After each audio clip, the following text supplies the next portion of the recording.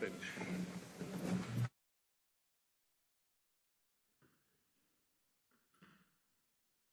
Orders of the day, order du jour. Orders of the day, order du jour. Government Bills Commons, consideration at report stage of Bill C-60, Economic Action Plan 2013 Act Number 1. Before delivering a ruling regarding the report stage of Bill C-60, an act to implement certain provisions of the budget tabled in Parliament on March 21st, 2013, and other measures, the Chair would like to thank those honourable members who have raised points of order regarding the process followed during the committee's consideration of the bill at clause by clause, and in particular on the impact this might have on the role of independent members and the selection of motions at report stage. In view of the numerous arguments that have been raised on these questions over the past few days, the Chair believes that a comprehensive ruling on this matter is required. I will return with a detailed ruling on the matter to be delivered at a later date. Meanwhile, however, let me simply state that I cannot conclude that the committee has exceeded the limits of its mandate in adopting the process that it has followed, and that accordingly consideration of the bill may proceed. Therefore, my ruling this morning will be limited to the selection, grouping, and voting pattern with regard to the motion that appears on today's notice paper. There are 80 motions and amendments standing on the notice paper for the report stage of Bill C-60. Motions number 5, 21 to 23, 25, 28, 44, 46, 76, and 77 will not be selected by the Chair as they were submitted to the committee, deemed proposed, and subsequently defeated by the committee. Furthermore, motions numbered 4, 45, and 75 will not be selected by the Chair since they could have been submitted to the committee for its consideration. I would like to reassure honourable members that, as stated in my opening remarks, I will address the rationale for the selection of these motions and the other arguments raised in the points of order when I return to the House with a comprehensive ruling. All remaining motions have been examined, and the Chair is satisfied that they meet the guidelines expressed in the note to Standing Order 76.15 regarding the selection of motions in amendment at report stage. Motions numbered 1 to 3, 6 to 20, 24, 26, 27, 29 to 43, 47 to 74, and 78 to 80 will be grouped for debate and voted upon according to the voting pattern available at the table. I shall now propose motions numbered 1 to 3, 6 to 20, 24, 26, 27, 29 to 43, 47 to 74, and 78 to 80 to the House.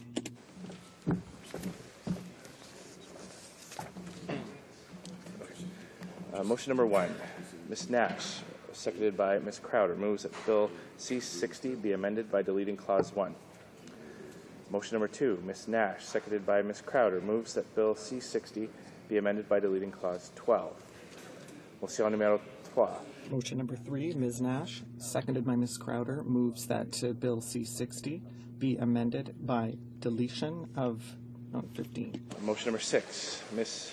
Nash, seconded by Ms. Crowder, moves that Bill C-60 be amended by deleting Clause 104. Motion number 7, Ms. Nash, seconded by Ms. Crowder, moves that Bill C-60 be amended by deleting Clause 105. Motion numéro 8. Motion number 8, Ms. Nash, seconded by Ms. Crowder, moves that Bill C-60 be amended by deleting Clause 106. Motion numéro 9. Motion number 9, Ms. Nash, seconded by Ms. Crowder, moves that Bill C-60 be amended by deleting Clause 107. Seconded by Ms. Crowder, moves that Bill C-60 be amended by deleting Clause 108.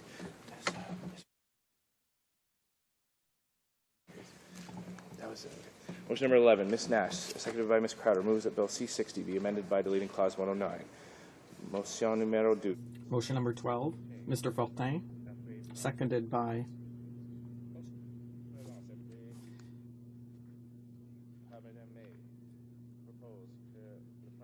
Ms. May, moves that Bill C-60 be amended by deleting Clause 112. Motion number 13, Mr. Bellevance, seconded by Ms. May, moves that Bill C-60 be amended by deleting Clause 113.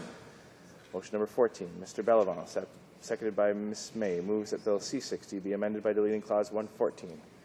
Motion number 15, Mr. Bellevance, seconded by Ms. May, moves that Bill C-60 be amended by deleting Clause 115. Motion numéro 16. Motion number 16, Ms. Nash, moved by Ms. Crowder, moves that Bill C-60 be amended by deleting Clause 125.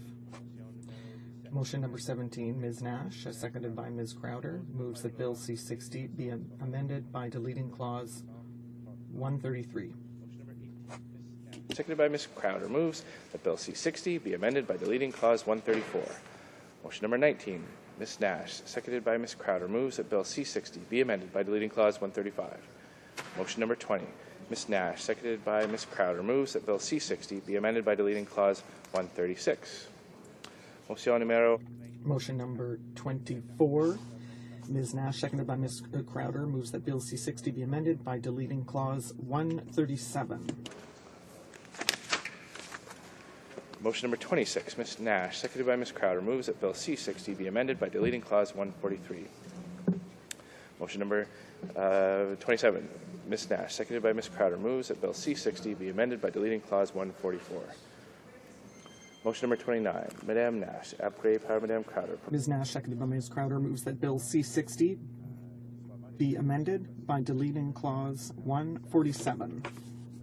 Motion number 30, Ms. Nash, seconded by Ms. Crowder, moves that Bill C-60 be amended by deleting Clause 148. Ms. Nash, seconded by Ms. Crowder, moves that Bill C-60 be amended by deleting Clause 149. Motion number 32, Ms. Nash, seconded by Ms. Crowder, moves that Bill C-60 be amended by deleting Clause 150. Motion number 33, Ms. Nash, seconded by Ms. Crowder, moves that Bill C-60 be amended by deleting Clause 151. Motion number 34, Ms. Nash, seconded by Ms. Crowder, moves that Bill C-60 be amended by deleting Clause 152. Motion number 35, Ms. Nash, seconded by Ms. Crowder, moves that Bill C-60 be amended by deleting Clause 153. Motion number 36, Ms. Nash, seconded by Ms. Crowder, moves that Bill C-60 be amended by deleting Clause 154. Motion number 37, Ms. Nash, seconded by Ms. Crowder, moves that Bill C-60 be amended by deleting Clause 162. Motion number 38, Ms. Nash, seconded by Ms. Crowder, moves that Bill C-60 be amended by deleting Clause 167. Motion number 39, Ms. Nash, seconded by Ms. Crowder, moves that Bill C-60 be amended by deleting Clause 168. Nash, seconded by Ms. Crowder, moves that Bill C-60 be amended by deleting Clause 169. Motion number 41, Ms. Nash, seconded by Ms. Crowder, moves that Bill C-60 be amended by deleting Clause 170.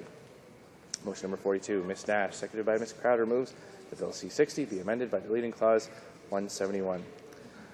Ms. Nash, seconded by Ms. Crowder, moves that Bill C-60 be amended by deleting Clause 172. Motion number 47, Ms. Nash, seconded by Ms. Crowder, moves that Bill C-60 be amended by deleting Clause 200. Motion number 48, Ms. Nash, seconded by Ms. Crowder, moves that Bill C-60 be amended by deleting Clause 201. Motion number 49, Ms. Nash, seconded by Ms. Crowder, moves that Bill C-60 be amended by deleting Clause 202.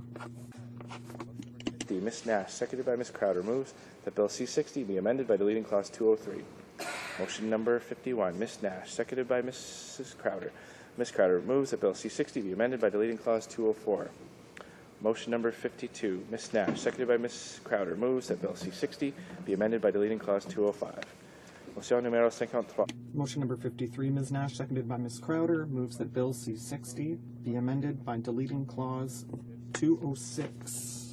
Numéro 54. Madame. Motion number 54, Ms. Nash, seconded by Ms. Crowder, moves that Bill C-60 be amended by deleting Clause 207. 57. Motion number 55, Ms. Nash, seconded by Ms. Crowder, moves that Bill C-60 be amended by deleting Clause 208.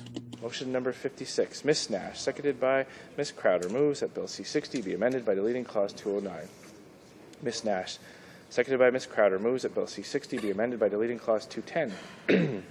Motion numéro 58. Madame. Motion number 58, Ms. Nash, seconded by Ms. Crowder, moves that Bill C-60 be amended by deleting Clause 211. Motion number 59, Ms. Nash, seconded by Ms. Crowder, moves that Bill C-60 be amended by deleting Clause 212. Number 60, Ms. Nash, seconded by Ms. Crowder, moves that Bill C-60 be amended by deleting Clause 213. Motion number 61, Ms. Nash, seconded by Ms. Crowder, moves that Bill C-60 be amended by deleting Clause 214. Motion numéro... Motion number 62, Ms. Nash, seconded by Ms. Crowder, moves that Bill C-60 be amended by deleting Clause 215. Motion numéro 63. Motion number 63, Ms. Nash, seconded by Ms. Crowder, moves that Bill C-60 be amended by deleting Clause 216. Motion numéro... Motion number 64, Ms. Nash, seconded by Ms. Crowder, moves that Bill C-60 be amended by deleting Clause 217.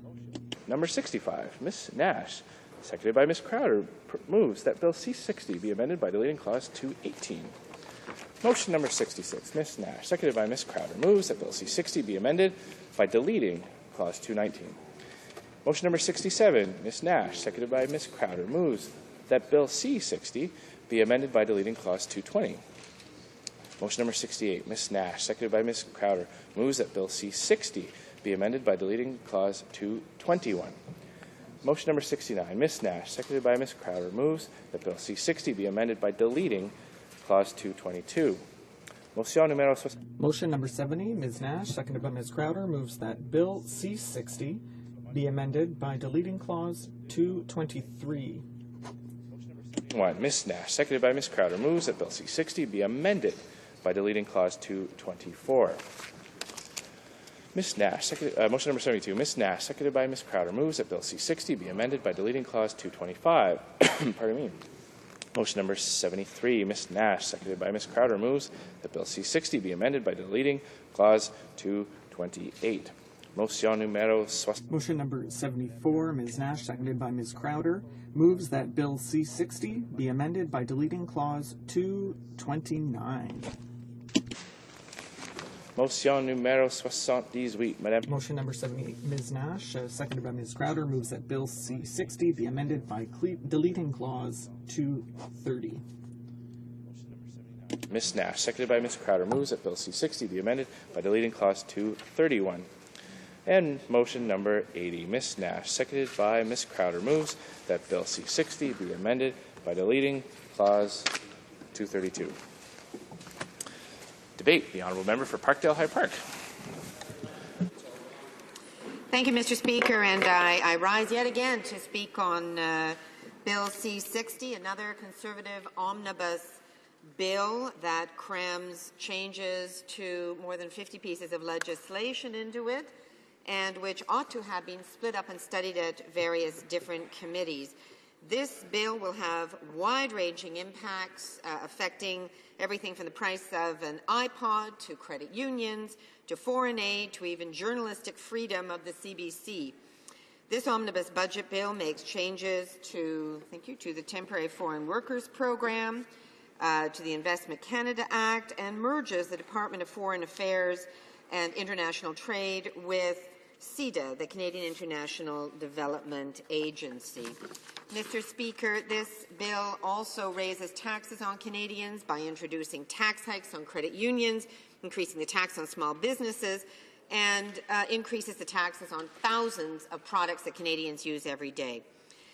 It took generations to establish institutions like the CBC and the central bank, and some of these institutions are the envy of the world, but this bill would undermine the collective bargaining process at many of our Crown corporations, the Canada Pension Investment Board, Via Rail, Canada Post, and the CBC and the Bank of Canada. These institutions have always been ambitious, but theirs was a vision grounded in hope and optimism, and Canadians have always known that as a country we are stronger together.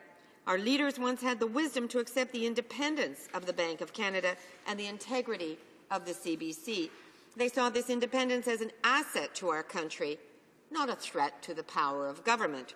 But the Conservatives don't trust Canadians. C60, like omnibus bills before, are evidence of this contempt. Many of the changes in C60 are cynical measures that will give more power to the Conservative government's inner circle while taking away the voice of Parliament from independent bodies and ultimately from Canadians. The Conservatives are making rash and ideological choices to push through Omnibus 3.0, push it through Parliament without talking to Canadians, because if they had, they would have heard, Mr. Speaker, the kinds of things that I have been hearing from my constituents. Parkdale High Park, the electoral district I represent, is home to many Ukrainian credit unions. I recently met with representatives from the Council of Ukrainian Credit Unions of Canada, who have a combined membership of over 60,000 people across the country. The representatives I met with were shocked that they were not consulted in advance about these changes. These tax code changes were absolutely unexpected, and there was no comprehensive review of the sector before these changes were introduced in the budget.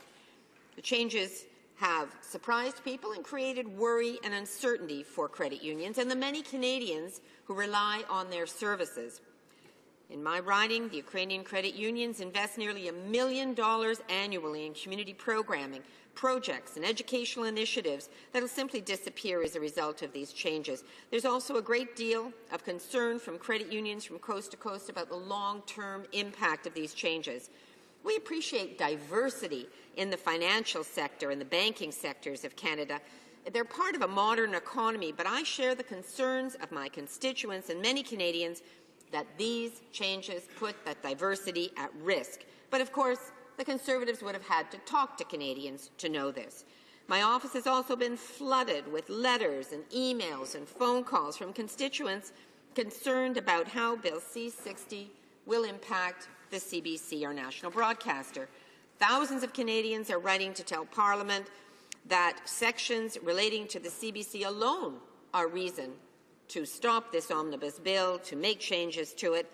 Last week I received a letter saying, I don't want any politician exercising this kind of control over our national public broadcaster. It's not a state broadcaster.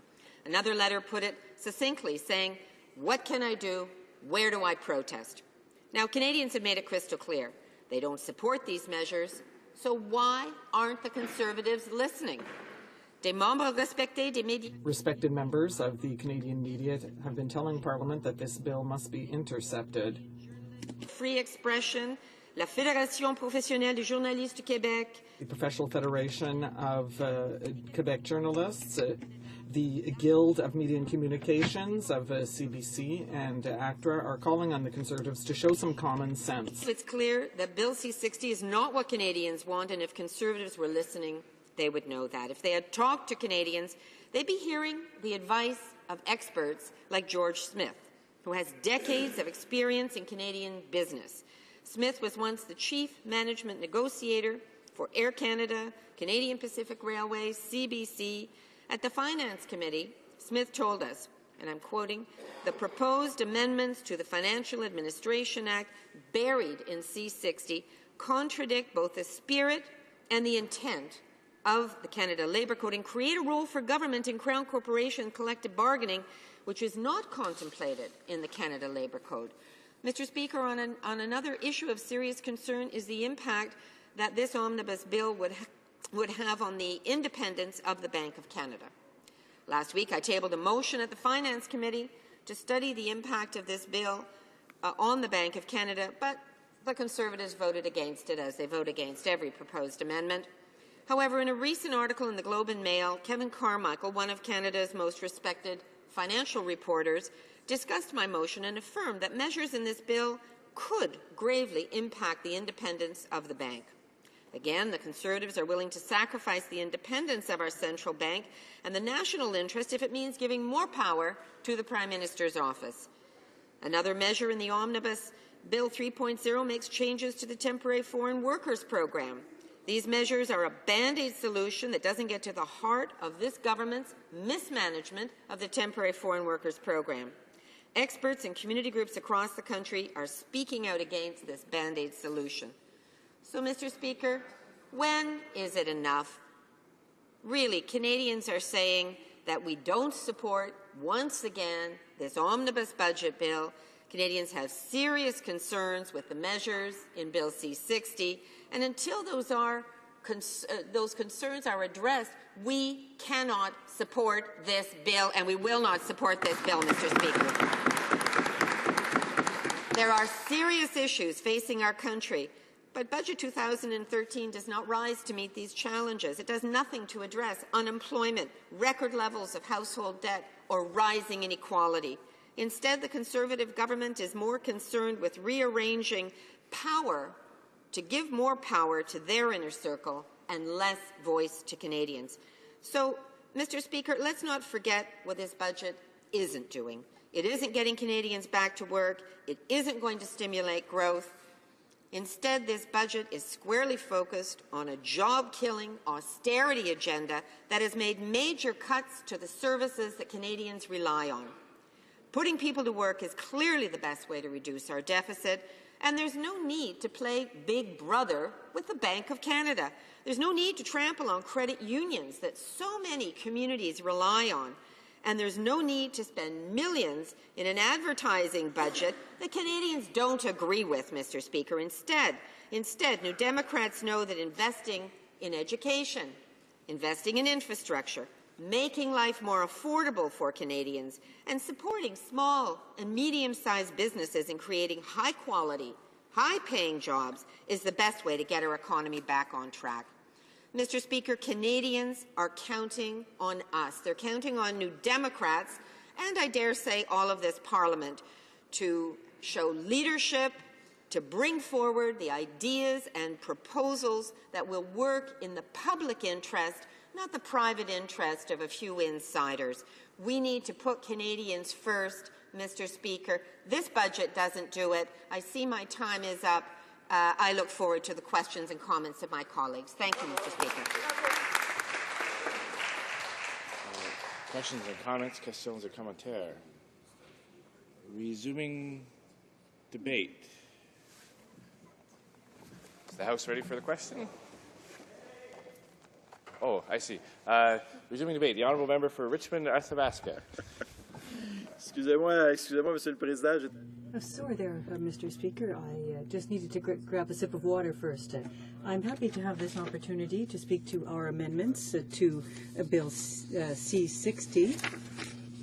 I'm sure that all members will be very pleased to question me on these during question and comments, but at any rate, I'd like to take the time allocated to me to speak to the importance of the amendments that the Bloc Québécois is proposing for Bill C-60. Once again, Mr. Speaker, the government came in with an implementation bill, a budget implementation bill, that touches on a number of measures in addition to financial ones, above and beyond financial ones. The Conservative government has accustomed us to this, and they're forcing us, in fact, or they have forced us, in fact. Well, at any rate, we're now unfortunately accustomed to that type of measure. These mammoth bills that are such that at committee, measures are discussed, they start at finance, they come back to finance, and it's very difficult to follow. It's difficult for the people to follow as well. And I think that's the objective sought out to the provinces, to Quebec specifically. Many have addressed the cuts that are being made to health transfers. Well, they're going to say no, they're not cuts. They say that the budget will be maintained, there's stability, but there's a 6% increase that was established in the past, and instead of increasing the amounts, the Canadian health transfer, it will not be indexed over 3%, but the federal contribution will only be a fraction of the 50% that it represented initially, and between now and 2024, it will only represent 18.6%. So we're calling for that clause to be struck from the bill because the 6% increase is an important one. As you know, healthcare costs have risen exponentially for the Quebec government, for Quebec and for other provinces. And Quebec responded with very strong words, Mr. Speaker, to the announcement of that. And I'd like to quote the Quebec Minister of Finance. When the federal government announced its intention, the federal budget confirmed technical changes to the equalization program. Minister Marceau pointed out that Quebec was calling for a withdrawal of the ceilings imposed since 2009 on the program. These ceilings resulted in $7.6 billion in losses for the province of Quebec. For 2009-2010, there were unilateral cuts in 2011 for Quebec, and as a result, Quebec will be short $8.6 billion but for 2014-2015 and subsequently. These unilateral changes have a negative impact, a major impact on the finances of Quebec. The Quebec government urges the federal government to reverse that decision, and that was signed by the Minister of Finance for Quebec, Mr. Marceau. So you can see this important impact, a significant impact that this will have. As a member for Quebec in this House, I'm sure all members from Quebec in this House will support our request to maintain transfers for health. Now, there are other amounts that we're calling for cuts not to be inflicted upon. The amendments that we proposed reflect that. They reflect the situation. And with respect to the Caisse de Crédit, the credit unions, which were set up a long time ago, Mr. Speaker, and we're very concerned with the fate of Desjardins because they could capitalize their operations more quickly, and they're subject to an 11% amount. These credit unions can benefit from a lower tax rate, which is not eligible for deductions for small businesses. And the budget, in fact, the current budget, the one that we're discussing here today, will be phasing out this additional deduction for credit unions over a 5-year period. It will be eliminated as of 2017. Apart from the impact on dividends paid to members, others are afraid, in fact, that certain branches will close even if that deduction is eliminated. The Bloc Québécois proposes to maintain the current calculation. The budget attacks Quebec society on several fronts at the same time. In our amendments, we talked about as well the labor-sponsored funds, which have helped companies in the province, the FDQ, and the CSN. Now, those are the stumbling blocks put in place for small businesses, put in place by the federal government, and it affects people saving money and their ability to do so in the province. This measure that affects credit unions and Caisse Populaire should therefore not be included in the bill. Now, Mr. Speaker, the Bloc Québécois for many years has been promoting other aspects, and ever since the Minister of Finance has stubbornly decided that he is going to set up a Canadian Securities Commission, a National Securities Commission that he wants to impose on Quebec and the other provinces. Here again, not only is Quebec opposed to the idea, but other provinces as well. This is a hotly debated subject, even if the Supreme Court recently brought down a ruling to state that the provinces, i.e. Quebec, have the leeway they need to look after their own securities commissions. But here again, I have a press release from the Quebec government, which is very dissatisfied with the decision. The Minister of Finance's budget was tabled, and Mr. Marceau stated that he doesn't understand this insistence by the federal government to want to put in place a National Securities Commission, despite the clear decisions from the Quebec Court of Appeal and the Supreme Court of Canada. He also said that he was surprised, Mr. Marceau, by the extension of the mandate for the Transition Bureau. and I quote Minister Marceau, "It's out of the question to allow the federal government to interfere in securities, which is an exclusive jurisdiction for the province of Quebec."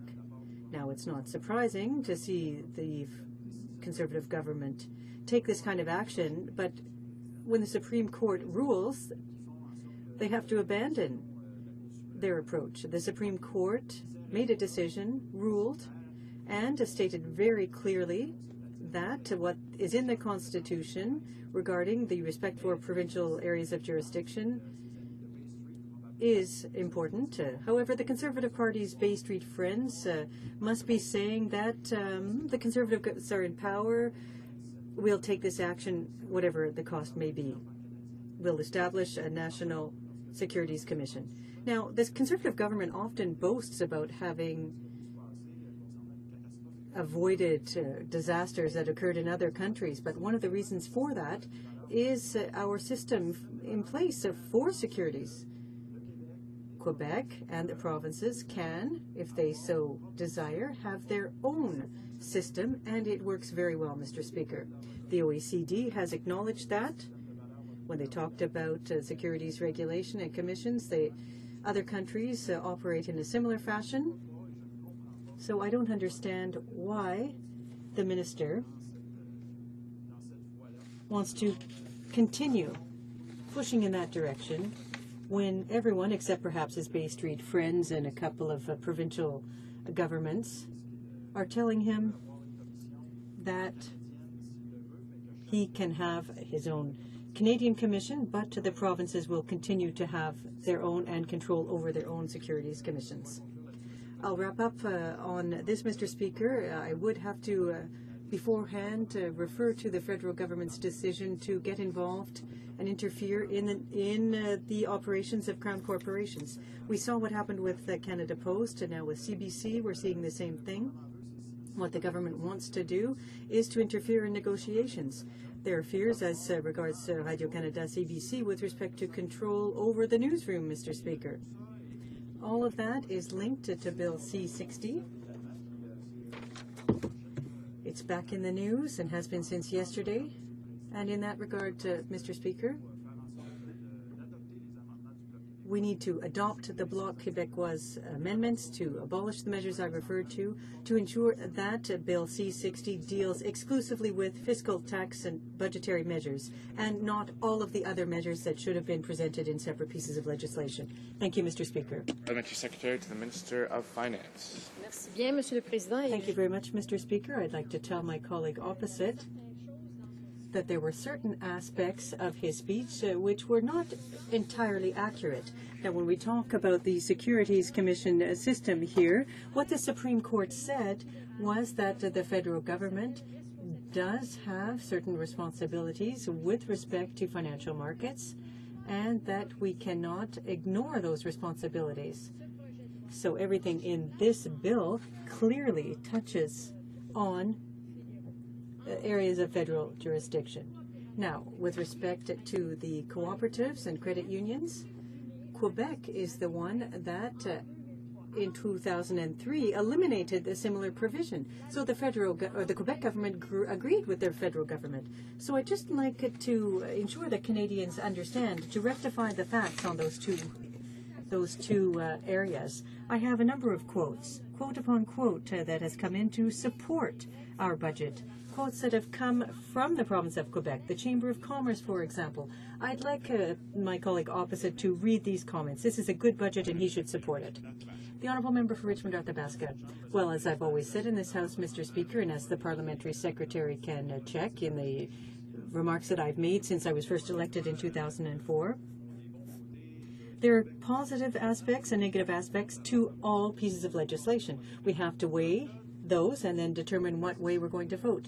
In this case, on the bill we're discussing here, we're not discussing the budget, we're discussing C-60, the Budget Implementation Act. What I'm saying to the Parliamentary Secretary and to other members opposite is that there are some amendments that need to be adopted so that the bill can be improved. As regards securities commissions, now I can understand that the member supports her Minister of Finance and that she finds the Supreme Court decision or she's found in that decision a few sentences that suit her purposes. But if I read this, it says the Supreme Court disagrees entirely with the Conservative Minister of Finance. According to the Supreme Court, the Conservative government is violating the principles of jurisdiction by attempting to create a National Securities Commission. Do I need to add anything to that, Mr. Speaker? Questions and comments? Resuming debate. Please. Resuming debate. The Honourable Parliamentary Secretary to the Minister of Finance. Thank you, Mr. Speaker. And I'm very pleased to rise in the House once again to speak to a very important piece of pro-economic and job growth legislation. Of course, we're talking about Bill C-60, the Economic Action Plan 2013 Act, which is, of course, BIA 1 at report stage. Now, before I begin my remarks, I want to take a moment to personally thank all of my colleagues on the Finance Committee for their outstanding work in their careful, detailed, and timely consideration of this bill. And I mean all of the members from all of the parties, including independent members who came to committee. Also, I'd like to thank all the witnesses that took their time to come before the committee to share their thoughts and opinions about the bill and its importance to the Canadian economy. I'd also be remiss if I did not recognize the member from Edmonton, Leduc, our cherished chair of the Finance Committee, someone that all sides of the House have tremendous respect for, and they acknowledge, I'm sure, his great work. I also want to remind all members and all Canadians that our government went to great lengths to ensure that Bill C-60 and its great measures received the appropriate consideration by this House, especially at committee stage. That is why 5 additional committees, Industry, Veterans Affairs, Human Resources, Citizenship and Immigration, and Foreign Affairs, that's 5 additional committees, undertook comprehensive examinations of select portions of today's legislation. I was quite surprised, in fact, to hear the NDP critic talk about it not being reviewed by other committees, because, in fact, it was. Comme tous les Canadiens le savent. As all Canadians know, our government's top priority is the economy, whether it's promoting job growth, promoting economic growth, or ensuring long-term prosperity in Canada. We are going to focus first on what matters to Canadians. However, in recent years, Canada has had to deal with a difficult world economic climate, which has led to persistent threats coming from beyond our borders, from the U.S. and Europe, 2 of our main trading partners. In addition to this uncertainty, Canada has had to grapple with increasingly intense competition from emerging economies like China and India.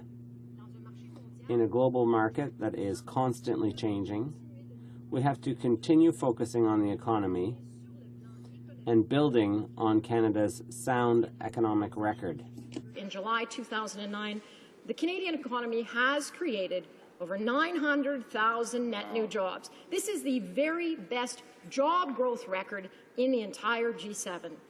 And even better, over 90% of those jobs have been full-time, and nearly 3/4 have been in the private sector. On top of our very strong record of job growth, Canadians can also point to other strong economic fundamentals with tremendous pride. And that includes that we have the soundest banking system over 5 years, according to the World Economic Forum. We have the lowest net debt to GDP ratio in the G7, and we are the only G7 country to have more than fully recovered business investment lost during the recession. This is great news for Canadians, Mr. Speaker. What's more, Canada is forecasted to have among the strongest economic growth in the G7 for years ahead, according to both the IMF and the OECD. And it's little wonder that all the major credit rating agencies, that's Moody's, Fitch, and Standard & Poor's, have recently reaffirmed Canada's rock-solid AAA credit rating. However, we all understand that Canada cannot afford to be complacent. We cannot rest on our laurels. While our position relative to other countries is strong, now we must take the bull by the horns and build on this strength to secure long-term prosperity for our children and their children and their children. As the Vancouver Board of Trade pointed out recently, and I quote, "Given the state of the global economy, where we are seeing recessions, drops in national and subnational credit ratings, and out-of-control deficits, we are truly fortunate in Canada to be contemplating balanced budgets, receiving AAA credit ratings, and growing our GDP." End quote. That's why I'm so proud of Economic Action Plan 2013. It's forward-looking and will build on our solid record with measured, prudent steps that will help position Canada for long-term success for both today and well into tomorrow. And it's a really positive plan for Canadians. A number of the elements of this plan will be implemented with this legislation. For example, with a view to building a stronger Canadian economy and helping promote job growth, Bill C-60 provides for the following: extending the tax relief for new investments in equipment by Canadian manufacturers, indexing payments from the gas tax fund in order to support infrastructure projects that will create jobs in municipalities across Canada, extending for 1 year the mineral exploration tax credit, providing ongoing support, multi-year support of $165 million for research in genomics, $18 million for the Canadian Foundation for Young Entrepreneurs, $5 million for the Inspire Foundation for post-secondary scholarships for Inuit and First Nations students, and finally, a number of other initiatives that have to do with the economy. Today's legislation helps families and our communities by promoting adoption, by enhancing the adoption expense tax credit, by introducing a new first-time donor super credit to encourage Canadians to donate to charity, by expanding tax relief for home care services, by providing $30 million to support the construction of housing in Nunavut, and investing $20 million in the Nature Conservancy of Canada to continue to conserve ecologically sensitive land, and by providing $3 million, Mr. Speaker, to support training in palliative care for frontline healthcare providers. And we're committing $3 million to the Canadian National Institute for the Blind to expand library services for the blind and partially sighted. And so much more is in this bill, Mr. Speaker. And as my time is almost up, I'd like to note one last time that this legislation is an important step in creating jobs and economic growth, all while keeping taxes low and balancing the budget in 2015. Now, I urge all members to vote in favour of this bill and support jobs, growth, long-term prosperity for all Canadians. And I would caution Canadians, as they're listening today, that you will hear two sides to this very important bill, but I want them to take an opportunity to actually look at the bill. It is available online through the Finance Department's website. The facts speak for themselves. This is another tremendous leap forward for Canadians and for this country so that we preserve all of those jobs, that we create more of them, and we create an environment where business can flourish, our children will benefit, the grandchildren that they have will benefit for years to come. I just wish that the opposition would reconsider their position to vote against this bill and maybe have some heart today, look into their souls, do what's right for Canadians, do what's right for taxpayers, stop blocking those all-important measures that will help Canadians, and vote for this bill. Thank you, Mr. Speaker. Questions and comments. Questions and commentary. The honourable member for Scarborough Southwest. Thank you, Mr. Speaker. And I was listening in rapture about the speech, but at the beginning, talking about consultations and the bill being split up and going to different committees to actually be reviewed. And at the Industry Committee, of course, we had the changes to the Investment Canada Act. We had a whopping just over 3 hours of actual consideration of the Investment Canada Act, which, of course, there are critical changes in this act with the threshold for foreign takeovers going from $330 million to $1 billion. And, of course, we heard from industry officials that this will lead to a reduction by 50% of the reviews of foreign takeovers. Now, we also had representatives from the Chief Executive Officers of Canada come to committee and say that the Investment Canada Act should be changed and modified rarely and with great consideration.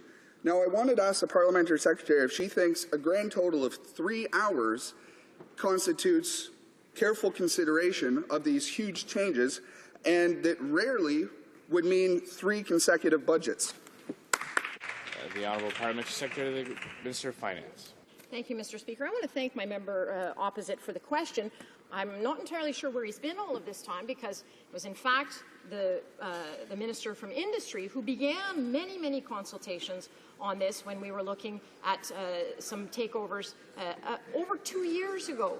This is something that has been looked at for years, not only by the Minister of Industry, but also by the Prime Minister himself. He's taken great strides to ensure that what is in the best interest of Canadians is done, regardless of opposition from the NDP, the Liberals, or others. We will do what is right for Canadians, as we have done since we took power in 2006. While I'm on my feet, Mr. Speaker, I do want to take a moment to also thank the Liberal member from Kings Hands, who was instrumental in helping us at Finance Committee. And I know we don't always agree, but there are times when we do agree, and I do want to take an opportunity to thank him for his cooperation.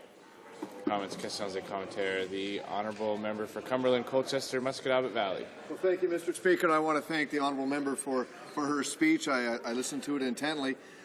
During her speech, she talked about the consultations, the dozens and dozens of consultations that took place between members of Parliament, the Finance Minister, members of the Finance Committee, and Canadians from coast to coast to coast.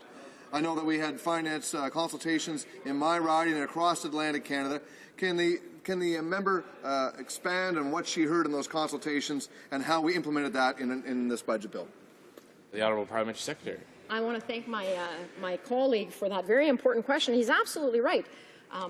The members of this House took great lengths to consult in their home ridings and across Canada. And in fact, we got back some phenomenal support from some of the stakeholders in their own ridings. And I just want to quote a couple of them, if I might. The Canadian manufacturers and exporters, here's what they had to say. It's 39 years since we updated this, and they're speaking about the general preferential tariffs. It was meant to help developing countries. I mean, countries like Hong Kong and Singapore, we were giving them preferential tariffs while their per capita GDP is higher than Canada's. The solution is what the government is doing. Try to negotiate free trade agreements with countries around the world so that we not only drop our tariffs, but they drop their tariffs as well. So this is what we were hearing.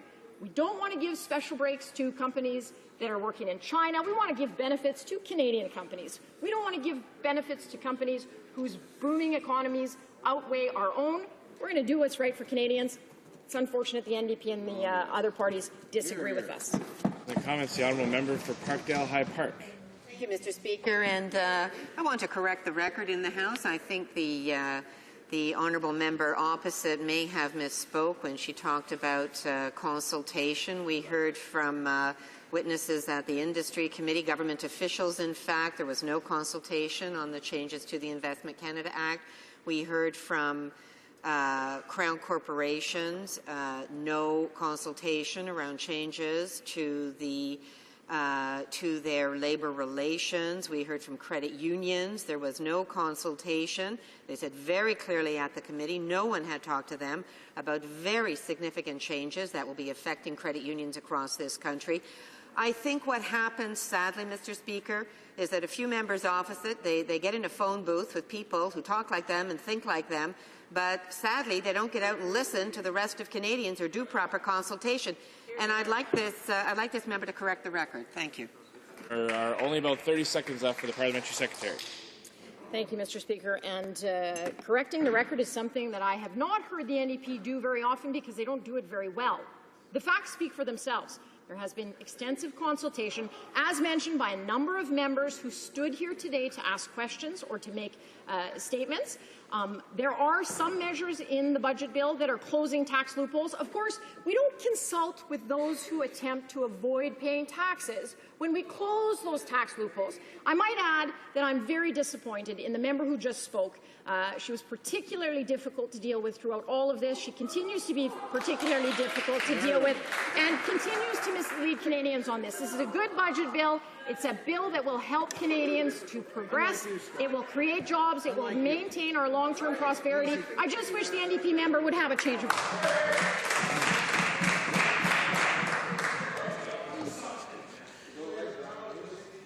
Resuming debate. Le pris du débat. The honourable member for I've got King's Hands. The honourable member for Kings Hands. Thank you, Mr. Speaker. And Speaker, I rise today to speak to Bill C-60, the Conservatives' latest Omnibus Budget Implementation Act, as well as amendments that are now before the House. Les libéraux continuent de s'opposer au projet de loi C-60. We'll be opposing Bill C-60 for two clear reasons. This bill threatens the independence of the CBC, and it imposes tax hikes on the middle class to cover conservative waste. Liberals put forward several constructive amendments to help address these concerns. Unfortunately, the Conservatives refused to listen to and give decent consideration to these amendments.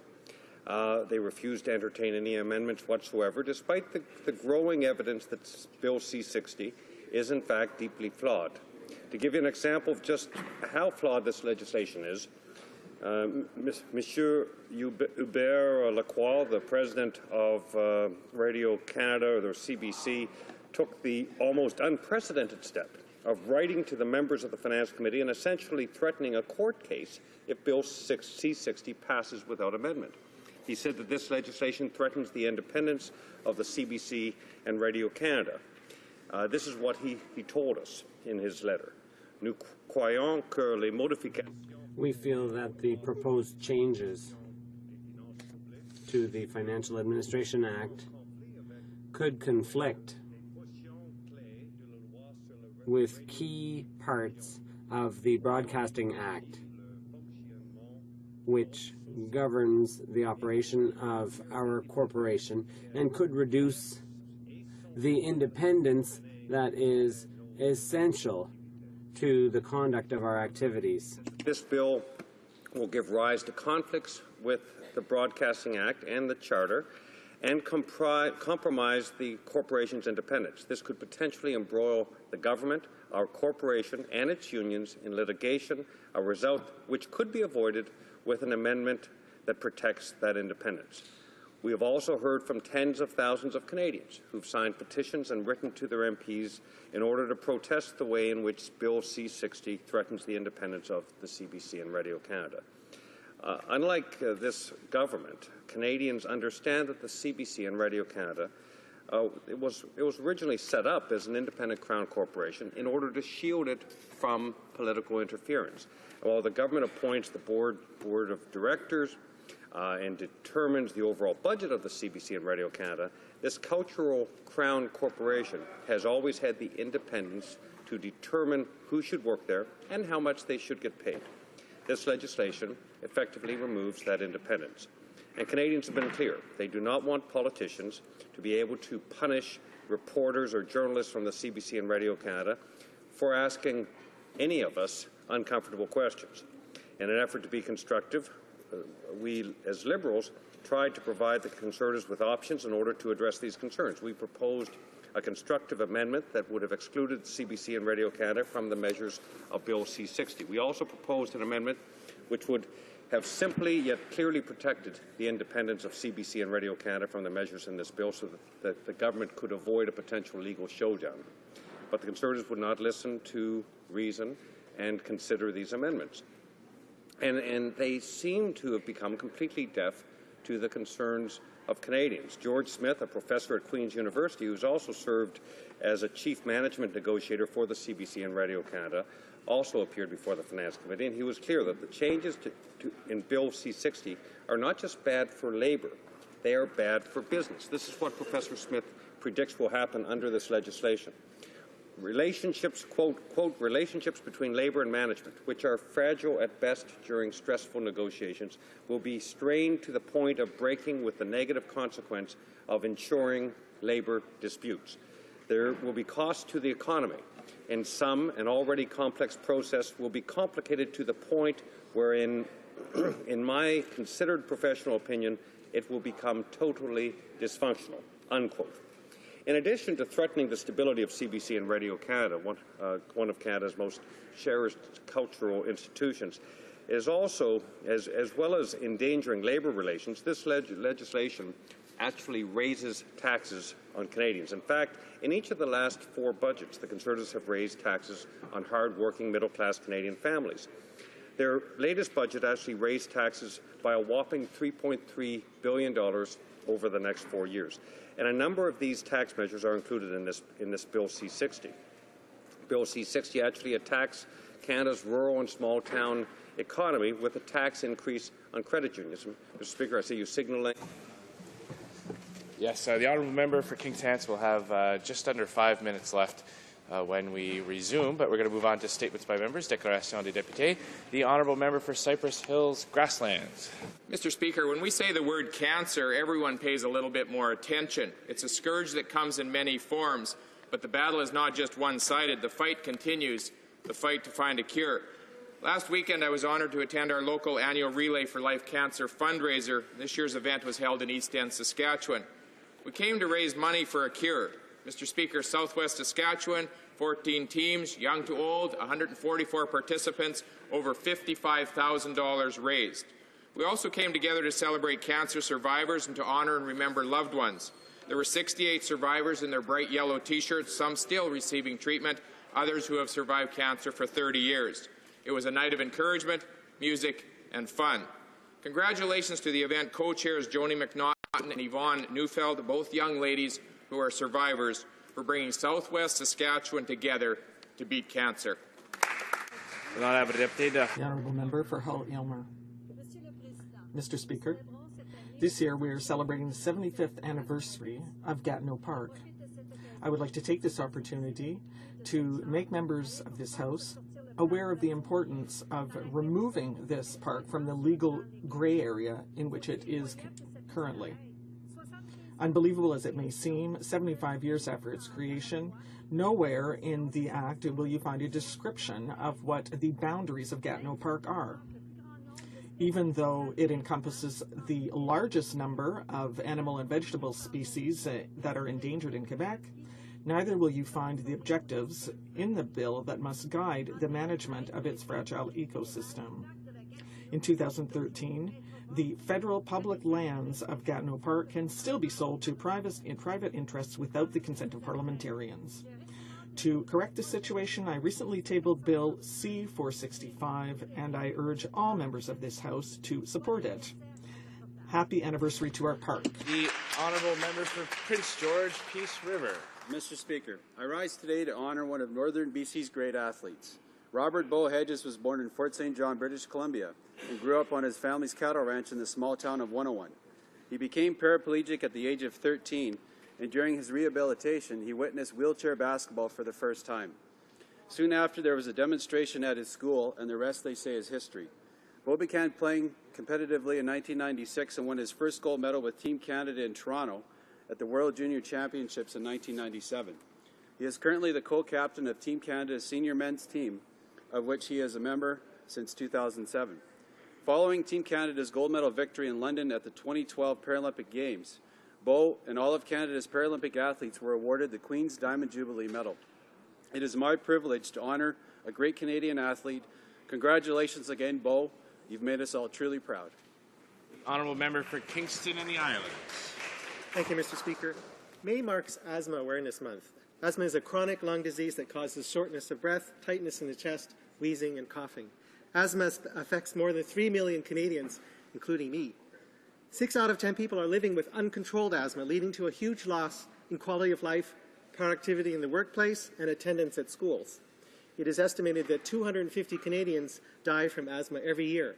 80% of those deaths are preventable with proper education. The good news is that asthma can be controlled. Those affected by asthma can live active, symptom-free lives by becoming informed, avoiding triggers, and taking medication as needed. I applaud the work of groups such as the Asthma Society of Canada, whose mission is to educate the public about asthma, promote awareness, and encourage those affected by asthma to live healthy, active, and productive lives. The honourable member for Calgary East. Mr. Speaker, with the arrival of summer, I would like to wish all those in my riding of Calgary East a very safe and happy summer. Each year, the communities of Calgary East take full advantage of the summer months, hosting wonderful events. Some of the highlights of this summer include, Mr. Speaker, the annual summer flop pool party at the Forest Lawn Community Pool in July, which I co-host, in the community of Inglewood. During August, we host the Calgary Fringe Festival, where visitors can enjoy the work of artists from many different backgrounds and expressions. And then there is the Global Fest, which lights up the August skies with an incredible pyro-musical firework display and has delicious foods and dance performances from many cultures in our community. And of course, one of the prides of being from Calgary is hosting the world's greatest outdoor show on the earth, the Calgary Stampede in July. Time for barbecue and flipping pancakes. I thank all those volunteers in my riding of Calgary East who work hard to make these events possible. Thank you, Mr. Speaker. The Honourable Member for Berthier-Masquinongé. Mr. Speaker, I would like to take this opportunity to congratulate the organizers and participants in the Relay of Life that was held on May 25th in the RCM of Autrey, and the one that will be held on June 1st in Masquinongé. The Relay for Life allows us to fight cancer and raise funds. It is an opportunity to honor survivors and the memory of those who passed away. It takes tremendous courage to affront this terrible disease, and research in this area is essential. Researchers have made a great deal of progress, but we must continue to fund them. Obviously, I'm thinking of Jack Layton, who sent a message of hope to people with cancer. And I quote, "Don't lose your own hope." Once again, bravo to everyone involved in this wonderful initiative, the Relay for Life. The Honourable Member for Kitchener-Conestoga. Mr. Speaker, each November, men across Canada grow mustaches and raise funds for prostate cancer research, because prostate cancer is the most common cancer among men in Canada.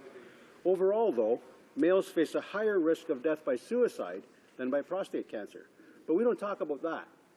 If our society is uncomfortable discussing suicide, how can we effectively prevent it? We need to break this stigma. The question is how. The Collateral Damage Project captures photographs of Canadians touched by suicide and presents a story of how they recovered and turned their experience into something positive. It encourages dialogue by letting Canadians know they are not alone. I ask Canadians to visit www.leftbehindbysuicide.org to learn more about this project. Every Canadian will be touched by suicide in their lifetime. Most will feel their experience is unique, that no one shares their pain. We need to talk about suicide, Mr. Speaker, because not talking about it is not working. Thank you, Mr. Speaker. The Honourable Member for Simcoe Grey. Thank you, Mr. Speaker. June 1st has been declared Scoliosis Awareness Day here in Ottawa. It's important to raise awareness and lessen the stigma around scoliosis, which is prevalent in girls and young women between the ages of 10 and 15, and which often makes a difficult teen years even more difficult to cope with, which I know firsthand in my role as a pediatric orthopedic surgeon. Scoliosis is an abnormal curve of the spine that affects people of all races, socioeconomic backgrounds, and in the majority of cases, we don't know the cause. Early detection provides scoliosis patients the most options for slowing down or halting the progression of the curve and often avoiding surgery.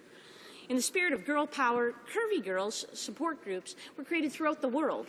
These groups are peer-led and empower girls to become leaders, make healthy choices, and improve their self-esteem by diminishing the emotional impacts of scoliosis through shared experiences.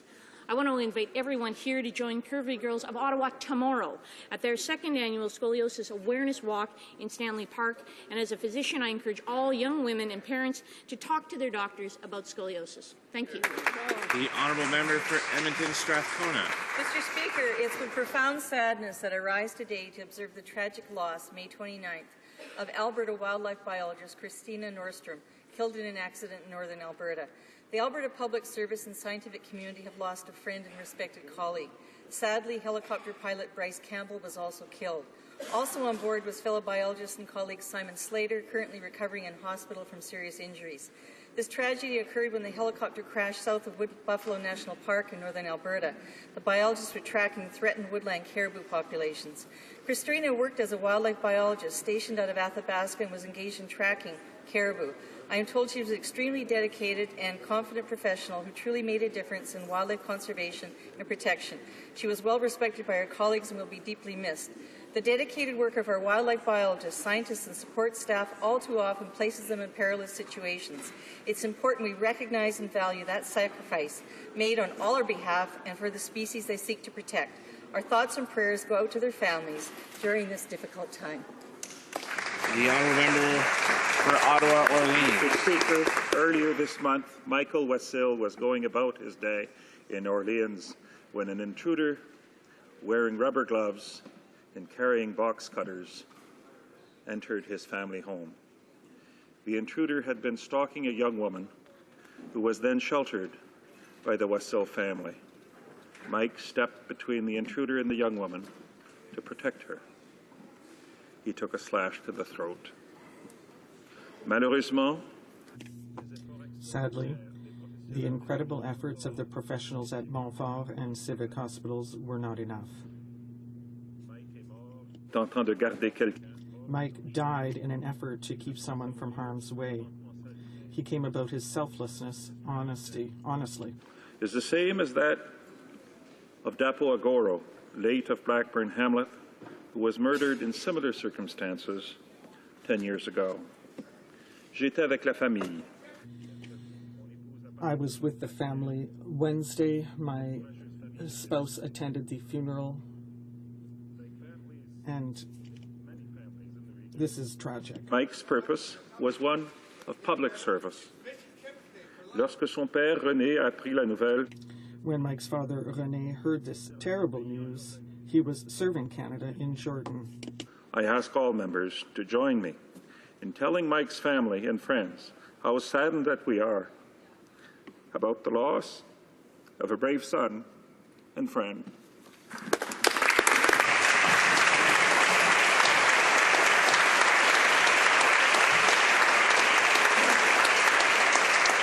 The honourable member for Vaudreuil-Soulanges. Mr. Speaker, not enough people know this, but Félix Leclerc lived in Vaudreuil for 20 years. On June 15th, the 4th family picnic will be held at his former home. This event, which is free of charge, seeks to remind people of all ages of the importance of this man for Quebec and also the importance of preserving this historic building. A number of activities are planned, including an exhibit of art by the students from Malguard Bourgeois School under the theme Me and My Shoes, and the creation of a mosaic by Monica Brinkman, who is an artist from the region. The Lake Road Speaker, Hudson Story Fest welcomes Michael Ondaatje this year. The Hudson Village Theatre's 21st summer season will be starting on June 12th. Under the artistic direction of Heather Marcraft, the 2013 season features 4 great Canadian live plays for the whole family to enjoy. So I'm looking forward to these activities, Speaker, and why don't you come along, Speaker, and we'll have a chat in Jack Layton Park and enjoy the summer in Vaudreuil-Soulanges. The honourable member for Kenora. Speaker, I rise with a heavy heart for the family, friends, and the members of the Orange Ambulance team as emerging details reveal we lost 4 of Canada's best. Late last night, Orange's helicopter went down between Moosonee and Attawapiskat. As a nurse on countless medical evacs and relying on teams like the 4 who perished, I appreciate their work.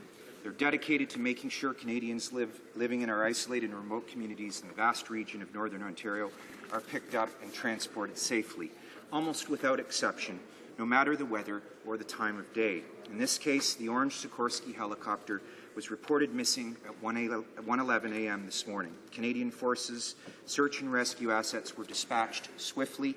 Our SARTECs parachuted onto the crash scene and confirmed the fatalities at dawn. Mr. Speaker,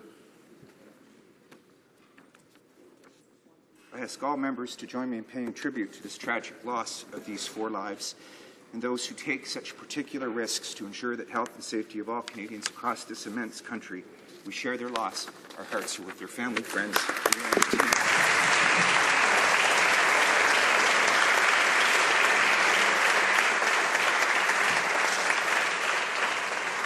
The honourable member for Mount Royal. Speaker, Monday, parliamentarians launched the Iran Accountability Week with the Iranian Political Prisoner Global Advocacy Project, pairing parliamentarians with Iranian political prisoners on whose behalf we began our advocacy this week. Parliamentarians also heard witness testimony which recommended the importance of sanctions targeting not only the nuclear program but human rights violators as well, sanctioning members of the Iranian Revolutionary Guard Corps pursuant to the Special Economic Measures Act for their human rights violations, the listing of the IRGC as a terrorist organization under the Criminal Code, exposing the fraudulence of the upcoming Iranian presidential elections, where two of the candidates have themselves been indicted for terrorist acts. Mr. Speaker, together we will stand in solidarity with the people of Iran, let them know that they are not alone and that the repressive dictatorial regime will be held to account. Thank you, Mr. Speaker.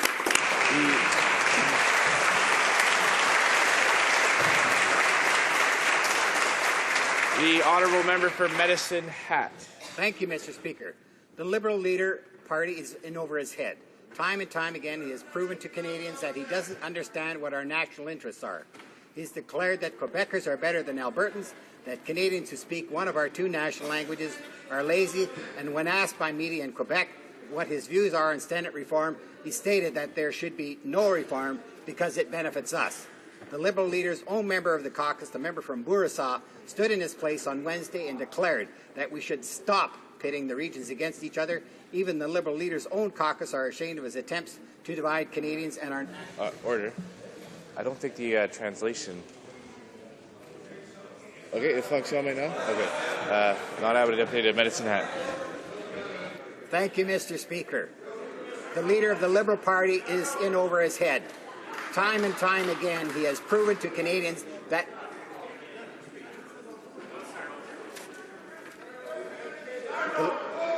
the Liberal leader's own member of caucus declared, stop pitting the regions against each other. Even the Liberal leader's own caucus are ashamed of his attempts to divide Canadians and our national interests. We agree with the member from Bourassa. Canadians should not be pitted against each other, and other leaders in this House should defend the national interests of all Canadians, both at home and abroad.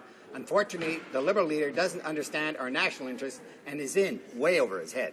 Thank you. Honourable member for Gaspésie-Île-la-Madeleine. Mr. Speaker, after the now famous "I don't understand the question" used as a response by the Prime Minister, the Conservatives changed tactics yesterday to avoid answering questions about the Duffy affair. They didn't even try to pretend that they understood our very simple questions. They just used the old Conservative tactic. When in doubt, bully and insult. They went so far that artists who received the Governor-General's Performing Arts Award, who were attending a question period, left the gallery disgusted by the insults hurled by the Minister of Heritage at them. Canadians deserve better than a government that insults people when it is embroiled in scandal. They deserve an NDP government that is transparent and honest. In the meantime, we wonder, who are the Conservatives going to insult today? Honourable member for Mississauga. Mr. Speaker, the NDP claims to be for strong action against tax evaders, yet they knowingly appointed a tax evader as their critic for national revenue. The NDP ethics critic even said that the member for Brossard-La Prairie met with the ethics commissioner and he'd worked out a deal. Shockingly, this isn't the only time the NDP has covered for tax evaders. A second MP owes tens of thousands of dollars in back taxes, and they hid it from Canadians. The NDP's cover-up for tax evaders shows that they want tougher tax rules for everyone else but the NDP. The NDP leader has yet to explain why he felt the member for Brossard-La Prairie's unpaid taxes made him the best person to represent them on the tax cheats file. Oral questions. L'honorable député de Hull-Elmer. Member for Hull-Elmer. Mr. Speaker, as regards the spending scandal and the Mike Duffy affair, the Prime Minister stated on Wednesday, and I quote, "We all discussed the matter as soon as the media reported on it. The first information that came out in the media didn't include information on the $90,000 check. So, who in the Prime Minister's office was in charge of this matter?" The Honourable Parliamentary Secretary. Mr. Speaker, the Prime Minister has said that he learned of this matter when it came out in the media. It is very clear. It's a question he has already answered. The NDP leader, however, has not answered the real question. he was aware of attempted bribery. He hid that fact for 17 years. Now, if he had spoken openly, we could have prevented corruption from occurring in Laval and Montreal. Why did he not do so? The Honourable Member for Hull-Aylmer. Mr. Speaker, did the Prime Minister participate in the discussions that took place with members of his staff before May 14th on the subject of Senate expenses? The Honourable Parliamentary Secretary. Mr. Speaker, we've already stated that the Prime Minister learned of this fact when after it came out and was reported on by the media. And as soon as he was aware of the payment, he disclosed all of the facts publicly. On the contrary, however, the leader of the NDP was offered a bribe, and he hid that fact. He could have spoken about it, he could have raised the matter, and we would have avoided and prevented corruption in Laval and Montreal if people had been made aware. Why did the NDP leader hide that fact? The Honourable Member for Hull-Aylmer. Mr. Speaker, all they're doing at present is show us that they simply don't want to answer a simple question on this attempt to camouflage a scandal. Mr. Speaker, Senator David Tkachuk confirmed that he spoke to Nigel Wright and other people in the Prime Minister's office on the report dealing with Senate expenditures. Who are those other people? The Honourable Parliamentary Secretary. She says that she still doesn't understand the answer we've given. Well, we've given the same answer from the very beginning. The Prime Minister learned of the payment after it was reported in the media, and he has been very clear on that ever since. The NDP leader has not been clear on why he kept secret and covered up and offered bribe. Bribes are crimes. Covering up bribes, Mr. Speaker, that is a serious ethical breach. Imagine all the corruption in Montreal and in Laval that we could have avoided if the NDP leader had done the honourable thing and told the police about the crime of which he was aware. The Honourable Member for Parkdale High Park. Mr. Speaker, on May 17th, after learning of the $90,000 payment to Mike Duffy, the Prime Minister's spokesperson said, quote, "The Prime Minister has full confidence in Mr. Wright, and Mr. Wright is staying on," end quote. So why did the Prime Minister change his mind? The Honourable Parliamentary Secretary to the Minister of Transport. Mr. Speaker, Mr. Wright has taken sole responsibility for his decision. He offered his resignation to the Prime Minister. The Prime Minister accepted it. By contrast, Mr. Speaker, the leader of the NDP has been aware of two of his senior critics trying to avoid paying their taxes. One of them is a heritage critic, which he attempted, who attempted to introduce a private member's bill that would absolve him from his tax liability. And the other, amazingly, was his revenue critic. That's not the kind of leadership Canadians expect. The Honourable Member for Parkdale High Park. Well, again, no answer. Mr. Speaker, yesterday on CBC's Power and Politics, the Parliamentary Secretary to the Minister of the Environment said, and I quote, "The Prime Minister himself came out and expressed deep regret for appointing Mike Duffy," end quote. But, Mr. Speaker, he has not said so publicly. Can the government confirm this is the view of the Prime Minister? The Honourable Parliamentary Secretary to the Minister of Transport. Mr. Speaker, the Prime Minister has been very clear that any expenses that were inappropriate should be repaid. In fact, he told Mike Duffy that in February. And, Mr. Speaker, the Prime Minister said something else. Let me quote, anyone who wants to use public office for their own benefit should make other plans, or better yet, leave this room. The Honourable Member for Westmount Millbury. Mr. Speaker, now we know that there is documentation that exists on the Duffy affair because emails are being discreetly released day by day. Will the government publicly release all documentation linked to the financial activities of Mike Duffy for the Conservative Party, as well as all public funds used as part of that scheme? Canadians are demanding that. Parlementaire. Honourable Parliamentary Secretary. Mr. Speaker, an independent investigation is underway, and we will respect that process. But, Mr. Speaker, at the same time, there is a senator who's trying to hide $1.7 million in a foreign bank account offshore to avoid paying tax. Canadians must pay their taxes. Why hasn't the Liberal leader contacted that senator to tell her that she needs to pay her taxes here in Canada? Westmount Ville-Marie. The honourable member for Westmount Ville-Marie. Mr. Speaker, after almost 2 weeks, Conservatives continue to withhold all of the documentation related to the PMO ethics scandal. Canadians are not going to believe this government until they see proof.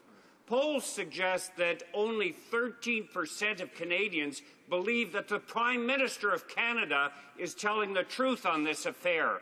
Will this government release the documents that the Liberals have requested under access to information and do so immediately? Great question. Honourable Parliamentary Secretary, the Minister of Transport. Mr. Speaker, we will respect the independent examination that the House and Senate ethics officers are undertaking, separate from this government. But that doesn't answer the question for the leader of the Liberal Party. He has in his Senate caucus today a senator who is the beneficiary of a tax haven, a offshore tax account with $1.7 million contained in it. Canadians are forced to pay their taxes here in this country. They expect the very same thing from Liberal senators. Why won't the Liberal leader make it so? The Honourable Member for Vancouver Centre. Mr. Speaker, given all the past cover-up in Canadians are not ready to give this Prime Minister and his PMO the benefit of the doubt on the Wright-Duffy issue. They want to see all the documents themselves. Now we learn the Prime Minister's former Director of Communications didn't pay all his taxes when he worked there. Now, how is this possible, Mr. Speaker, when PMO staff have taxes deducted at source? Did Mr. Sudas have a side deal like Senator Duffy to get extra income from the Conservative Party? Just what is going on in this PMO? Yes, good. Order. The Honourable Parliamentary Secretary. Mr. Speaker, clearly the Liberals are attempting to divert attention from this angle, from the reality that they have in their Senate caucus a member who is a beneficiary on a $1.7 million offshore account, an account that was never reported and was kept entirely secret.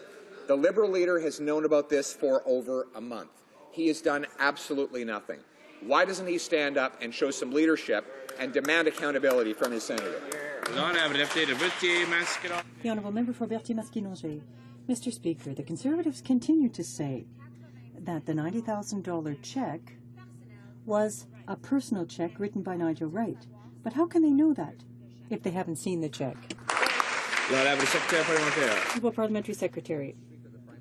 Has already answered the question that the matter was the decision, and Mr. Wright has answered very clearly that he takes sole personal responsibility for his decision. He's offered his resignation, which has been accepted. By contrast, on the other side, Mr. Speaker, the NDP leader kept secret an offered bribe. Bribes are criminal offences. He kept a criminal offence secret for 17 years. Imagine how we could have avoided the corruption in Laval and Montreal if that leader had had the ability to speak out about what he knew. Mr. Speaker, two simple questions. On what basis did the Prime Minister assume that Mike Duffy had accepted or agreed to reimburse these expenditures, and who informed him of that? Simple questions deserve simple answers, Mr. Speaker. Mr. Secretary. Monsieur le Président. Mr. Speaker, the answer is simple as well. The Prime Minister has always said that all inappropriate expenses will have to be paid back. He said that directly to Mr. Duffy in February, and he openly and publicly stated that and has done so in Canada for a long time. That is the position we took, and that is the position we maintained. The Honourable Member for Louis-Saint-Laurent. Mr. Speaker, on a typical day, how many times, on average, does the Prime Minister speak to his Chief of Staff? The Honourable Parliamentary Secretary.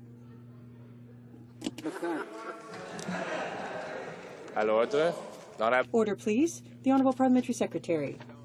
Mr. Speaker, Mr. Wright took sole responsibility for his decision. He resigned, and the Prime Minister accepted his resignation. The Honourable Member for Louis-Saint-Laurent. The Parliamentary Secretary to the Minister of Transport stated that the cheque from Nigel Wright had been issued, and I quote, because we don't think that taxpayers should be on the hook for these costs, and that Mr. Duffy wasn't in a position to reimburse those expenses himself. Who is we? The Honourable Parliamentary Secretary. But, Mr. Speaker, we all believe that inappropriate expenses should be reimbursed. All Canadians believe that. Everyone believes that. Well, I hope that the NDP believes that as well. The Honourable Member for Nanaimo-Cowichan. Well, Mr. Speaker, we know that the Prime Minister's office was informed of the $90,000 cheque on May the 14th. So who in the Prime Minister's office was told on May the 14th, and why does the Prime Minister say that he wasn't informed? The Honourable Parliamentary Secretary. Mr. Speaker, the Prime Minister became informed after the matter was in the media, and he took action accordingly. Now the question is, how can we work to reform the Senate to ensure this never happens again? We've put forward 11 tough new rules to require accountability in the Senate.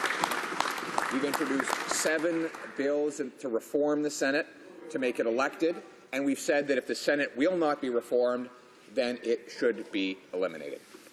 The Honourable Member for Nanaimo-Cowichan. Well, Mr. Speaker, simple questions demand simple answers, and we simply don't get them. Of the 15 senators who spent the most on travel during the reporting quarter for the last election, 10 are Liberal and 5 are Conservatives. Does the government believe that it was right for their senators to be receiving salary and expenses from public funds while campaigning for the Conservative Party during the last election? Great. The Honourable Parliamentary Secretary to the Minister of Transport. Mr. Speaker, any and all expenses for the Conservative Party of Canada during a campaign have been paid by the party and reported accordingly to Elections Canada. That's how the rules work, and we follow all of those rules. The Honourable Member for Western Arctic.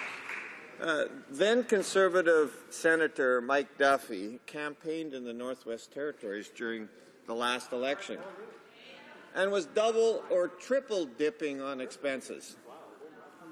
Why did the Minister of Canadian Heritage say yesterday that the Conservative Party campaign was financed by Conservative funds when that's clearly not true? The Honourable Parliamentary Secretary to the Minister of Transport. The reason that the Minister said that is because it's true. The Conservative Party pays all of its campaign funds out of party funds, and, Mr. Speaker, we report those accordingly to Elections Canada. Pierre Fondelard. Honourable Member for Pierre Fondelard. Thank you, Mr. Speaker. The Conservatives continue to say that there are no problems with the payment that went from Nigel Wright to Mike Duffy, because Wright was employed by the Prime Minister and received salary paid by taxpayers' money. He used his own funds to pay off this fraud by Duffy. Do the Conservatives think that this payment to Mike Duffy was legal? The Honourable Parliamentary Secretary. Mr. Speaker, we have already answered that question. There are independent investigations that will determine the legality of all of the situation. But, Mr. Speaker, is it legal to offer someone a bribe?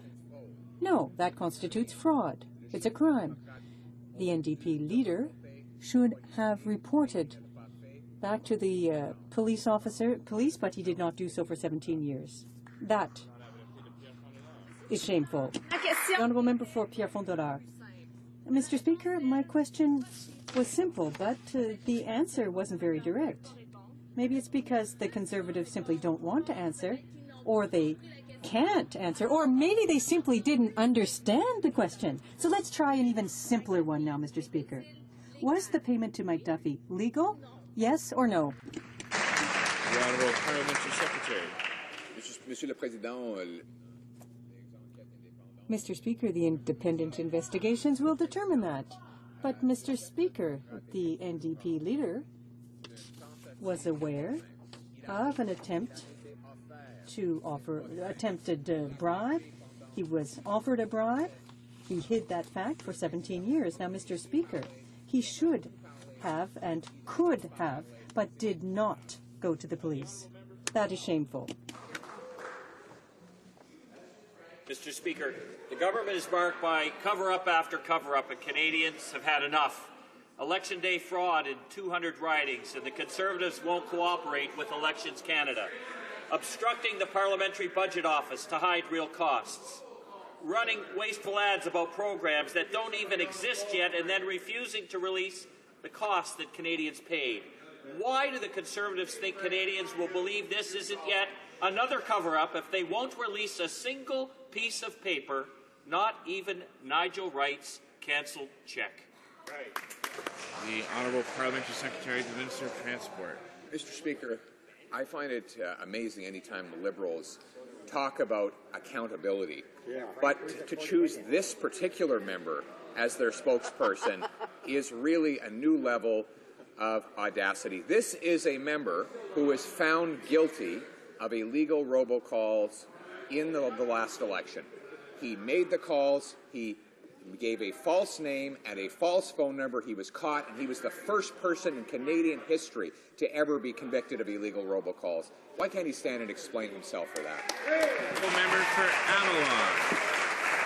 Perhaps if the member would like to talk about guilty robocalls, maybe he should turn behind him and speak to the member for Wild Rose, who was fined $14,000. Perhaps the member would like to look all around him, and the Conservative Party fined $78,000. Perhaps the member would like to, from Nepean, would like to look in the mirror. He won't like what he sees, because the scandals of this government and affairs keep building up. The F-35 affair, the in-out scandal, the Jaffer affair, the Panashaway scandal, the Carson affair, the Peterborough illegal donation scandal, the Bev Odo affair, the Chuck Camus scandal. But why, Mr. Speaker? Well,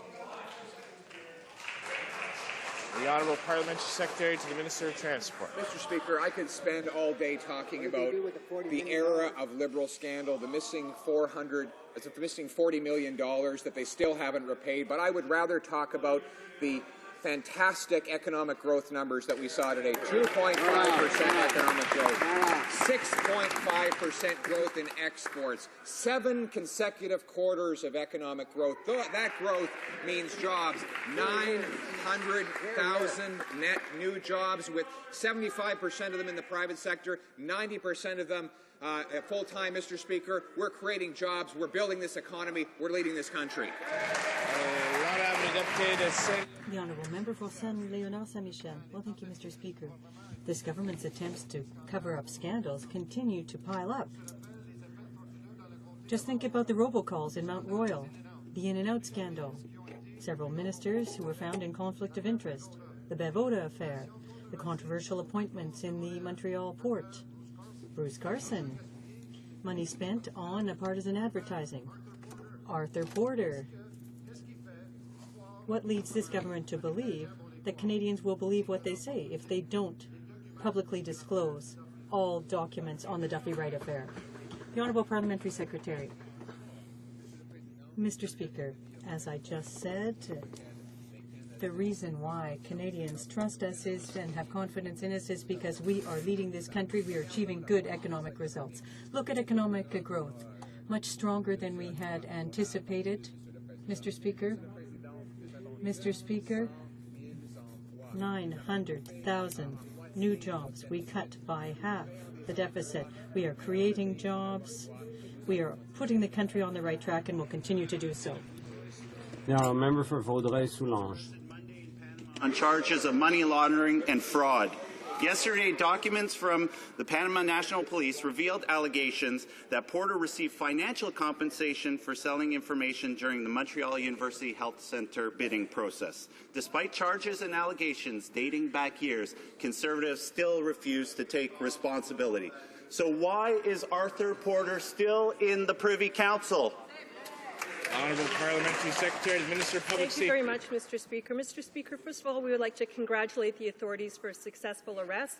And while we won't comment on specific cases, we can say that anyone involved in corruption must face the full force of the law. Mr. Speaker, the appointment of Mr. Porter was approved by both the former leader of the Liberal Party and the former leader of the NDP party.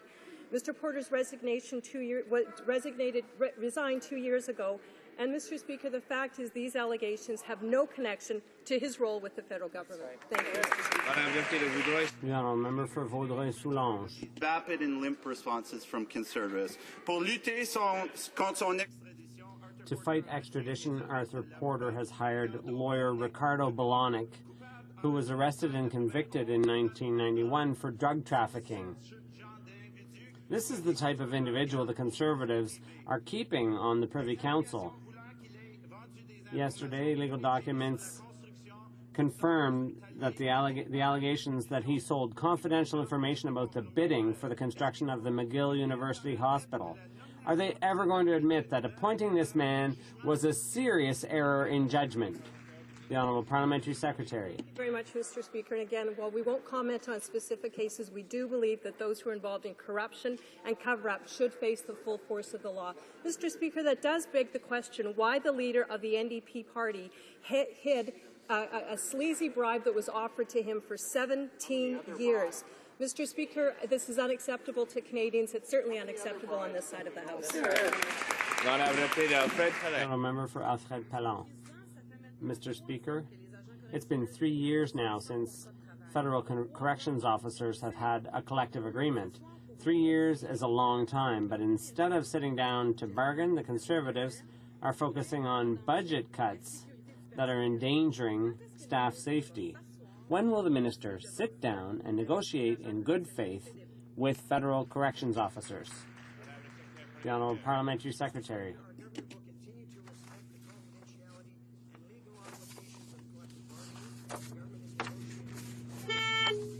Documents that are fair to employers, employees, and taxpayers. We thank correctional service officers for the important work they do to keep Canadians safe. Honourable member for Alfred-Pallant. They can say what they like, but the fact is that for 3 years, the President of Treasury Board has been dragging his heels and refusing to bargain. Mr. Speaker, it's just as troubling to learn that staff at the Department of Public Safety are the most recent victims of the campaign to muzzle public servants. No employee can speak publicly now without the minister's prior approval. What is the minister so afraid of? The Honourable Parliamentary Secretary. Speaker, it's completely reasonable for the Minister of Public Safety, who is accountable to Parliament and to Canadians, to know what his civil servants and his bureaucrats are communicating. Completely appropriate. But, Mr. Speaker, what is not appropriate is the leader of the NDP hiding a bribe that was offered to him for 17 years. Canadians see that. They see that as completely inappropriate. Thank you. The Honourable Member for Northumberland, Quinte West. Well, we are working hard in Parliament to implement Canada's Economic Action Plan and its job-creating measures like the Canada Job Grant and our new infrastructure plan. The NDP seems only interested in opposing these pro-growth and job-creating measures. While Canada has seen over 900,000 net new jobs created since the end of the recession, the NDP wants to kill jobs with reckless spending and higher taxes. Can the Parliamentary Secretary to the Finance Minister please update this House on the state of Canada's economy? The Honourable Private Secretary, the Minister of Finance. With pleasure, Mr. Speaker. I want to thank the member who just spoke for his efforts to help us to ensure the long-term prosperity of our country. Now, here's the good news. I'm pleased to report that Stats Canada announced that our economy grew by 2.5% in the first quarter of 2015. Now, a special note, this This is the strongest quarterly growth in nearly 2 years and the 7th straight quarter of positive economic growth. It shows we're on the right track. We're going to continue on this track. Economic Action Plan 2013 is going to lead us down that low tax agenda that we've been on for some time. We just need the NDP and the Liberals to get on board. The honourable member for Charlebourg-Haute-Saint-Charles. Mr. Speaker,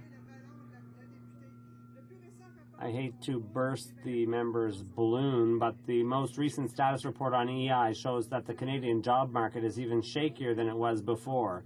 In 2011-12, temporary jobs accounted for 13.7% of all paid jobs. That's a huge increase over the previous data from 15 years ago.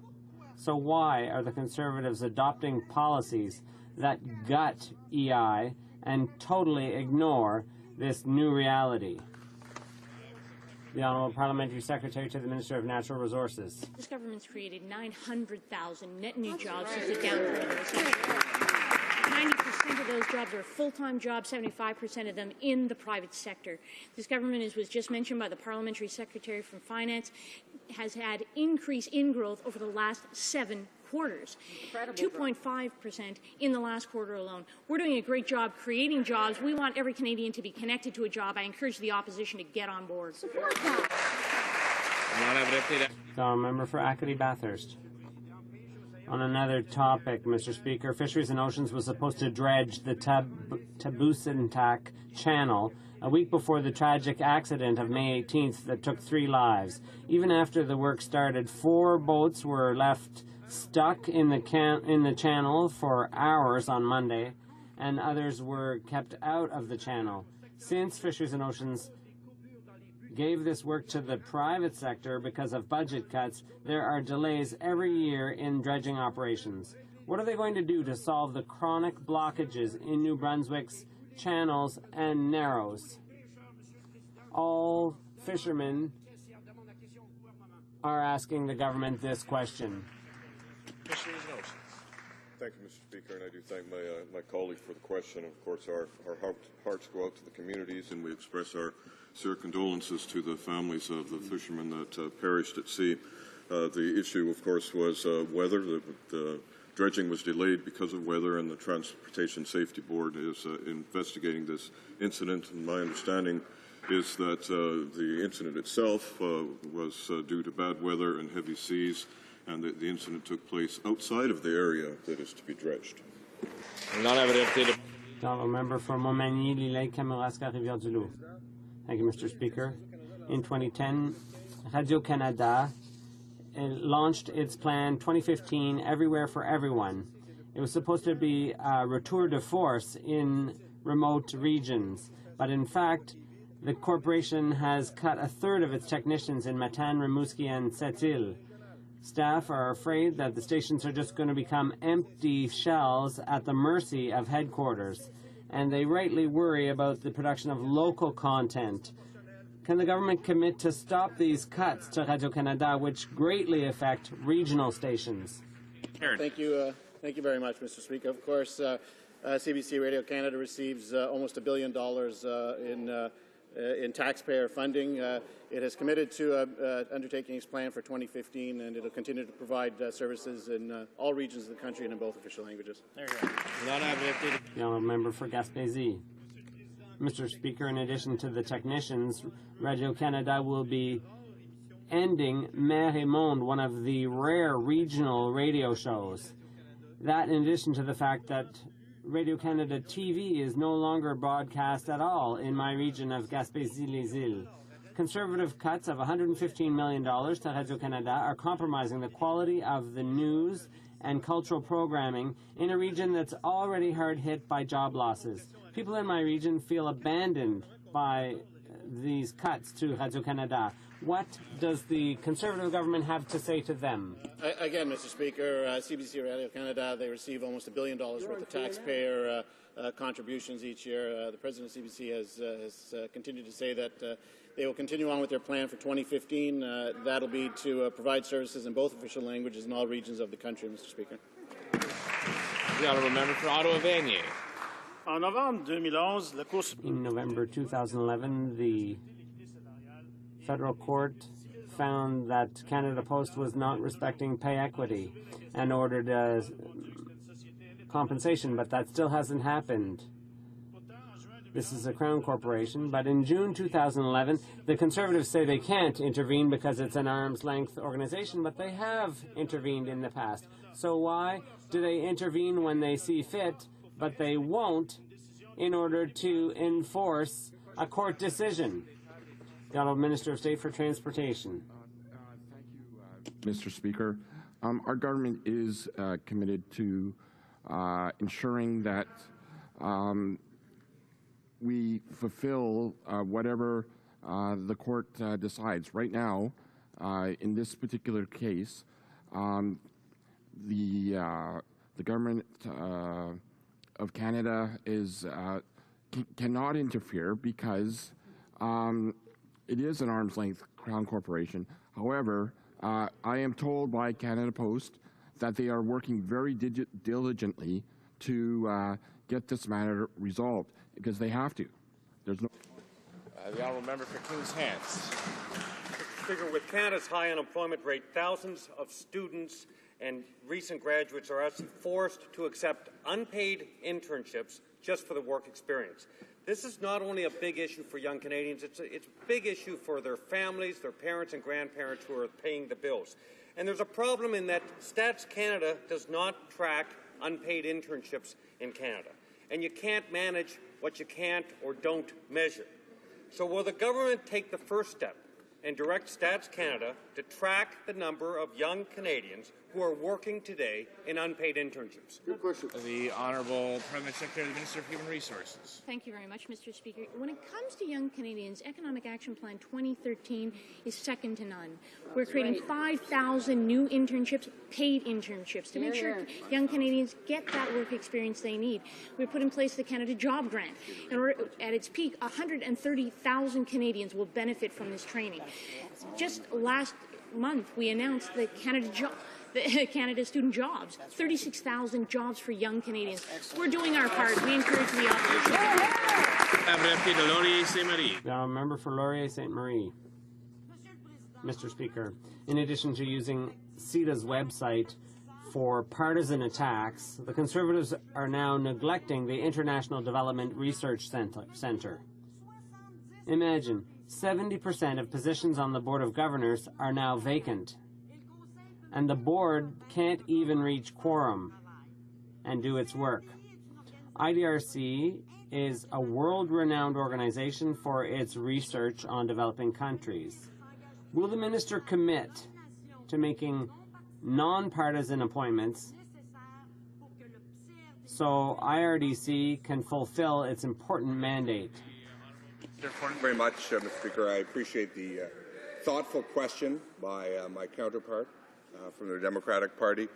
Indeed, we have identified a number of candidates to put forward for a nomination to serve on the board of the IDRC, and I think she'll be very pleased with all of them, as she should be with all of appointments this government makes.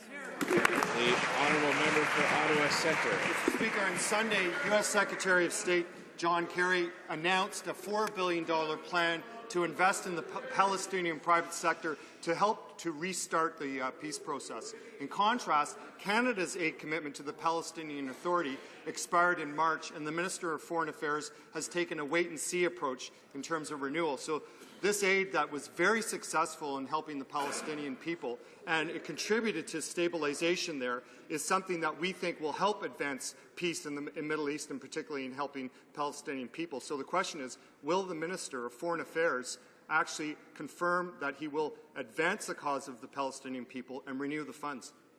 The Honourable Minister of Foreign Thank Affairs. you very much, Mr. Speaker. About 8 weeks ago, I traveled to Ramallah. I met with President Abbas. I met with Prime Minister Fayed. I met with my counterpart, Mr. Malki, the Minister of Foreign Affairs. I'm pleased to tell the member opposite that our aid for the Palestinian Authority has not lapsed. In fact, there has been some construction delays, issues of no fault of Canada and, frankly, of the Palestinian Authority. That aid has been extended to complete the commitments that we've made. It was $300 million over 5 years, and we'll take the 6th year to get the job done. I did consult about what the priorities are. They identified economic development, health, education, and security, and we're currently reviewing the what we heard in Ramallah. Member for Lanark, Frontenac, Lennox-Stannington. Mr. Speaker, Canadians continue to have grave concerns over Iran's nuclear program, the Iranian regime's appalling human rights record, and the regime's continued support of acts of international terrorism. Canada's government has spoken out against these actions of the regime. We've, number one, implemented over a dozen rounds of sanctions. Number two, we've listed Iran as a state sponsor of terrorism. And number three, we've listed the Revolutionary Guard Corps and Hezbollah as terrorist entities. Given Canadians' ongoing concerns regarding the Iranian regime, would the Minister of Foreign Affairs update this House as to how the government continues to bear pressure on the Iranian regime while at the same time supporting the people of Iran in their pursuit of freedom? The Honourable. Thank you very much, Mr. Speaker. I want to thank the member who's been a leading advocate for the freedom of the Iranian people, and his work on the Human Rights Committee is to be commended. Just 2 days ago, we strengthened our actions against Iran by adding another 30 people and 82 entities to our sanction list. We have never had any confidence that the regime will act in good faith when it comes to the people of Iran. On May the 10th, I took part in the Global Dialogue on the Future of Iran, an opportunity to speak to those behind the regime's firewalls. To date, I'm pleased to say more than 360,000 users inside Iran have accessed content from the event that we hosted at the University of Toronto, the Monk School. We stand with the courageous activists who are working for freedom in Iran. The Honourable Member for Kingston and the Islands. Mr. Speaker, this Monday, June the 3rd, the landmark Arms Trade Treaty will be open for signature. This treaty will help prevent the sale of conventional weapons to conflict zones and outlaw states such as Syria. Canada voted in favour of the treaty at the UN, despite drawing criticism from other countries for being an obstacle to a robust treaty. But the rumour is that Canada now won't sign or ratify the treaty. So will the government state clearly now that it will sign the Arms Trade Treaty and stand up for those victimized by violence in conflict zones? Great question. The Honourable Minister of Foreign Affairs. Mr. Speaker, Canada already has some of the highest global standards in export for the export and control of munitions. We believe that any treaty regarding the sale of munitions helps move the international community closer to a world with leading standards. That's why we joined 154 countries in voting in favour of the resolution. We've always been very clear, though, on 2 points. We don't want to detract from legitimate sports people, legitimate civilian use of firearms. We don't want to detract from the cultural practices of hunting and fishing in this country, and that's why we'll review the treaty closely and consult with Canadians, as we always do before we act. The Honourable Member for Brome, Mississauga. Mr. Speaker, the Conservatives want to replace customs officers at the Morses Line border crossing in St. Armand with automated wickets remote-controlled from Ontario. It's time for the government to realize that border crossings that are only open from 8 to 5 are not good for the economy. But I'm worried about repercussions for public safety. What happens if a vehicle has to be searched? What happens if someone crosses illegally? Why is the minister looking to contract out public safety to robots instead of humans? The Honourable Parliamentary Secretary. Thank you very much, Mr. Speaker. The fact is our government has increased frontline officers at the border by 26%. Mr. Speaker, what we want to make sure is that the border is open for legitimate trade and travel, but closed to illegitimate and criminal activity. Every time we try to bring forward measures, whether it's initiatives at the border to cut red tape and redundancy, to cut union money that taxpayers' dollars is going towards and instead put it toward frontline border officers, the opposition vote against it. Mr. Speaker, we're actually bringing forward measures that have an effect at stopping criminal activity at the border. The Honourable Member for Sault Ste. Marie. Mr. Speaker, our government is standing up for veterans. Under the leadership of our Prime Minister, our government has implemented doubled funding for funeral and burials and expanded eligibility for the War Veterans Allowance and Economic Action Plan 2013. Unfortunately, members of the leader of the NDP's own caucus have disdainful remarks for our own veterans. Would the Parliamentary Secretary to the Minister of Veterans Affairs please update this House on the NDP's stance on World War I? The Honourable Parliamentary Secretary. It has been 50 long days since the leader of the NDP has failed to retract the shameful and hurtful comments of his Socialist Party members that denigrated and attacked the incredible contributions of Canada's World War I veterans. It's clear by the NDP leader's silence that he simply can't control the communist supporters in his party and would impose risky social policies on all Canadians. It is time for the NDP leader to retract these hurtful statements. The question is whether he has the guts to stand up for Canada's veterans. The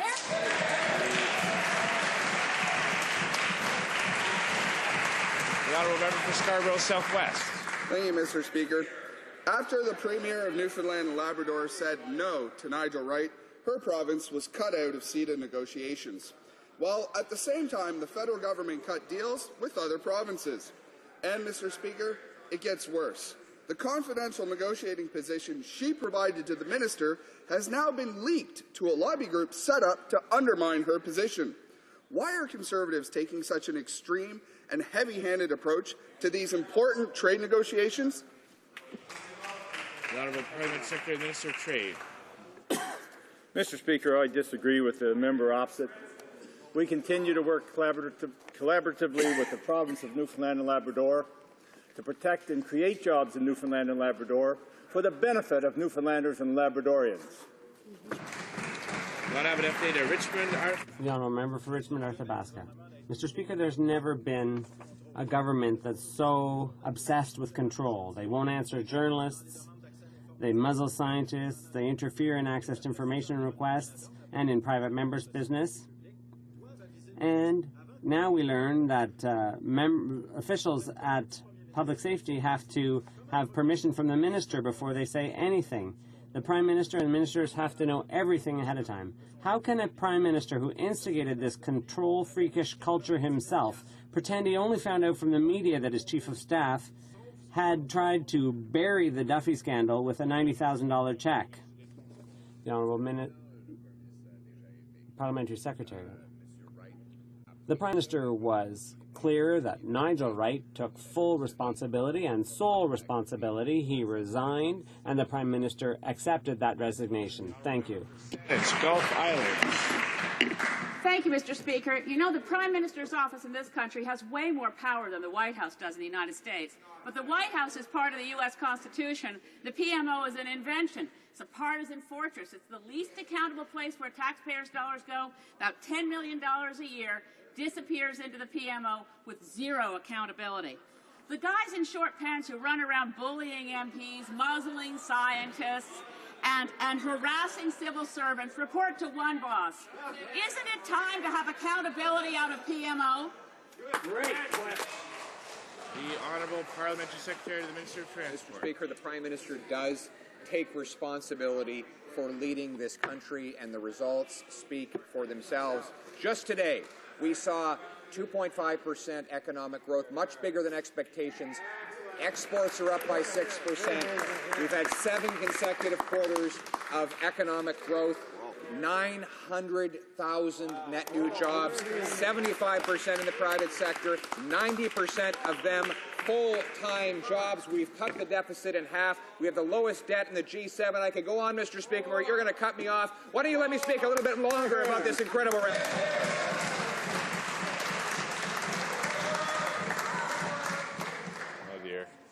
The Honourable Minister of Foreign Affairs on a point of order. You know, Mr. Speaker, I have to rise and respond to the member for Saanich Gulf Islands.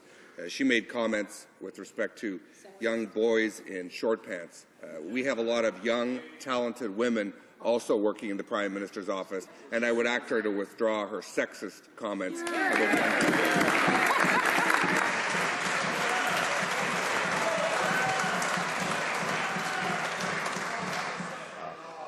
Sure, that's the point of order, but I see the Honourable Member for Saanich Gulf Islands rising, so I'll allow her to respond. Thank you, Mr. Speaker.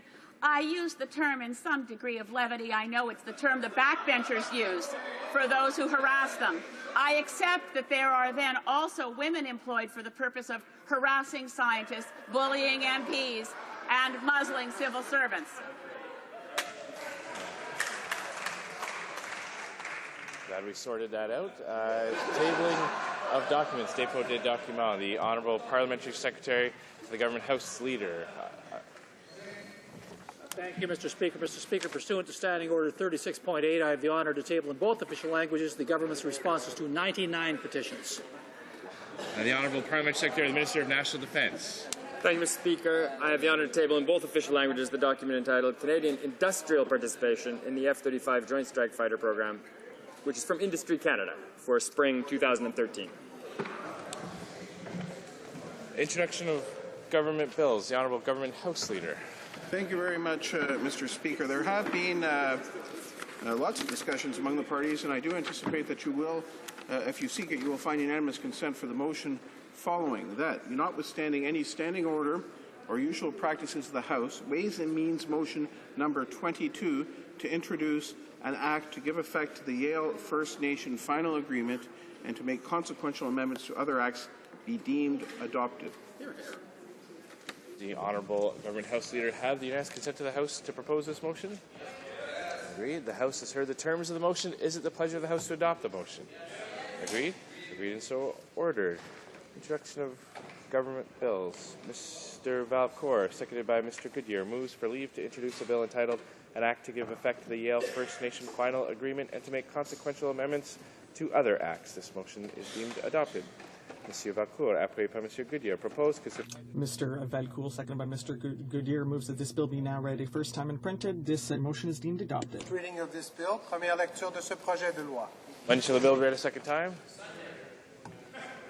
The next sitting of the House.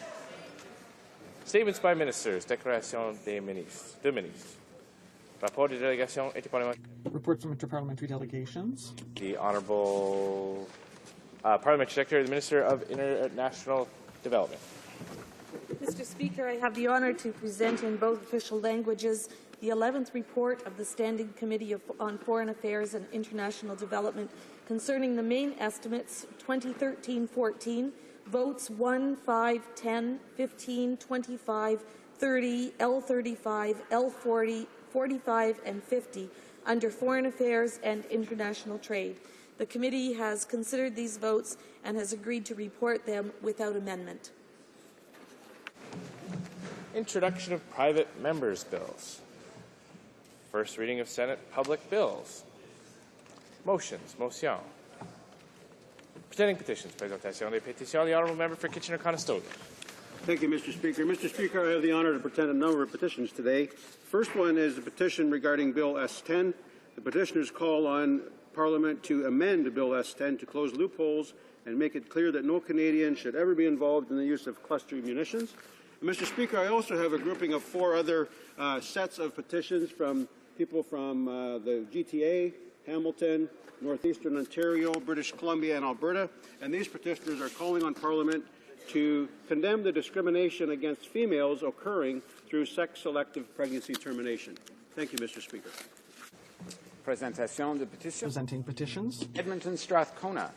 Speaker, I have the honour, Mr. Speaker, of tabling a number of petitions. The first one is calling for they're concerned about cluster munitions that Canada has signed along with 110 nations to ban cluster munitions, and that Bill S-10 provides significant loopholes and exceptions. They call on Parliament to amend the bill to close the loopholes and specify Canada's international obligations under the Convention. The second petition, Mr. Speaker, is from residents of Edmonton, Leduc, Sherwood Park, calling for a moratorium on GM alfalfa. Presenting petitions. The Honourable Member for Mount Royal. Over 200 residents throughout Montreal and Laval calling on the government to address the ongoing human rights violations against Rohingya Muslims in Burma, including sending clear signals to the authorities in Burma that repression of the Rohingya and other minorities will not be tolerated, renewing sanctions and halting investment, pressing the Burmese government to allow the Special Rapporteur to conduct an independent investigation into abuses and to expand support for UN agencies and NGOs providing humanitarian assistance. Mr. Speaker, as Vice Chair of the House Subcommittee on International Human Rights, we have heard appalling testimony regarding the situation of the Rohingya in Burma, and so I'm pleased to stand in solidarity with these petitioners and encourage Parliament and appropriate government agencies to implement these actions with all deliberate speed. Thank you, Mr. Speaker. Presenting petitions, the honourable member for Nanaimo Cowichan. Thank you, Mr. Speaker. And Mr. Speaker, I have 3 petitions to present. The first one is calling on the Parliament of Canada to maintain funding for old age security and make the requisite investments in the guaranteed income supplement to lift every senior out of poverty. The next petition is calling on the Parliament of Canada to amend the Food and Drug Acts bill so that mandatory labelling for genetically modified foods is in place. And the final petition, Mr. Speaker, is signed by hundreds of people from my own riding of Nanaimo Cowichan, and it's calling upon Parliament to impose a moratorium on the release of genetically modified alfalfa in order to allow the proper review of the impact of farmers in Canada. Thank you, Mr. Speaker. Presenting petitions, the honourable member for Guelph. Mr. Speaker, I too rise to present additional petitions from Canadians across Canada and Guelph and throughout southwestern Ontario who wish to add their voices to the many thousands of others calling for a moratorium on the release of Roundup-ready alfalfa. The petitioners are justifiably worried about cross-contamination, coexistence, transportation and production, and call upon the government to impose an immediate moratorium on its release until such time that a proper analysis of the impact on both organic and non-organic farmers will have. Presenting petitions, the honourable member for Charlebourg-Haute-Saint-Charles. Thank you, Mr. Speaker. I have the honour of presenting a number of petitions that have to do with the EI reform that is hidden in this bill. Presenting petitions, honourable member for Acadie-Bathurst. Thank you, Mr. Speaker. I am pleased to present a number of petitions on the same topic, presented by people from Quebec. And, Mr. Speaker, they want the provisions of the EI reform, and especially C-38, which deal with the power to define a suitable job and reasonable approaches to finding work, and as well as the Social Security Tribunal. So they are calling on the government to change the law back.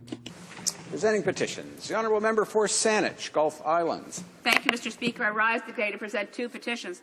The first is from residents of the Vancouver area and also within my riding, Salt Spring Island. Petitioners are petitioning this Parliament, this government, to call for a full, public, independent inquiry into the fraud that occurred in the 2011 election. We now know, due to the court ruling, that indeed attempts to defraud voters did occur in widespread areas, but the court did not know who was responsible. Certainly it's time for a responsible government to find that out. The second, Mr. Speaker, comes from residents of Toronto, and they are all concerned about the attitude of this particular administration in promoting a project, that being the Enbridge Northern Gateway. They're asking the government to step back and the Minister of Natural Resources to await the evidence. Thank you, Mr. Speaker. Presenting petitions. Presentation de pétitions. Questions on the order paper. The Honourable Parliamentary Secretary to the Government House Leader. Thank you, Mr. Speaker. Mr. Speaker, questions number Q 1302, 1304, 1305, 1306, 1307, 1308, 1309, and 1310 could be made orders for a return. These returns would be tabled immediately. Is it the pleasure of the House that questions number Q 1302, Q 1304, Q 1305, Q 1306, Q 1307, Q 1308, Q 1309, and Q 1310 be made orders for return and that they be tabled immediately? Yes? Agreed? Agreed and so ordered. The Honourable Parliamentary Secretary to the Government House. Thank you, Mr. Speaker. Lastly, I ask that the remaining questions be allowed to stand. Is that agreed? Agreed and so ordered. Orders of the day. Order du jour. Government bills. Senate. First time debating a second reading of S15, Expansion and Conservation of Canada's National Parks Act. Mr. Van Loan for Mr. Van Loan for Mr. Kent, seconded by Mr. Goodyear, moves that Bill S15, Expansion and Conservation of Canada's National Parks Act, and the Implementation Act, and offshore development and amending on Be Now Ready second time and sent to the Standing Committee on Environment and Sustainable Development. The Honourable Government House Leader. Yes, Mr. Speaker. I must advise the House an agreement has not been reached under the provisions of Standing Order 78.1 or 78.2 concerning the proceedings at report stage and third reading of Bill C-60, an act to implement certain provisions of the budget tabled in Parliament on March 21, 2013, and other measures. And with respect to the third reading stage of Bill S-2, an act respecting family homes situated on First Nations reserves and matrimonial interests or rights in or to structures and land situated on those reserves. Under the provisions of Standing Order 78.3, I give notice that a Minister of the Crown will propose at the next sitting a motion to allot a specific number of days or hours for the consideration and disposal of proceedings at the said stages of the said bills. Thank you. I'm sure the House appreciates the notice from the Honourable Government House Leader. We're on debate. The Parliamentary Secretary to the Minister of International Trade. Thank you, Mr. Speaker. Mr. Speaker, I'm pleased to rise today to express my support for Bill S-15, the Expansion and Conservation of Canada's National Parks Act. In 2011, the Government of Canada made a commitment in its speech from the throne to create significant new protected areas. The bill before us delivers on that commitment by amending the Canada National Parks Act to protect Sable Island National Park Reserve of Canada as Canada's 43rd national park. This initiative has garnered a high level of support in Nova Scotia, including from the Mi'kmaq. In fact, we are establishing Sable Island as a national park reserve out of respect for the ongoing negotiations under the Made in Nova Scotia process. A national park reserve enjoys the same protections that a national park does while respecting assertions of First Nations rights. Mr. Speaker, for many Nova Scotians, Sable Island is a mystical but real far-off place. A unique sandbar island, it is 42 kilometres long, 1.3 kilometres across at its widest point. It is home to some 190 plant species, including 20 that have restricted distribution elsewhere, and is perhaps best known for its herd of over 500 wild horses, one of the few herds in the world that remain entirely unmanaged. Mr. Speaker, it was the future of those very horses that sparked the first efforts to conserve Sable Island, and that today culminates in this legislation. In reaction to plans in 1960 to remove the wild horses from Sable Island, school children from across Canada raised petitions. They petitioned the House of Commons, and Canada came to their defense, the defense of those school children and the horses on Sable Island. In 1961, the government of the day, the government of the right, Honourable John Diefenbaker, passed regulations protecting the horses, protecting the seeds for the long-term protection of this unique and fabled landscape. And so, Mr. Speaker, 50 years later, this chamber can help complete the work started by hundreds of school children decades ago by passing legislation to protect permanently Sable Island as part of Canada's world-class national park system. Mr. Speaker, there have been 350 shipwrecks recorded on Sable Island and in the vicinity of Sable Island, earning it the title of the Graveyard of the Atlantic. In the past, life-saving stations, lighthouses, shelters for shipwrecked sailors were established, and today the island is used for scientific research, monitoring activities such as weather forecasting and wildlife research. Mr. Speaker, I stand proudly to debate S-15 today because I'm one of the probably few parliamentarians in this chamber who's ever had the pleasure of setting foot on Sable Island. Mr. Speaker, I was able to be on Sable Island probably 25 or 30 times when I worked in the offshore. We used to fly to the rig actually in a fixed-winged airplane that took the mail to Sable Island, land on the beach, get transferred over to the helipad, and then transfer to the rig from there. So, Mr. Speaker, I can say with some authority the uniqueness of Sable Island, of the shipwrecks that are on it, of the horses that are there. Those horses, by the way, Mr. Speaker, are very much believed to be descendants of the original horses that were taken during the expulsion of the Acadians. During the expulsion of the Acadians, Mr. Speaker, in 1755, those horses and cattle and pigs were gathered up and put on Sable Island. The pigs quickly destroyed the trees that were still on the island at that time, and they were later all butchered and taken off. Mr. Speaker, the cattle were used to provision the fishing fleet and the British Navy and the horses themselves. And of course, it's descendants, it's believed, Mr. Speaker, it's the descendants of those horses that are the Sable Island horses of today. And I often hear colleagues or people talking about Sable Island ponies, but I can tell you from experience that there are no Sable Island ponies. These are horses, Mr. Speaker, in their own right, probably the true and earliest Canadian horse, Mr. Speaker. Mr. Speaker, Sable Island has long inspired those touched by the island's history and beauty. George Patterson penned the first formal history of the island in 1894. Nova Scotian author Thomas Halliburton, inspired by the loss of the brig Francis in 1798, wrote The Sable Island Ghost in 1802.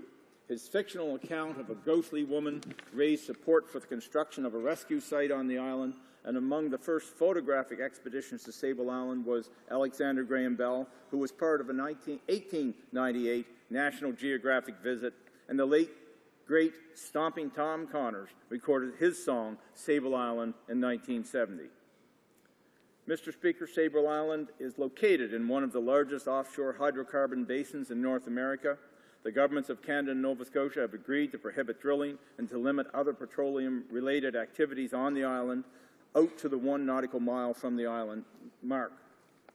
Industry will still be able to access Sable Island to monitor several abandoned wellheads from the 1970s and to undertake non-intrusive exploration work if authorized by the Offshore Petroleum Board and in consultation, of course, with Parks Canada.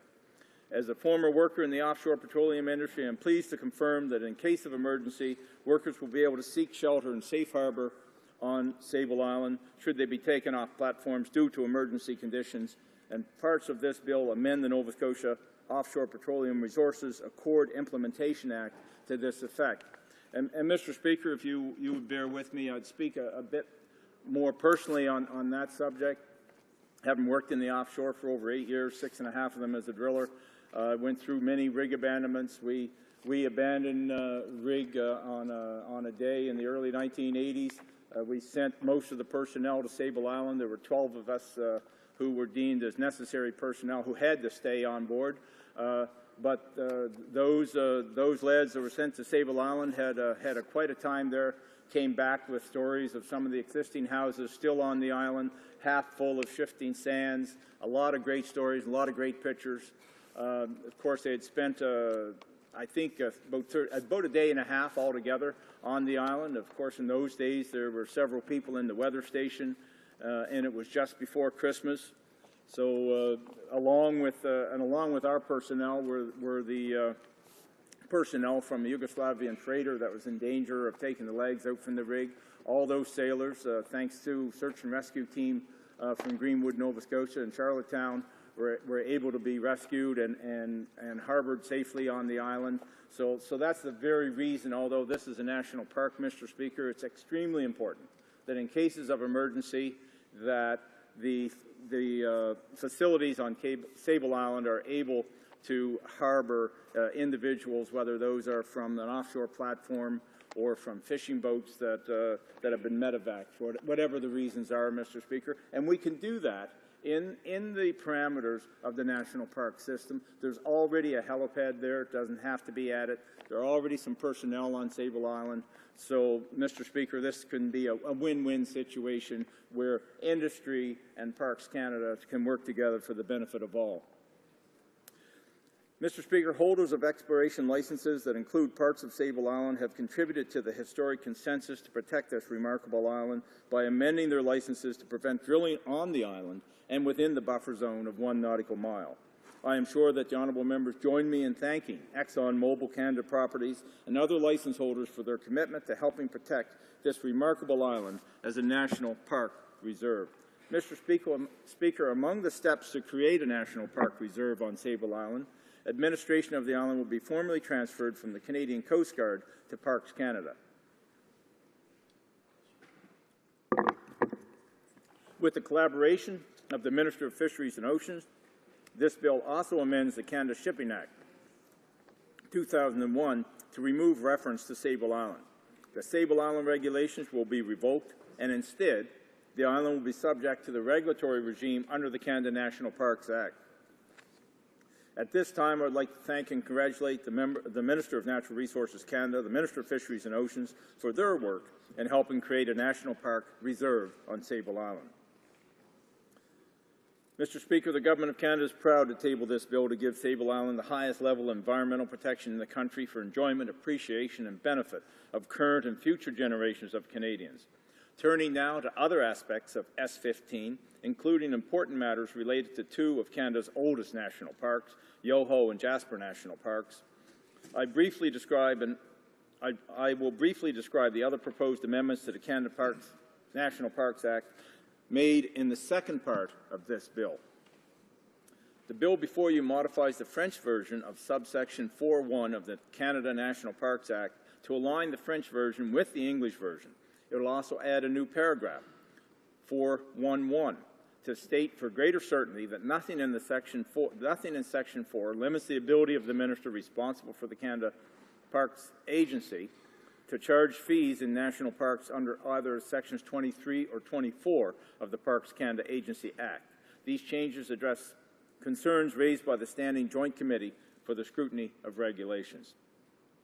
The provisions affecting Yoho National Park make minor changes to the description of the commercial zones for the community of Field, British Columbia, located within Yoho National Park of Canada. Honourable members, these zoning modifications are well within the legislative commercial growth limit for Field. They reflect public consultations carried out and respond to concerns for business operations and residents of the community. They're important to the economic viability of the community of Field, British Columbia. The proposed amendments that affect Jasper National Park relate to the ski area at Marmot Basin within the boundaries of the park itself. The operator wishes to improve the ski experience in order to remain competitive with other new and expanded ski operations in the region and to stay financially viable.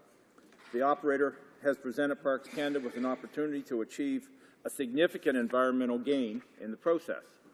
Development of ski areas within a national park is strictly controlled by legislation, by ski area guidelines, by site-specific guidelines, and by leases and licenses of occupation. Changes to the size and configuration of the ski area boundaries require an amendment to the Canada National Parks Act. The growth limits in the site guidelines for the Marmot Ski Basin area are based on a design capacity of 6,500 skiers per day, but the existing commercial space can serve less than 3,000 skiers. There is need for additional facilities and services, and they must be developed in a strategic manner to achieve a better ski experience and respect conservation imperatives. The ski area management guidelines allow ski areas to add new ski terrain only through an exchange that results in substantial environmental gain to the ecological integrity of the national park. And this, honourable members, is what is proposed in the bill before us. Marmot Ski Basin would remove from its lease 118 hectares of ecologically sensitive land in the Whistler's Creek Valley.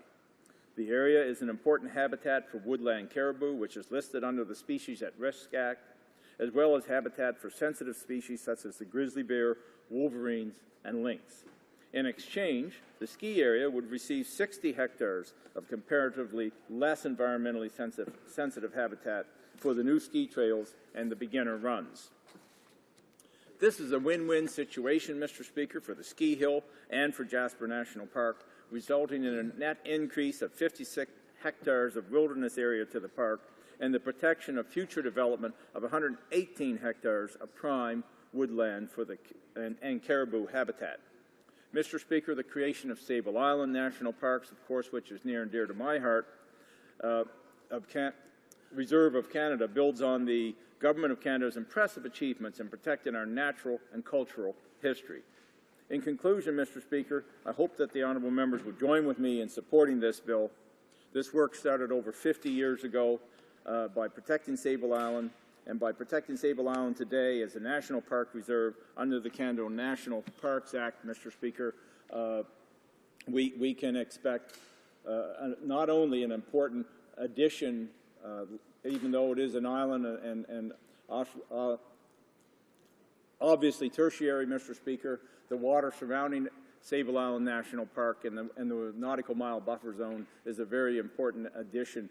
I would like to say, Mr. Speaker, before sitting down, for those members who've never had an opportunity to visit Sable Island, I urge you, if you ever have the opportunity, to do so. It is absolutely a unique place on the east coast of Canada, and the island continues to shift. It's continually in movement, Mr. Speaker. I can tell you, we flew out and landed on Sable Island on one of the trips to the oil rig, Mr. Speaker, and there was a vessel approximately 130, 140 feet long, steel ship, sitting upright on the bar of Sable Island. This was a vessel that had been wrecked on Sable Island back in the 50s. I can't tell you if there was any loss of life on it, but the vessel's still out there today. And over the period of the fall and before Christmas, that vessel, which the spar probably would have been 60 feet off of the sands of Sable Island, was again totally covered in sand, Mr. Speaker, and you would not know, if you hadn't seen it yourself, that the vessel had been totally out of the sand and open on the island. So that's the type of terrain that you have, and it's an amazing piece of addition to the Canada National Parks Act, and I urge all honourable members to support this legislation. This is a great piece of legislation, Mr. Speaker. Thank you very much. Questions and comments? Lots of questions and comments. L'honorable député de Pierrefonds. The Honourable Member for Pierrefonds-Dollard. Well, thank you, Mr. Speaker. I'd like to thank my colleague opposite for his remarks. I agree with many of the comments he made. Sable Island is a magnificent place that needs to be preserved and designated as a national park. I agree with him on that. But I'm not sure that I understood from his remarks is that he would appear to support this project with no reservations. Does he see that there are, whether or not, or consider whether or not that there could be any amendments potentially made to this bill to improve it? The second part to my question is this: low impact development or exploration raises questions for me. I'd like the honourable member to tell us if he knows what low impact means exactly, what we can expect. If we don't fully understand the definition of that term, then we can't wholeheartedly, without any reservations, support the bill. Perhaps the member can give us his views on those points. The Honourable Parliamentary Secretary. Thank you, Mr. Speaker, and I'd like to thank the honourable member for both of those questions. I think those are very important questions, and the answers deserve to be given in this House. Her first question was whether or not I would support the bill without amendments. I absolutely would support the bill without amendments. That doesn't mean that there can't be amendments made, some that possibly could support the bill, but as I understand the bill right now, I think it's the proper bill for both Sable Island and for the other two national parks, Yoho National Park and Jasper National Park that were mentioned.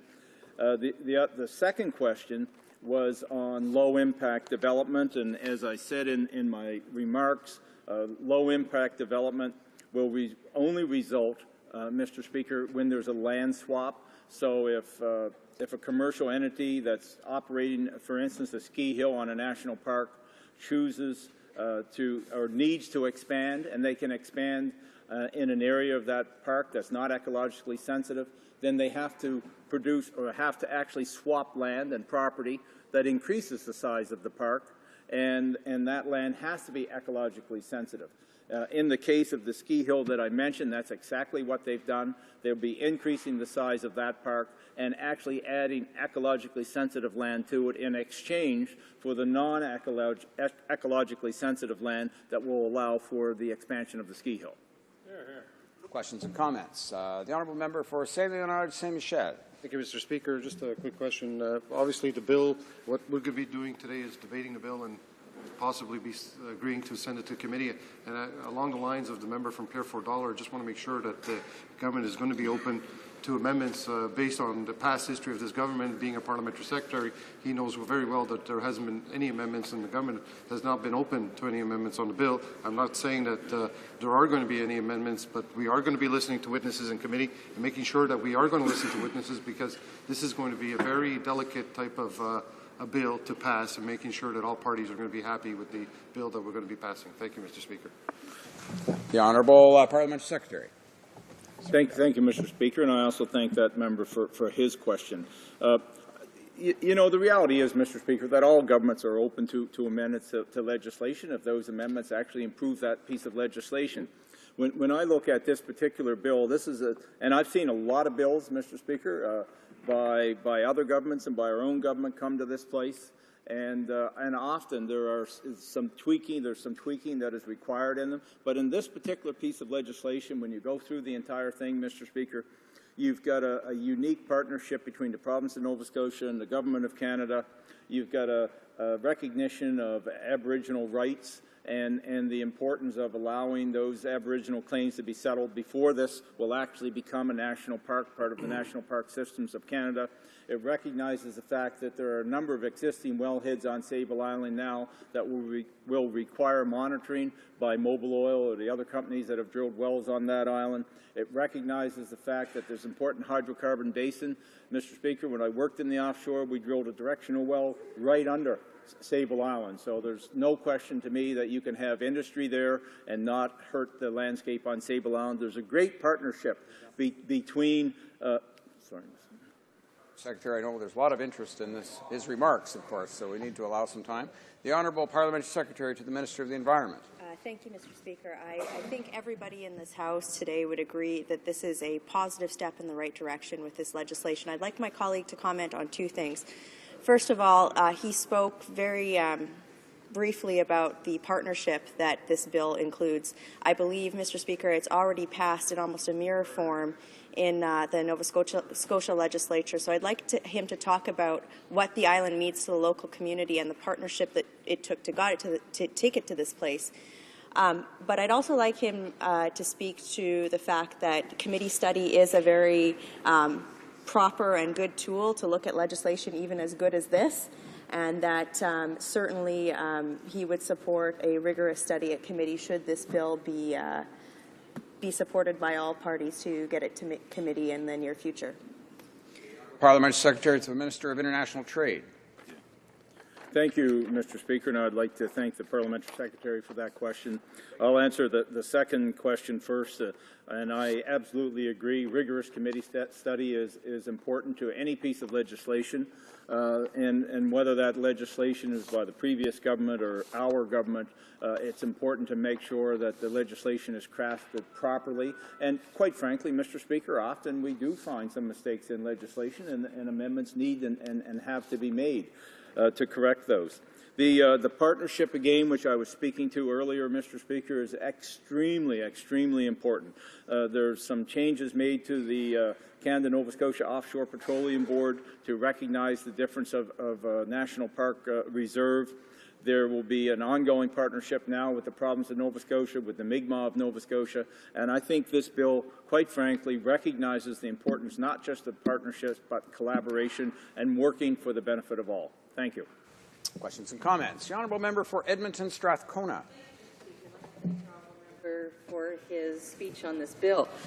My understanding is, and I would like to speak to the changes to Jasper National Park to accommodate the Marmot Ski Hill. This government has taken upon itself to majorly change the Canadian Environmental Assessment Act, and now many projects will not be assessed. Plus, it's extremely difficult for anybody who can't claim to be directly impacted, and for example, living on the land, to intervene.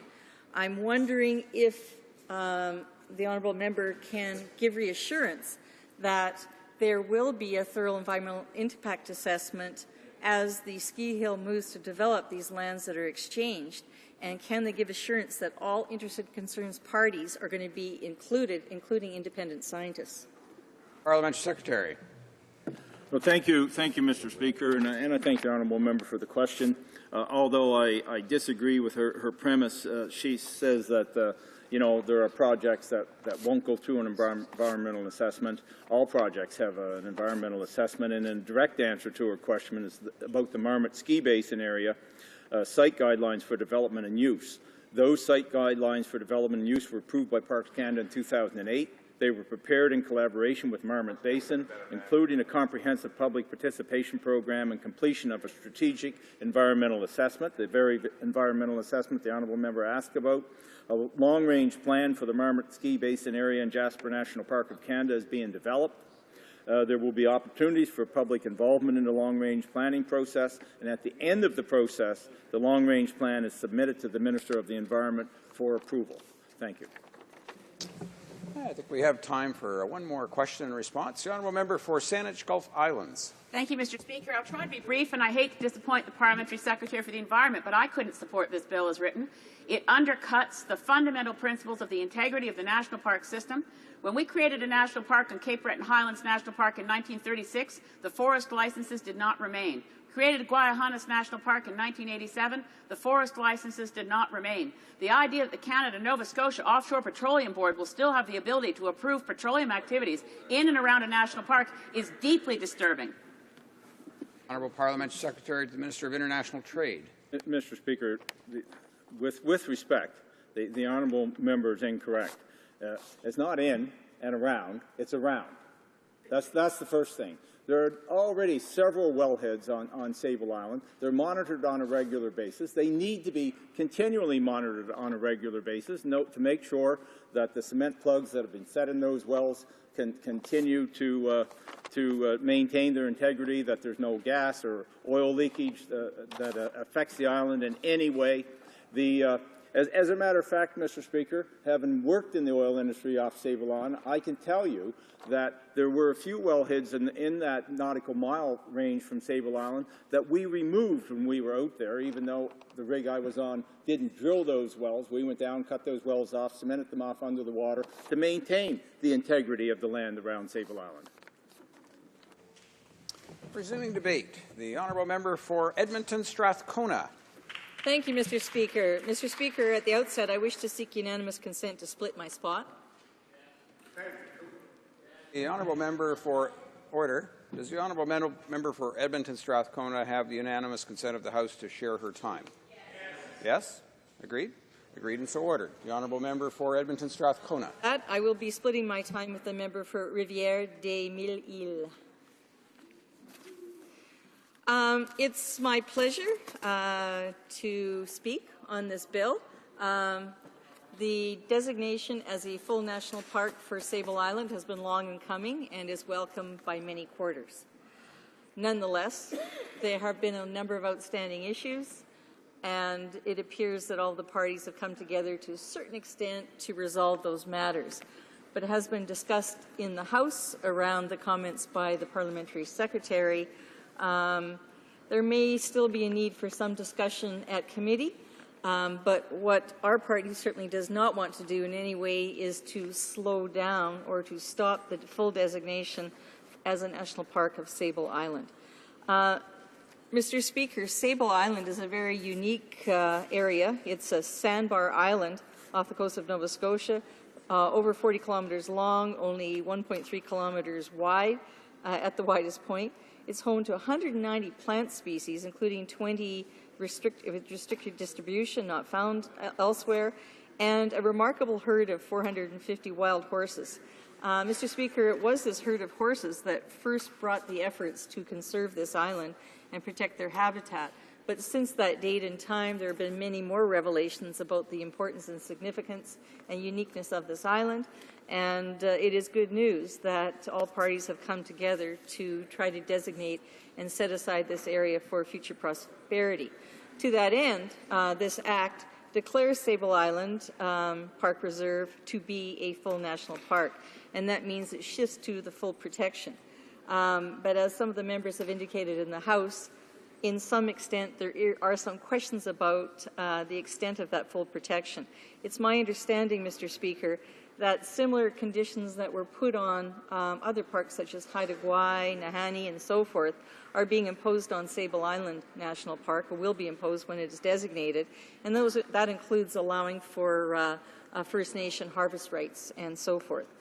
But there are additional problems which I'm quite familiar with when I was Assistant Deputy of Natural Resources in the Yukon, and that was during the time when the majority of the First Nation final agreements were being negotiated. and that deals with the issue of pre-existing mineral rights and interests. And so this legislation attempts to deal with those potentially conflicting rights and interests, and also the jurisdiction and power of the Nova Scotia Offshore Petroleum Resource Accord Implementation Act.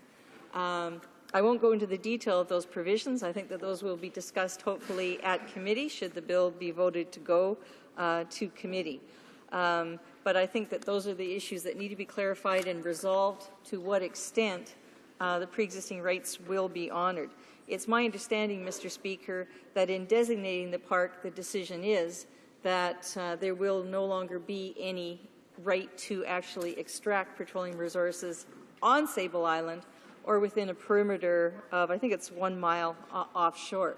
The problem is that there is considerable offshore oil activity in this vicinity and the potential for indirect drilling.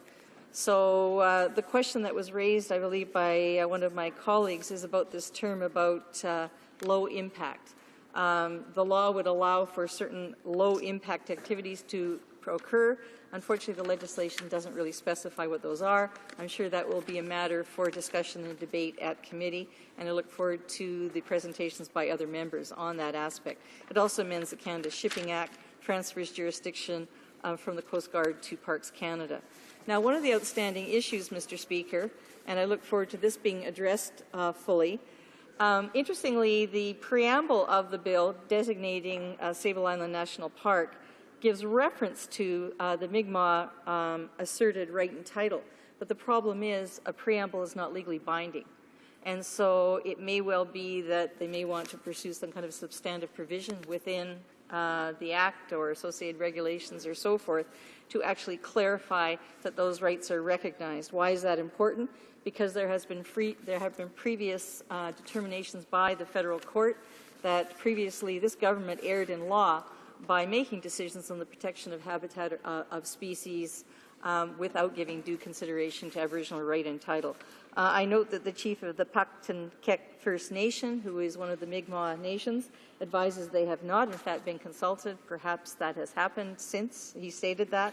They are calling for more in-depth archaeological studies on the island connected to their previous occupation, and I'm sure that they may be brought forward to committee. The Conservatives initially wanted to make the designation subject to all other federal laws. This was a rather reprehensible proposal because all other national parks have said the opposite, that the National Parks Act would supersede all other laws, which is obviously important when you're designating an area for protection. My understanding is they have withdrawn from that suggestion, and I look forward to being clarified on that. Mr. Speaker, finally, I'd like to speak to the parts of the bill that deal with changes to Jasper National Park. Now, as the Parliamentary Secretary had said, for Jasper National Park, it deals with an exchange of properties to allow for the Marmot Basin Ski project to potentially develop in the future. And presumably there was some kind of evaluation and assessment in this exchange that Marmot ski development would give up areas that are more ecologically sensitive for ones that are less ecologically sensitive. I can't speak to that in detail. I'm not sure who was engaged in that review. I don't know if it was an open review, but I look forward to more detail being provided on that in committee. It's absolutely critical because under the National Parks Act, the minister is obligated to give priority to ecological integrity in making any decisions about the management of the parks. So that is potentially a matter that might come forward. My understanding is nobody has specifically objected to the switch of the lands, but there are ongoing concerns. Why is that? Because there are a number of threatened species that are potentially at risk. Caribou, this is the 3 of 4 herds in Jasper National Park are close to extirpation. Those are the last remaining herds that have any level of protection in my province. Essentially, all the eastern slope herds, the provincial government have declared, let them be extirpated, and all of the herds in northern Alberta where the oil sands developments are occurring. So there is a lot of attention on the commitment by the federal government to step up to the plate and ensure that this last remnant caribou herd gets the full protections.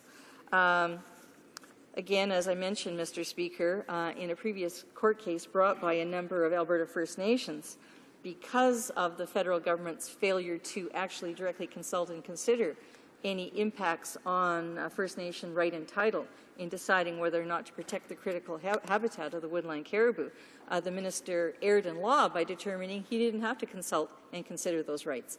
The federal court thoroughly chastised the minister and said, "You have erred in law," and this matter has continued to sort of spin round and round. According to parks policy, the ski operators must demonstrate a substantial environmental gain from their plans.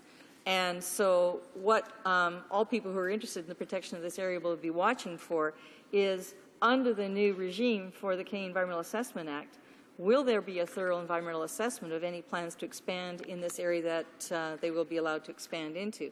And will Canadians who are concerned and dedicated to the protection of the species in that area be allowed to fully participate? The government has been moving to try to limit the participation by Canadians. I would think this is a good chance to show and exercise a goodwill and be forthright and say, we intend to ensure a full environmental assessment and full participation by people, even if we don't deem that they are directly impacted. I would just like to close, Mr. Speaker, with some of the words of Alison Woodley, who is the Director of Conservation for Canadian Parks and Wilderness Association. She had said that Parks Canada policy requires an operator to demonstrate there will be a substantial environmental gain in the overall plan. In our view, it's highly unlikely there will be a substantial environmental gain achieved through the Marmot Basin ski expansion, and it could cause harm to park wildlife, including woodland caribou, again, who have dropped to critically low numbers in the park and at risk of disappearing. So I think that there is goodwill on all parties, but I think that there are still significant questions remaining, and I think that the ball is in the court of the government to step forward in both of these matters and assure the public and those concerned that those matters will be addressed and we will protect the integrity of our national parks. Thank you, Mr. Speaker. Questions and comments? The Honourable Parliamentary Secretary to the Minister of the Environment. Thank you, Mr. Speaker, and I thank my colleague for her very thoughtful comments on this debate. I think that there are opportunities for us to drill into some of these issues in committee. And, I'm very glad to hear today that we're having a productive and very respectful debate on an important subject, which is this park. I wanted to address one of the areas that she brought up with regard to the definition of low-impact exploration activities. I believe one of my colleagues also brought this up in a question. Some of the examples that I think have been raised in previous study of this bill have been around the Canada-Nova Scotia Offshore Petroleum Board issuing a call for bids that include the subsurface of Sable from time to time, and a company that has a successful bid needing to access the island to undertake activities to further refine its understanding of the petroleum potential in the Greater Sable Island area. So I think the last time something like this happened was in 1999. A company undertook a 3D seismic program where it temporarily installed listening devices and vibrating devices to provide a sound source. But this particular activity was subject to permitting, etc. Is this the type of information, that level of specificity that she would be expecting in a committee study and we'd be looking forward to engaging in? Honourable Member for Edmonton Strathcona. Thank you, Mr. Speaker. I'd like to thank the Honourable Parliamentary Secretary for her incisive question. I think that what I would be looking for as an environmental lawyer, I would be looking for clarification right in law. The problem is, yes, there is a listing of activities, but then there's this wide open bucket of things that could occur, which is called low-impact activities. I think that the one provision that's of greatest concern is petroleum exploration activities of low environmental impact. Well, what is that? If you talk to the oil and gas industry, many of them would say there's absolutely no impact because we manage blah, blah, blah safely. Given how small this area is and obviously very sensitive, I think that there is a need for some kind of very specific definition to give assurance to everybody into the future. And what legal mechanism can come up with, I look forward to the innovative ideas of the Government of Canada. Questions and comments? Questions et commentaires? La députée de Rivière-des-Îles. The Honourable Member for Rivière-des-Îles. I'd like to thank my honourable colleague for her speech. It's clear that she knows the issue and has a good background in the environment. I have a question about what the Conservatives have done with national parks in the past. We know there have been layoffs of staff who work at national parks. They've been replaced by signs, and this deprives Canadians of opportunities to access that great wealth. Does she have any comments for her constituents on that? Thank you, Mr. Speaker, and I'd like to thank my honourable colleague for her dedicated work on environmental measures in the federal area, and thank you for her question. She raises actually a big issue, and not just about the interpretation of the area, but the recent very deep cuts to scientists, interpreters, and so forth for Environment Canada and for Parks Canada. And given that both of these matters, and also Yoho Park, which I didn't speak to, are matters where there will need to be a high level of scientific scrutiny and close monitoring, it does raise the concern. Sable Island, as the Parliamentary Secretary spoke on the bill, said it's a terrain that is changing all the time, and there are hundreds of unique plant species and so forth there. Who's going to be monitoring this? Who's going to be monitoring and watchdogging these so-called low-impact environmental impacts? And for the ski area, I guess we're going to want some assurance of who is going to be brought in to actually do this close evaluation of any future expansions of the the commercial activities of skiing into another part of the park. So we're going to need assurances that if they don't have the scientists in-house anymore, there's going to be access, and they're going to draw upon independent scientists, many of whom wonderful qualified scientists we have in Alberta. Resuming debate. Prise de débat. L'honorable député de Rivière. The honourable member for Rivière-des-Mille. Thank you, Mr. Speaker, and I'd like to thank my colleague from Edmonton, Strathcona, who spoke before me. She gave a great overview of Bill S-15. But it's a pleasure for me to rise in the House to speak to this bill, S-15, which comes from the Senate. We know that the federal government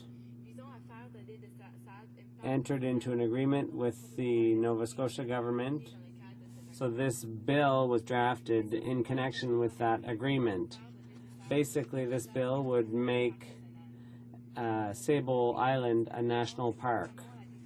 Contrary to the designation of a national park, which would not allow for Aboriginal land claims, this designation will allow the government to pursue negotiations of the land claim. This is a very important detail because we know that the island is currently covered by a land claim.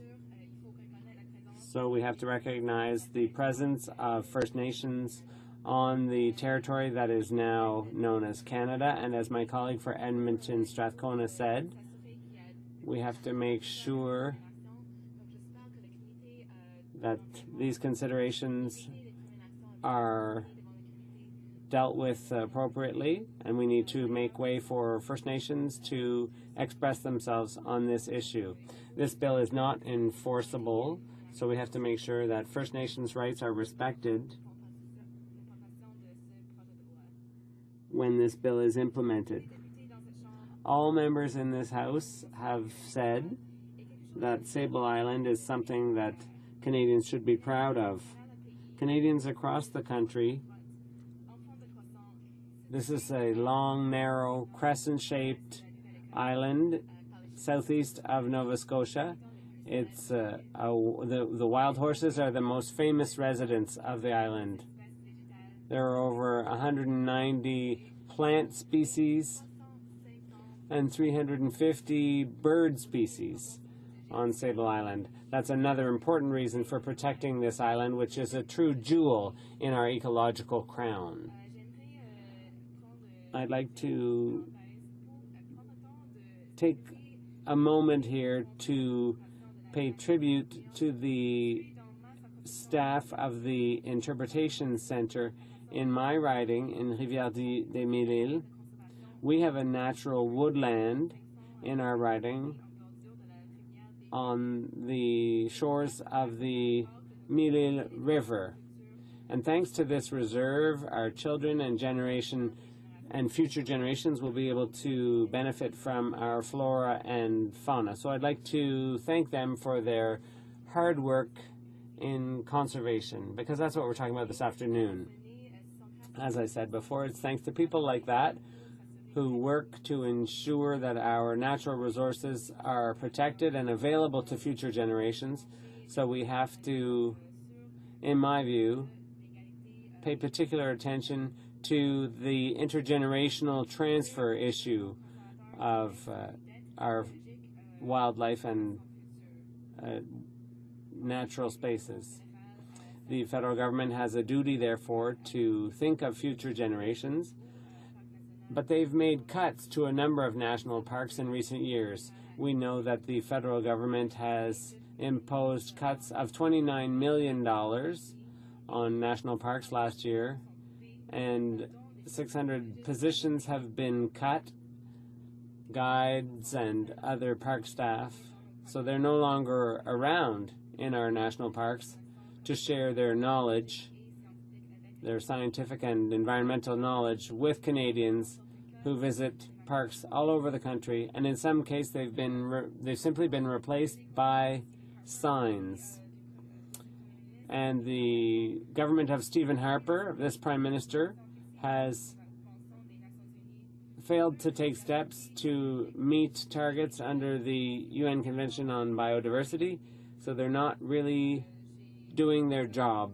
Unfortunately, we know that Canada is only protecting 10% of its land mass and 2% of its maritime areas.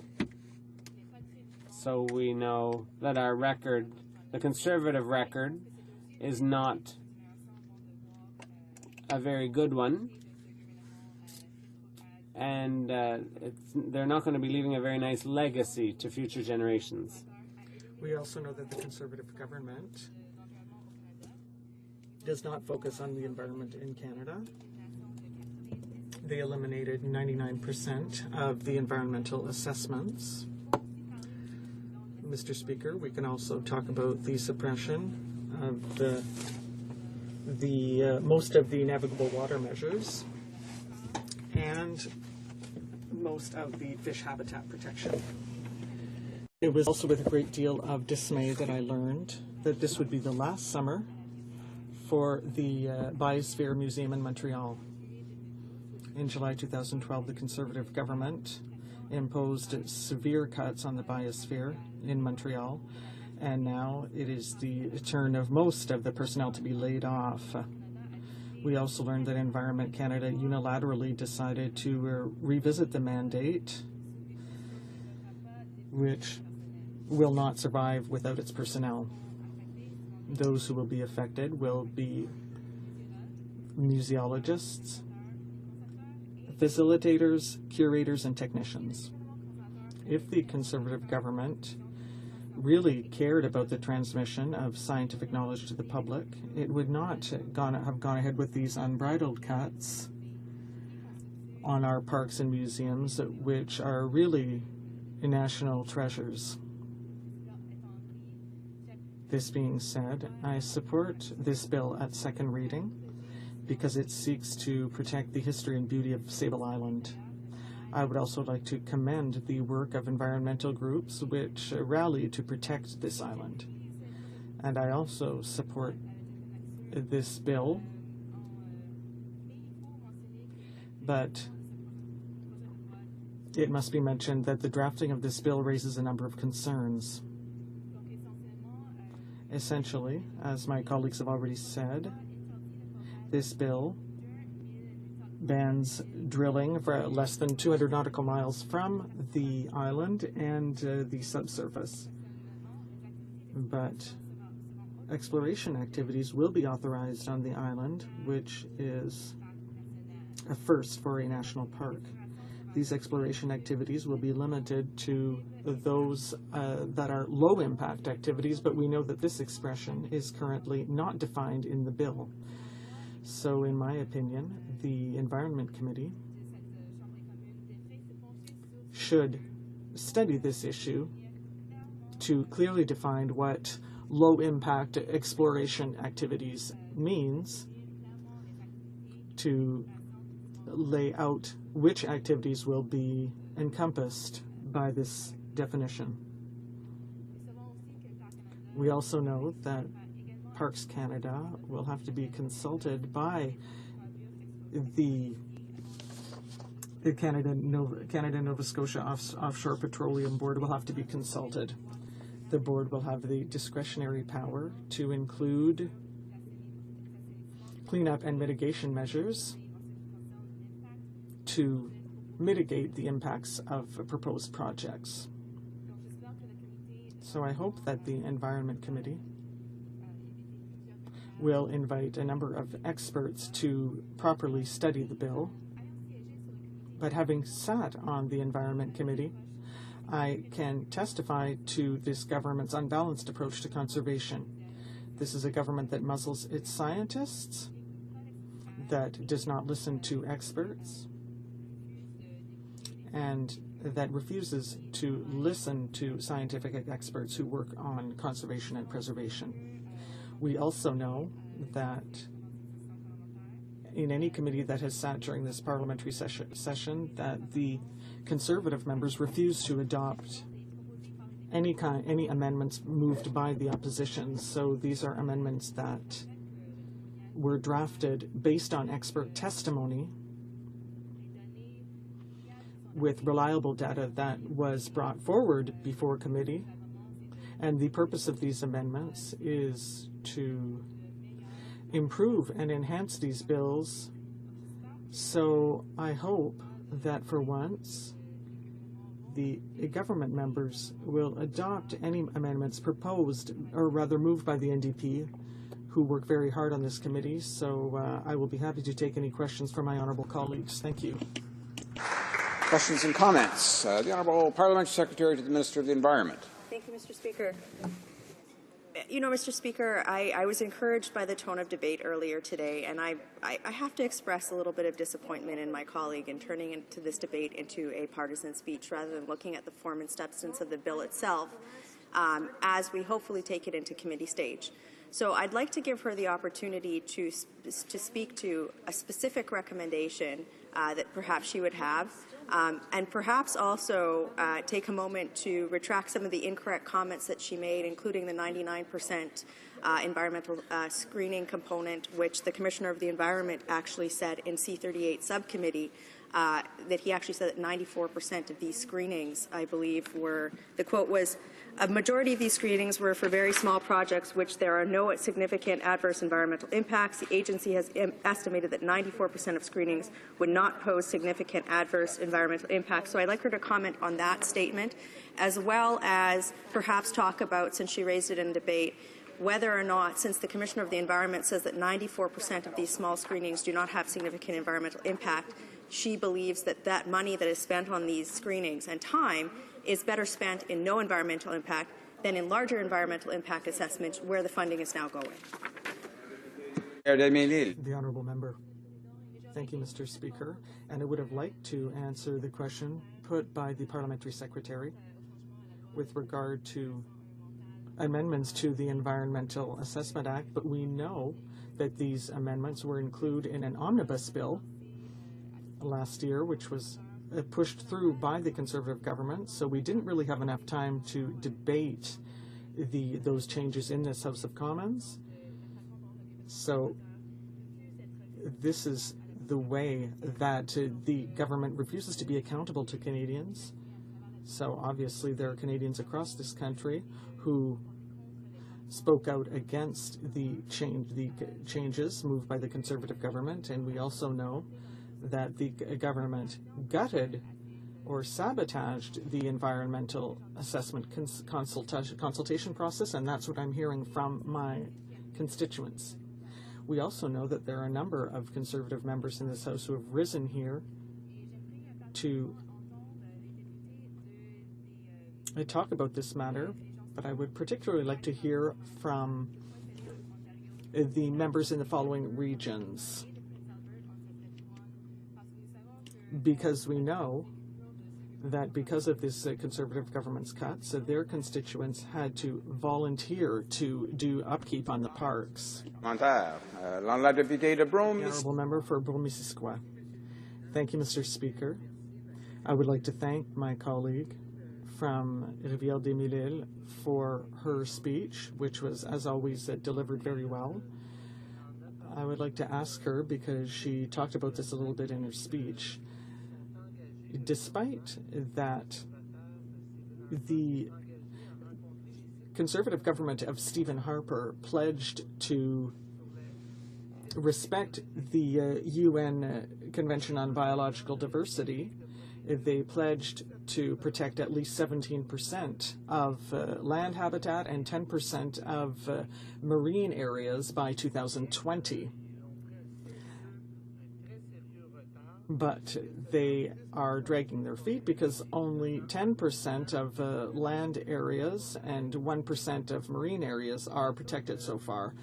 I would like my colleague to explain to me why these crucial and vital, why it is crucial that these pledges be respected. The Honourable Member. I would like to thank my colleague for the question, and there are many reasons why these pledges are essential.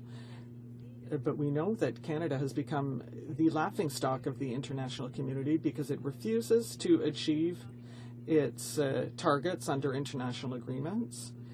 We could also talk about the Kyoto Protocol, which is an important environmental agreement, and we know that the Minister of Environment withdrew Canada from this protocol in 2011 without consulting Canadians and without even consulting the global community, which was not even aware that Canada was going to pull out of Kyoto at the last minute. So we also know that the government refuses to take positive steps for the environment and waits for a bill to come out of the Senate to finally make some sort of gesture to protect the environment, because we know that S15 comes from the Senate. So I would urge the Conservatives to listen to Canadians and environmentalists across this country. Resuming debate. The Honourable Member for Saint-Léonard Saint-Michel. Thank you, Mr. Speaker. Mr. Speaker, I'm rise today to speak to Bill S15, which amends the Canada National Parks Act to create Sable Island National Park Reserve of Canada, the culmination of years of work by the governments of Canada and Nova Scotia and by various stakeholders to protect Sable Island's unique nature and ecosystem.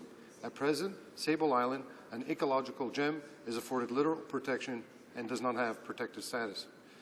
Sable Island lies approximately 290 kilometers southeast of Nova Scotia, and it is a long crescent-shaped island in the North Atlantic.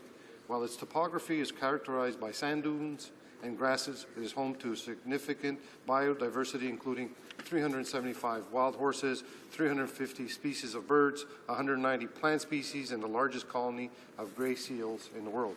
Sable Island is world-renowned, not only for its biodiversity, but also for its shipwrecks. Since 1583, there have been more than 350 recorded shipwrecks on or near the island, earning it the title Graveyard of the Atlantic. Mr. Speaker, given the unique ecosystem found on the island, in 2004, the federal and Nova Scotia governments concluded it would be in the public interest to use a federal protected area designation to achieve conservation objectives for Sable Island. In 2010, a memorandum of an understanding, MOU, was signed to establish a federal protected area on Sable Island. Following the MOU, public consultations were held with the members of the public, as well as the Mi'kmaq of Nova Scotia, to consider whether to establish a national wildlife area under the Canada Wildlife Act or a national park under the Canada National Parks Act. In the end, the consultations recommended that Sable Island be designated a national park. And on October 17, 2011, the governments of Canada and Nova Scotia signed an MOU to establish a national park on Sable Island. Mr. Speaker, the island will be designated as a national park reserve in recognition of the fact that the island is subject to a claim of the Mi'kmaq. The Mi'kmaq and the governments of Nova Scotia and Canada are currently negotiating this claim. The designation as a national park reserve allows the governments to continue these land claim negotiations. Mr. Speaker, conserving Sable Island poses a challenge due to the wealth of resources in and around the island. Sable Island has been the center of oil and gas activities for the last 50 years. Offshore hydrocarbon exploration began in the 1960s. To date, the Canada-Nova Scotia Offshore Petroleum Board has made 23 significant discovery declarations in offshore Nova Scotia, 8 of which have been declared commercial discoveries. From the commercial discoveries, 53 billion cubic meters of natural gas has been produced from Sable Island offshore energy fields. Bill S-15 puts into law an existing prohibition against drilling on Sable Island. Importantly, 5 oil companies that have been granted exploration licenses for on-island drilling have voluntarily agreed to relinquish these rights. Mr. Speaker, let me say clearly, the Liberal Party is strongly in favour of the establishment of Sable Island National Park Reserve. Sable Island must be protected, and in fact, the bill coming out of the Senate had the support of the Liberal Party senators. However, the Liberal Party has concerns with the legislation that we feel are important and should be addressed at the committee stage. The Liberal Party would like to ensure that rigorous environmental protection and safeguards are maintained for this National Park Reserve. As well, we must ensure that any concerns by the Mi'kmaq with regard to the legislation have the opportunity to be addressed. Mr. Speaker, we also have several concerns regarding the extent and oversight of natural resource development that Bill S-15 authorizes, specifically as it permits horizontal drilling underneath the island as well as low-impact exploration activities on the island. And would like to know, what does the government define as low impact and what would be the effect on species at risk? Mr. Speaker, the Liberal Party is in favour of responsible and sustainable resource development. However, we believe that development projects like these must adhere to the most stringent environmental assessments. We must ensure that Sable Island is environmentally protected and does not detrimentally affect the ecosystem. We understand that the economic value that developing the oil and gas resources in and surrounding Sable Island will provide Nova Scotia. However, Sable Island is a particularly sensitive ecosystem and is, and as I've mentioned, home to a wealth of biodiversity as well as many species at risk. And it is important to find the right balance. Mr. Speaker, other concerns include the following. The Act contains changes to the dedication clause as well as changes to land borders in Jasper National Park. Will the exchange of land between Parks Canada and the operators of Marmot Basin have a detrimental impact on species in the area? Mr. Speaker, another concern is regarding Clause 3 and an exception to the application of the Canada National Parks Act with regard to existing leases, easements, and license of occupation and work on Sable Island. Why the allowance of renewal of licenses? How many leases and licenses are currently in place that affect Sable Island? And we have also asked for that list from the Minister's office and hope it will be provided for at committee stage. Mr. Speaker, we'd like to also know, how does Clause 6 correspond with Clause 3 with regard to the extension of leases on Sable Island? In Clause 7, what will be the new mechanism for coordination and cooperation between Parks Canada and the Offshore Petroleum Board? Mr. Speaker, in the amendments to the Canada-Nova Scotia Offshore Petroleum Resources Accord Implementation Act, it states, before deciding whether to issue the authorization, the Board shall consider any advice. Is the Offshore Board not bound to the recommendation of Parks Canada? We'd like to know who's looking after the interests of the environment and Sable Island if the Offshore Board is not bound by the decision. Mr. Speaker, regarding Clause 8, is the Conservative government not concerned with petroleum exploration activities, which might include systemic, geological, or geophysical programs on Sable Island? What other activities might fall under the definition of low-impact petroleum exploration? What work has been undertaken to study the impacts of any programs? Mr. Speaker, Clause 14 amends the designation from utility zone to commercial zone in Yoho National Park of Canada. What changes come with the change of designation? Clause 15, with regard to Jasper National Park, with the exchange of land and the new development, are there any areas of concern with regard to the environment and species at risk in this new area that will be developed? Mr. Speaker, as I stated in the very beginning, the Liberal Party does support the creation of Sable Island National Park Reserve and would not block or even slow down its creation, as it does represent years of work by the governments and stakeholders. In fact, our environmental critic, the member from Etobicoke North, had a conference call with the Canadian Parks and Wilderness Society, which focuses on protecting many important areas of Canada's wilderness, to confirm what aspects they were indeed comfortable with in this bill, and with the knowledge that even if the bill went to committee and amendments would likely not be accepted based on the history of this government, would they be comfortable with this bill? I believe the government does want Sable Island protected, and this bill is an important first step. Mr. Speaker, in closing, I ask that the government does not use this bill as a precedent to allow exploration in other national parks as well. I hope they will allow a number of witnesses to appear before the Standing Committee on the Environment so concerns can be appropriately addressed and, if necessary, amended so that this special National Park Reserve can be established. Thank you, Mr. Speaker. Questions and comments? Question et commentaire. The honourable member for Saanich Gulf Islands. Thank you, Mr. Speaker. I thank my honourable friend for his comments. I've also been canvassing the views of environmental groups that work on park creation, conservation, and there's a lot of concern across the country about the provisions that would continue to allow petroleum exploration-related activities within a national park. Particularly, there should be no regulatory oversight within a national park by a body such as the Canada-Nova Scotia Offshore Petroleum Board, whose mandate by legislation includes expanding oil and gas activities. I'd like to ask my honourable friend what changes we think we can make in committee to ensure the integrity of national parks across Canada. Honourable member for Saint Leonard, Saint Michel. Thank you, Mr. Speaker. I want to thank the member for her question. Obviously, environmental buff, being that she is the leader of the Green Party, so I wouldn't be able to challenge her on some of her statements, but that's why I stated in my speech that our environmental critic has a few things that she'd like to look at committee stage. I know that this bill was looked at the Senate, but that's why we have two houses, so that we can have cursory and a review of what the other houses did. I'm just hoping that this will have a deep review and not just a cursory review, and that we don't just quickly pass it without consultation. Some of the things that are positive, and I feel that we can look at positive light. I said in my speech, and I'm going to quote, is that importantly 5 oil companies that had been granted exploration licenses for on-island drilling have voluntarily agreed to relinquish these rights. So I feel optimistic that the Offshore Petroleum Board will not be granting licenses on Sable Island. Thank you, Mr. Speaker.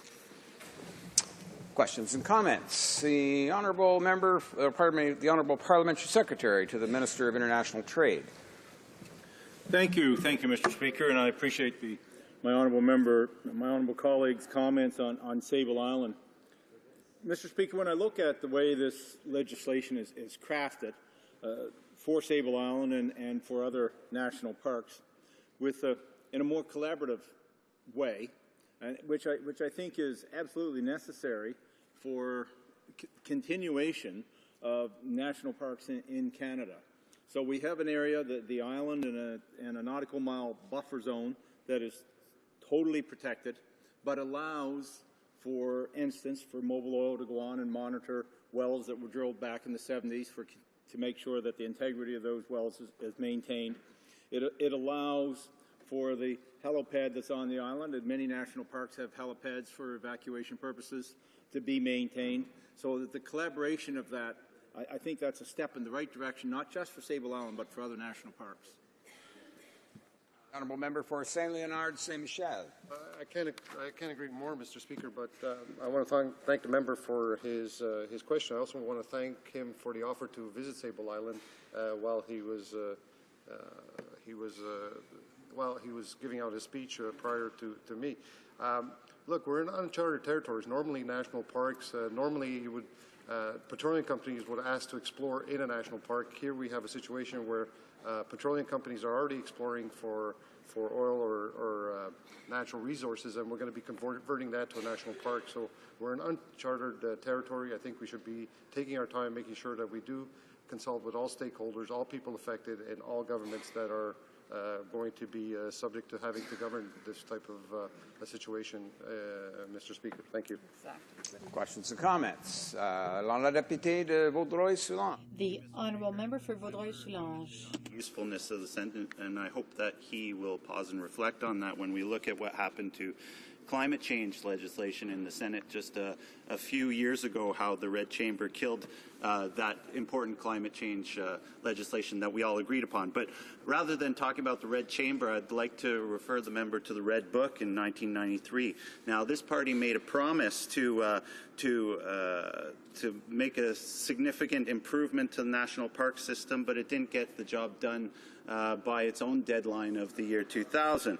So I know he wasn't here at that time. It was Alfonso Gagliano that sat in his place. But does he have any idea why some of the reasons and lessons that can be learned from the failure to get the job done in that 7-year period in the 90s? Well, member for Saint Leonard Saint-Michel. Thank you, Mr. Speaker. I want to thank the member from Vaudreuil-Soulanges for his question.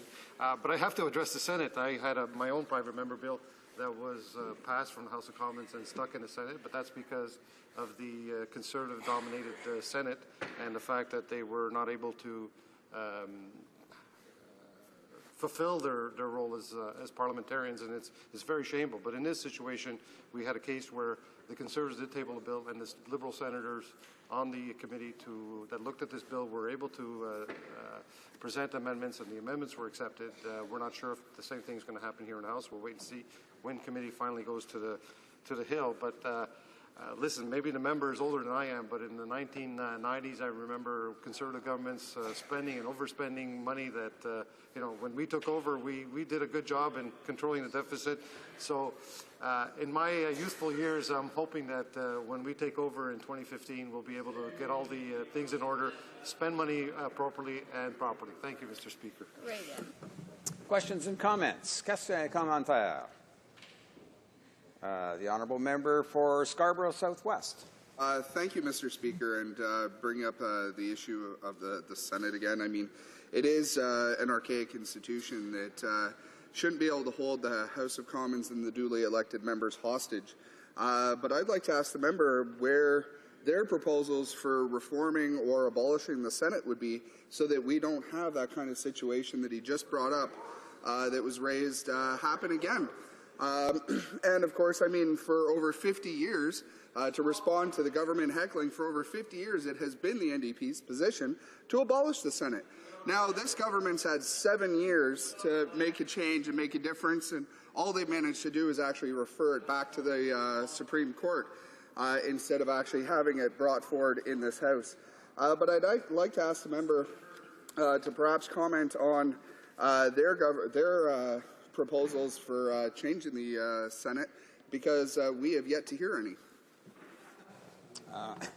I'm not sure that question is really pertinent to the question that's before the House.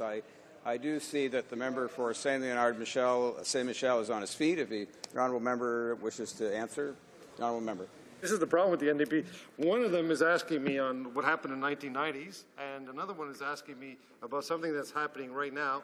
We have a leading scholar that is our democratic reform. The member from Saint Laurent, Cartierville, has untarnished past, untarnished reputation when it comes to making suggestions when it comes to reforming the Senate. The easiest one I can tell you right now, Mr. Speaker, if you look at our caucus, what you do is you appoint competent senators. Thank you, Mr. Speaker. Pardon me. Questions and comments? Questions et commentaires? The honourable député de Vaudreuil. The honourable member for Vaudreuil-Soulanges. The member a second chance to answer a question that I asked him. The member should have a bit of humility, since we know that he replaced Alfonso Gagliano, and I think everyone in this House knows the history of that particular member in this House. But my question was more specifically that the Liberals made a promise in 1993 in their Red Book that they were going to improve the park system by the year 2000. Now, they didn't get that job done, Speaker. And I want the member to reflect and pause and tell us what lessons did the Liberal Party learn from that period of broken promises. Well, member for St. Leonard St. Michel. Yes, thank you, Mr. Speaker. Well, this member, being a representative from Vaudreuil-Soulanges, took over from another previous member named Mr. DiCeppola, and who was a former mayor and passed away recently. And this member obviously can't hold a candle to him by asking questions like that. But I recall during our years between 1993 and 2000, we actually increased converting national parks by 50% and actually increased the budget to our national parks by 25%. So I'm not sure where this member is getting his facts, but he should probably look at it, the history books and look at the previous budgets this government tabled under the Liberal Party. Thank you, Mr. Speaker. Okay, we're resuming debate. I'll just let the Honourable Parliamentary Secretary to the Minister of the Environment know that we only have a couple of minutes left in the time allowed for government orders for this afternoon. So we'll allow her to get started, but be assured that she'll have the remaining time available when the House next resumes debate. But we have about 2 minutes. The Honourable Member, the Honourable Parliamentary Secretary to the Minister of the Environment. Mr. Speaker, in the short time that I have today, I will emphasize what I think all of us have been saying across debate in this House, is that this is an important piece of legislation because it protects a very ecologically sensitive part of our country, and one that is almost iconic, not just in the local area but across the country. Sable Island is an island that really captures the hearts and minds of Canadians, and certainly from talking to colleagues from all parties who represent areas in the region, it just strikes a heart chord with everybody who lives in that area. So this is why we have to protect this area. It's so important, and I do want to thank my colleagues opposite who asked very thoughtful questions today and who have expressed a desire to bring this into committee and make sure that we have a rigorous, intense study of this to ensure that we get this legislation right, Mr. Speaker. But that said, very quickly before I close today, I must take umbrage to the member from Sandwich Gulf Islands' comments that somehow this bill should be abandoned because it allows for oil exploration on the island. That's just it's not the case. The whole point of this bill is to protect the area from that type of exploration in an area which is natural resource extractive intensive right now. The point of this legislation is to protect this island, its heritage, for years to come. I'm certainly very optimistic that colleagues in this House can work together to make sure that this piece of legislation passes. The Nova Scotia government has done an excellent job in getting this through. Industry has done an excellent job in working to make sure that this principle is protected. This is something that we owe in this place the residents of the area the same level of diligence, and certainly all Canadians. We should pass this bill because it is important to protect Sable Island. I agree. The Honourable Parliamentary Secretary will have 18 minutes remaining when the House next resumes debate on the question, and of course the usual 10 minutes for questions and comments. And now order. Now it being 1:30 p.m., the House will proceed to the consideration of private members' business as listed on today's order paper. Orders of the day. Affaires émanant des députés, private members' business. Consideration at report stage of Bill C-444, an act to amend the criminal code, personating peace officer or public officer, standing in the name of Mr. Dreeshen. There being no motions at report stage, the House will now proceed without debate to the putting of the question on the motion to concur in the bill at report stage. Mr. Dreeshen, seconded by Mr. Hayes, moves that Bill C-444, an act to amend the criminal code personating peace officer or public officer, be concurred in at report stage. Is it the pleasure of the House to adopt the motion? Yes? Agreed? Carried. And when shall the bill be read a third time? Now.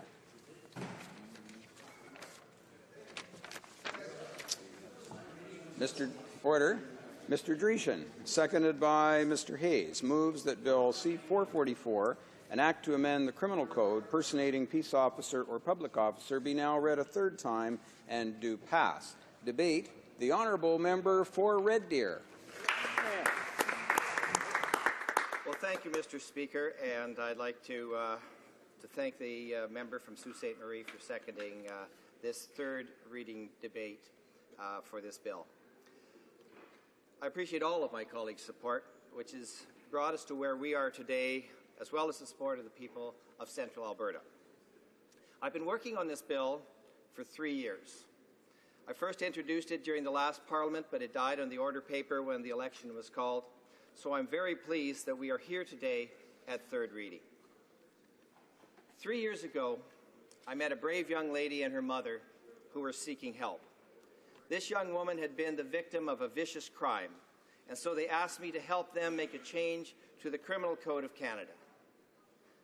They understood that a bill in Parliament would have no effect on the criminal proceedings that they were involved in, yet they expressed their desire to help others who might find themselves in this same situation. I admire people who fight for and support changes to the criminal code, knowing full well they cannot make a difference in their situation, but will help others down the road. They seek positive change for a greater good. This was evident to my colleagues on the Justice and Human Rights Committee when my constituents appeared as witnesses and recounted this horrendous ordeal. In addition to the support of my colleagues, I would also like to specifically thank the Minister of Justice, his staff, and his department for the support that they have extended to me for my proposed amendment. I'm also no less grateful for the support that I've received from serving and retired police officers, including our Conservative Law Enforcement Caucus. Thousands of officers enforce Canadian criminal law every day, putting their lives on the line to do so. And for our men and women in uniform, there may be times when some are reluctant to express judgment on proposed legislation because their job is to enforce, not to legislate. But in this case, I must say that I'm grateful for the positive feedback that I've received from police officers. They understand that my amendment does not seek to effect enforcement of Section 130 of the Criminal Code. It is a sentencing provision.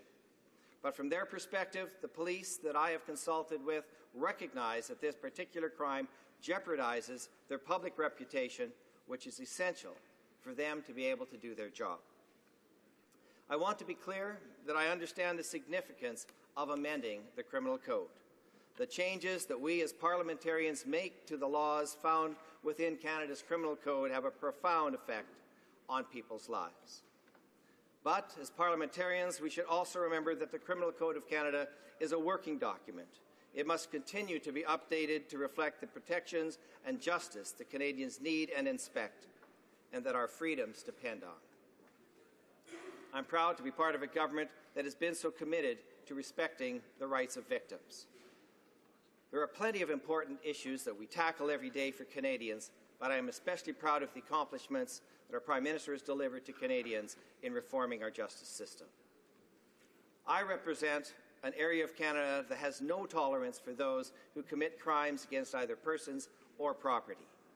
The citizens that I represent support a tough justice system that includes incarceration to punish criminals and to protect law-abiding Canadians. When an offender personates a police officer as a cover to commit another crime, this is a severe instance of personating an officer, and it can have serious and long-lasting effects on a victim. Victims must be assured that there will be consequences for criminals who have hurt them. The sentence for this kind of malicious deceit must denounce this unlawful conduct and also reflect the significant impact that the crime has on victims' lives. And it's not only the victim that this crime affects. It can affect an entire community, even to the extent that people are fearful of real police. We've seen recent media reports from Calgary of a vehicle trying to pull people over with flashing red and blue emergency lights on its dashboard. This is an ongoing mystery in Calgary, as there have been a number of reports of this happening over the past few years, but no arrests have yet been made. The Calgary Police have issued numerous warnings to motorists to use caution if they are unsure of the authenticity of a police car. The Calgary Sun recently reported on April 25th that Staff Sergeant Guy Baker said that the police are concerned about public paranoia and a loss of trust in police if the culprits aren't caught. He was quoted as saying, "We want to maintain the respect of the community and don't want the public unduly harassed," end quote. This is a crime that can have grave consequences for an entire community and the police that try to protect it. Therefore, sentences that are handed down for Section 130 offences should reflect the seriousness of the crime. Bill C-444 has one basic objective: to make personating a peace officer or public officer in the commission of another offence an aggravating circumstance that would be part of the consideration for sentencing purposes. It would add one clause to the Criminal Code following Section 130 to say that if a person is convicted of an offence under Section 130, the court imposing the sentence on the person shall consider as an aggravating circumstance the fact that the accused personated a peace officer or a public officer, as the case may be, for the purpose of facilitating the commission of another offence. When we look at some of the aggravating circumstances that currently exist in the Code, there's a common denominator among them: the vulnerability of the victims. Crimes against children, crimes against the elderly, crimes involving firearms, or crimes that abuse the position of trust or authority in relation to the victim. These are all circumstances that Parliament has required judges to consider when sentencing. They are legislated as aggravating circumstances because offenders have taken advantage of the vulnerable position that the victims are in. And when citizens see a police uniform, they naturally trust the authority that comes with it. When confronted by someone who looks like a police officer, people will rationally do what they have been taught to do. They will stop and follow instructions. Personating an officer is a serious breach of the public's trust, and it has the same effect as using a weapon. It forces the victim to submit. If they are under the control of someone pretending to be an officer, they will ultimately lose any opportunity they might otherwise have to protect themselves.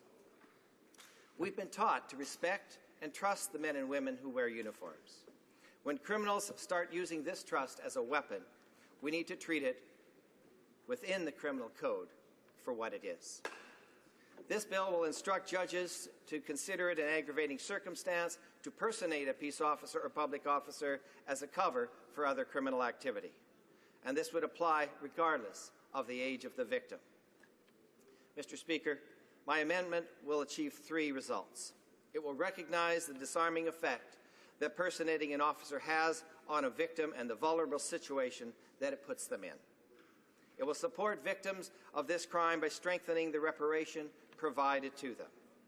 And it will preserve the trust that Canadians have in peace officers and public officers. Within the maximum sentence for personating an officer, the appropriateness of a sentence would still rest with the sentencing court. But it's up to us as legislators to establish sentencing provisions in the criminal code. Judges have made the discretion to consider, or have the discretion to consider, any factors that they feel may have constituted aggression on the part of an offender. But there are also some circumstances that judges are explicitly required to consider when sentencing. They are in the code because Parliament has said that they should always be taken into consideration by a judge. As I've mentioned, one of the aggravating circumstances that is prescribed in the code is that of an abuse of a position of trust or authority in relation to a victim. This would apply in situations where an offender has an existing relationship with a victim, such as a teacher or as a coach or as a bona fide police officer. However, those who assume a position through deceit do not fall into this category. Offenders who personate officers have not abused a position of authority, for they do not have that position to begin with. Aggravating circumstances in the code acknowledge the particularly forceful or dangerous way in which some offenders commit their crimes. Therefore, personating an officer to commit a crime is certainly an aggressive action on the part of an offender, similar to existing aggravating circumstances, and should be recognized in the code as such.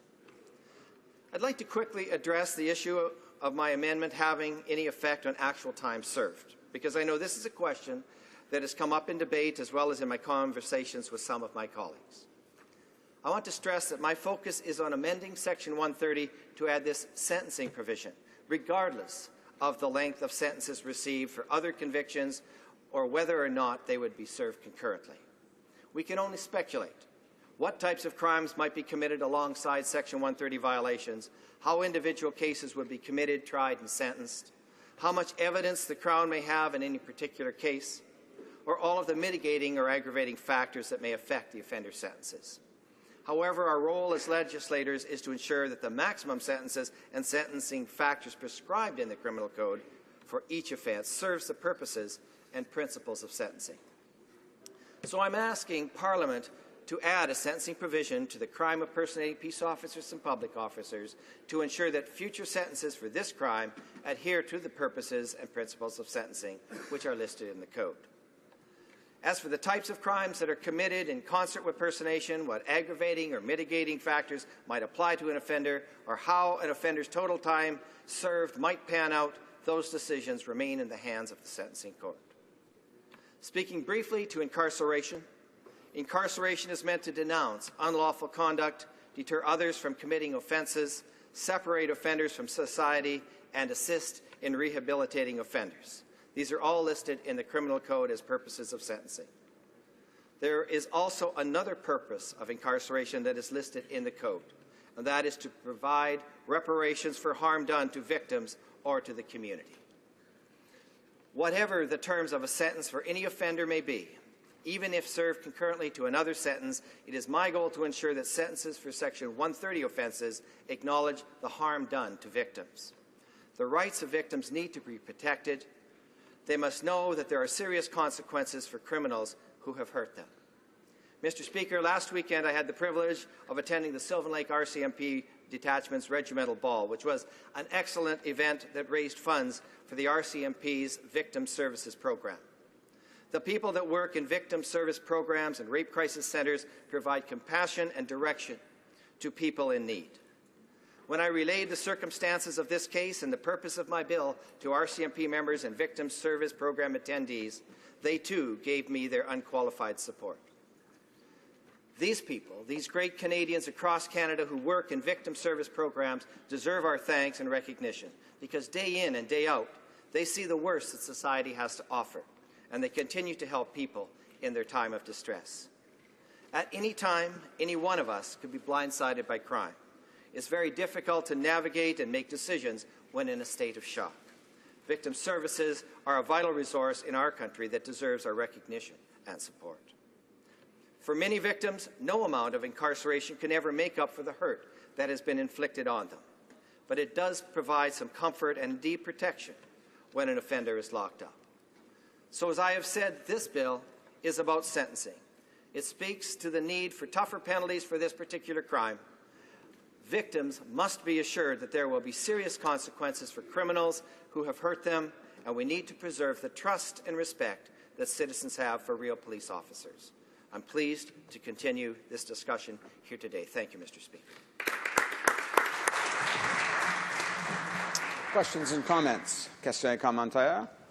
Alors, la députée de Vaudreuil. The honourable member for Vaudreuil-Soulanges. A minimum mandatory sentencing, and this was one of the things that allowed us to support this bill. And Speaker, this bill is a model of logical and balanced approach to justice that we can stand behind and support.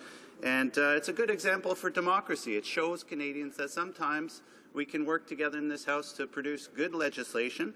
And does this member realize that if they continue on this way of working, that perhaps we can pass other pieces of legislation if they do it in a reasonable and mannered approach, listening to opposition comments and working together rather than an adversarial approach?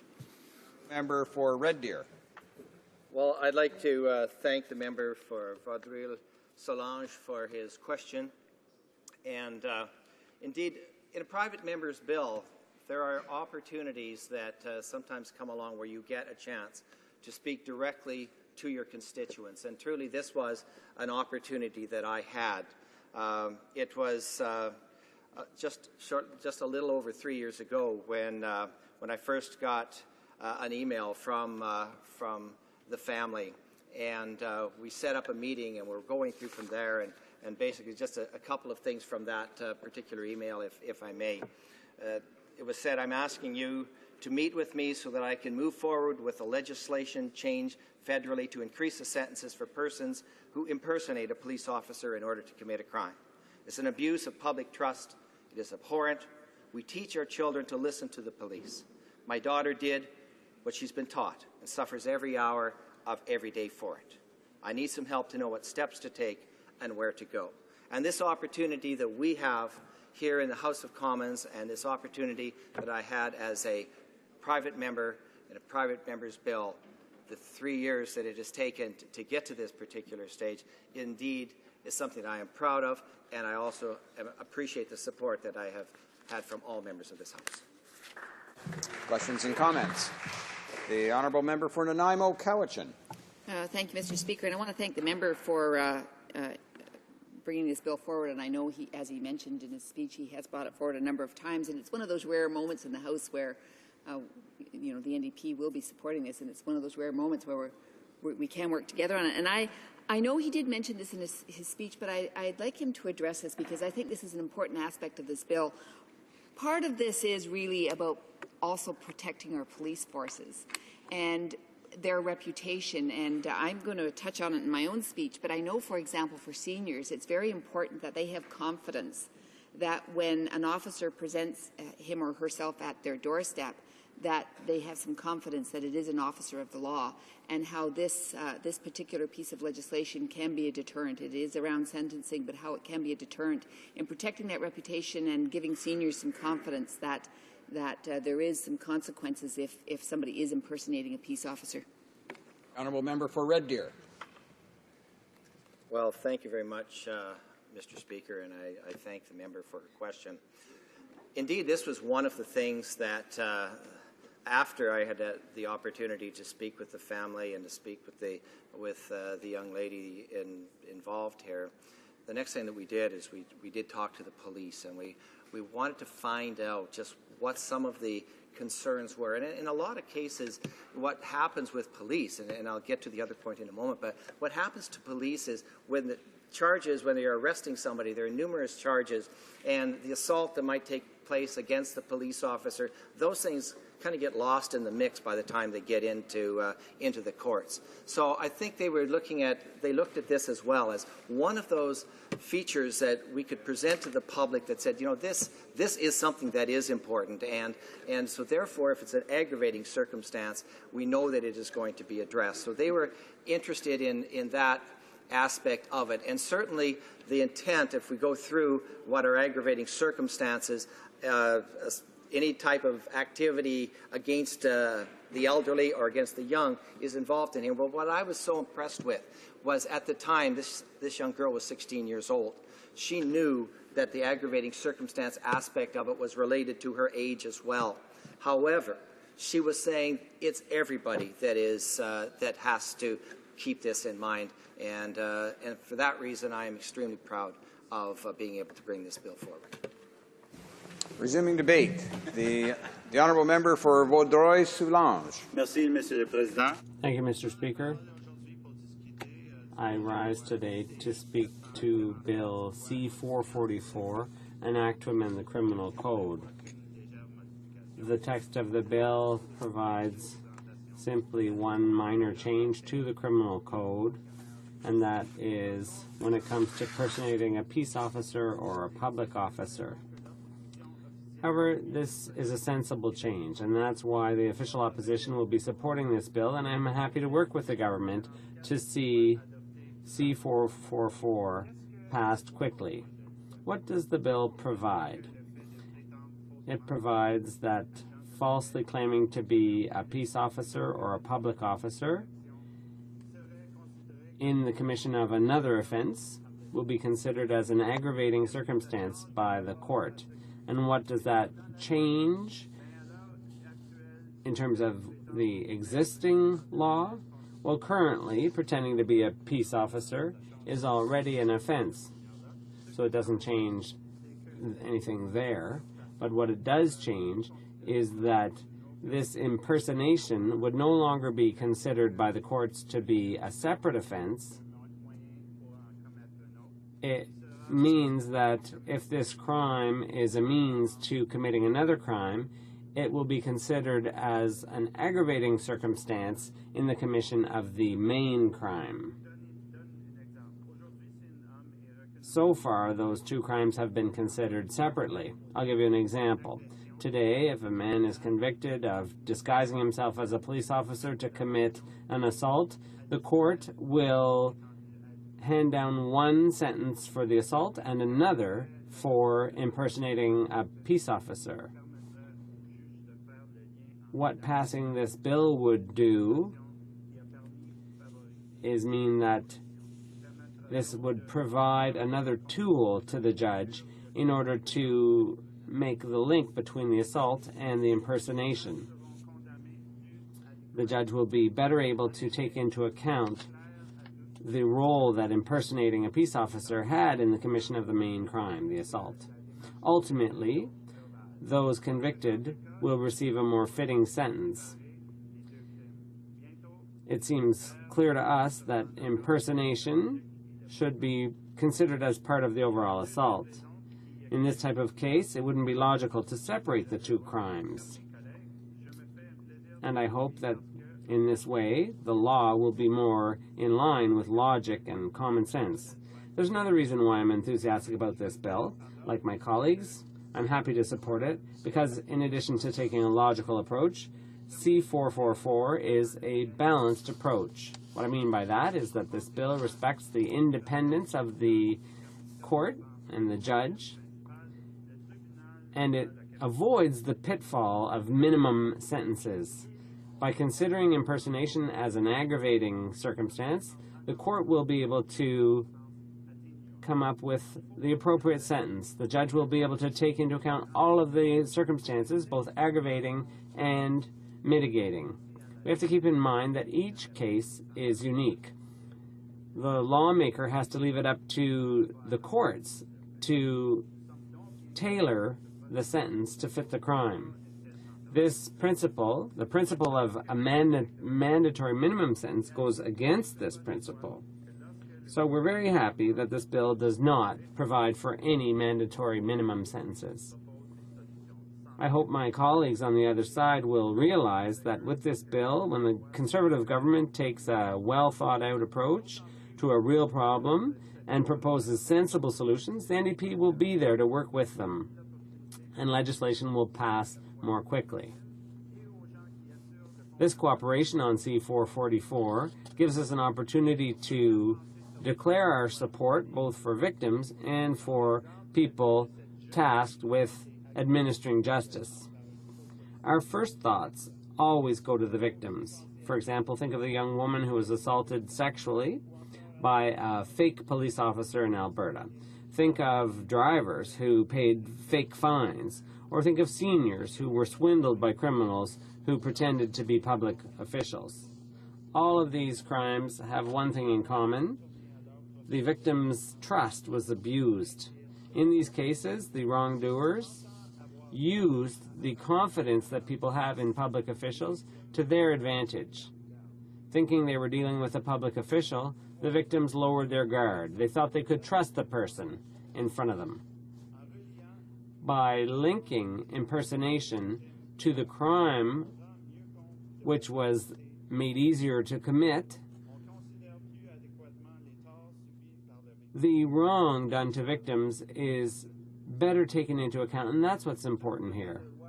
Mr. Speaker, this bill is more sensitive to the circumstances of the assault because it makes it easier to put oneself in the victim's place and to better understand what they went through. The victim is better respected because the criminal is better punished. Bill C444 will also make it better to protect the integrity of our most fundamental institutions. When people see someone in a uniform, a police uniform, they tend to trust that person. So falsely claiming to be a peace officer is a serious violation of the public trust. This type of misrepresentation also has an adverse impact on our institutions who need the public's trust in order to function properly. We will not accept Canadians losing confidence in our institutions because of a handful of criminals by disguising themselves as police officers or public officials in order to commit their crimes. These criminals attack our very institutions. They tarnish the image of public officials.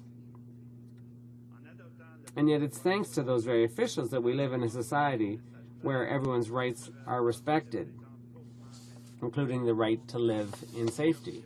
By passing C-444, we will be sending a clear message to those who would be tempted to impersonate police officers or public officials in order to commit crimes. We'll be saying, if you do that, you'll be punished. The court will take into account what you've done and how you did it, and your sentence will be stiffer as a result. Deterring criminals from committing these crimes is still the best way of protecting Canadians. Deterrence is the best approach.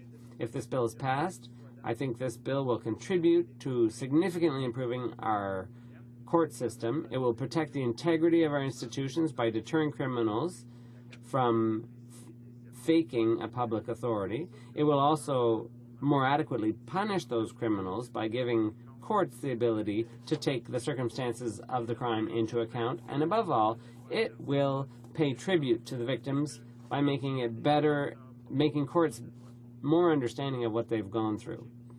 I hope that C-444 will serve as an example to show the Conservatives that when they come up with legislation that's logical and balanced, without any mandatory minimum sentences, we can work together and cooperate. This cooperation will enable legislation to move more rapidly, and this will be of benefit to Canadians. I'd like to conclude, Mr. Speaker, by talking about something that the member for Red Deer mentioned. He started his speech by saying that he came from a riding that didn't tolerate crime. Well, I sincerely hope that the member wasn't implying that there are ridings in Canada that tolerate crime, that do tolerate it, because we all know here in every riding our constituents do not tolerate crime.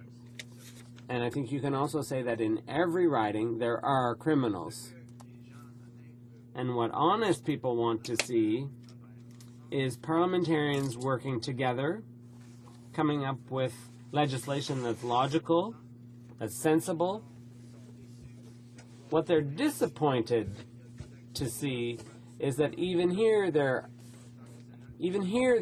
are activities, for example at the Senate, criminal activities occurring right here in our very hallowed institutions. So we need to show Canadians that there is no riding in this country that tolerates crime. That's certainly the case for Vaudreuil-Soulanges.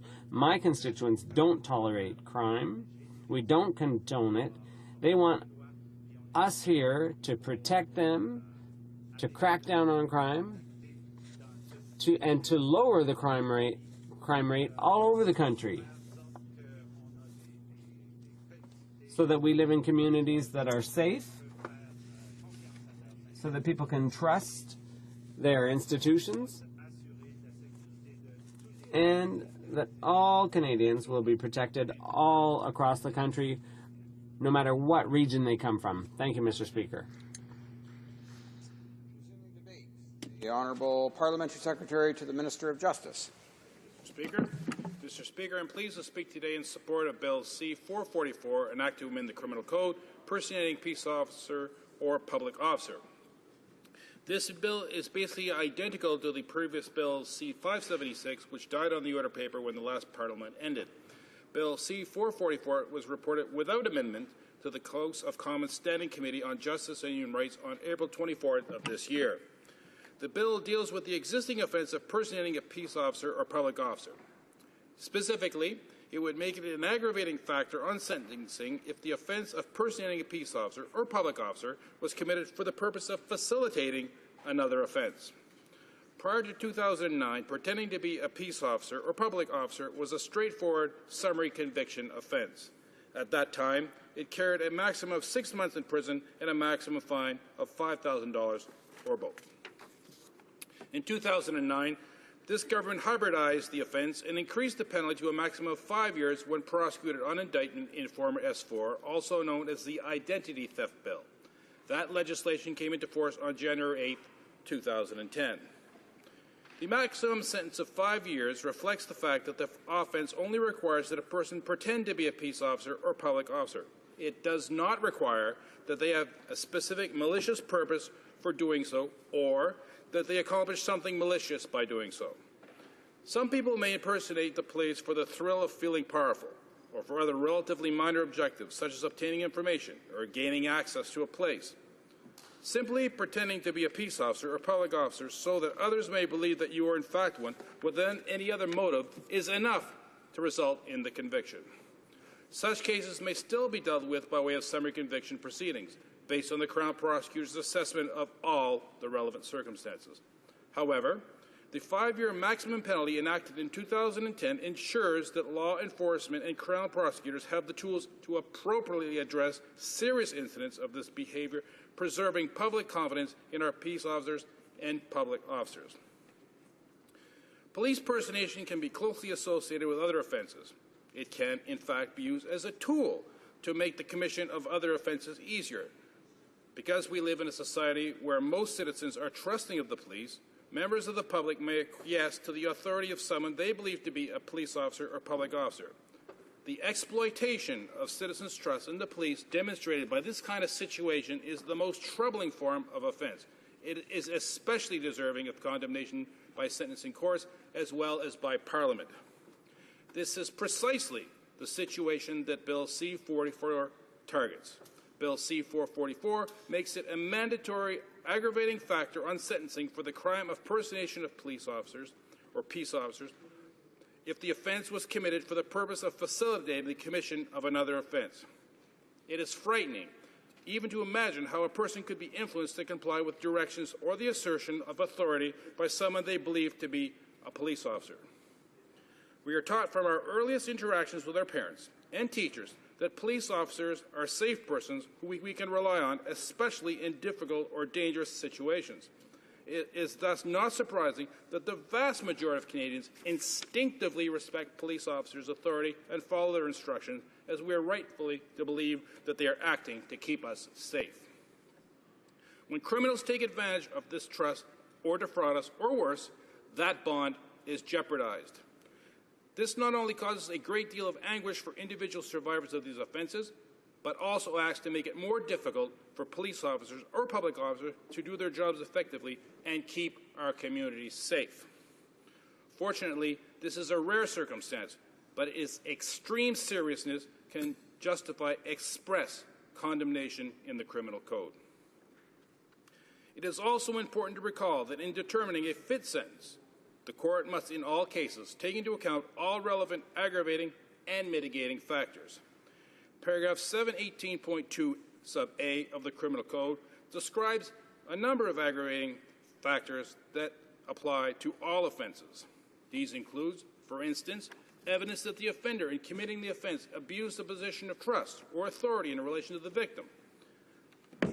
But in addition to these factors, which are specifically listed, the sentencing court always retains the discretion to determine if additional circumstances revealed by the evidence are aggravating or mitigating factors that should affect the sentence. So it is already the case in our law that a sentencing judge can take into account the aggravating nature of this form of police personation. What Bill C-444 does is essentially codify this practice in the context of the criminal law. Bill C-444 merits support because it addresses a truly horrific form of criminality which has so many negative consequences on the public at large, on the ability of the police to carry out their functions, and especially on any individuals whose trust in public institutions and authorities was used against them to facilitate their victimization. There have been a number of incidents of this form of conduct reported in the papers in the last few years. Indeed, just this past April, it appeared that at least 2 more incidents of persons personating peace officers have occurred in Calgary, There are recent media reports that a man driving a silver sedan with unauthorized red and blue lights pulled over two vehicles, scaring the innocent drivers. Fortunately, the victims realized that something was not right about the imposter and got in contact with the real authorities to report the situation. Luckily, nobody was harmed, but this act has surely shaken Canadians' trust in their belief in who is or is not a police officer.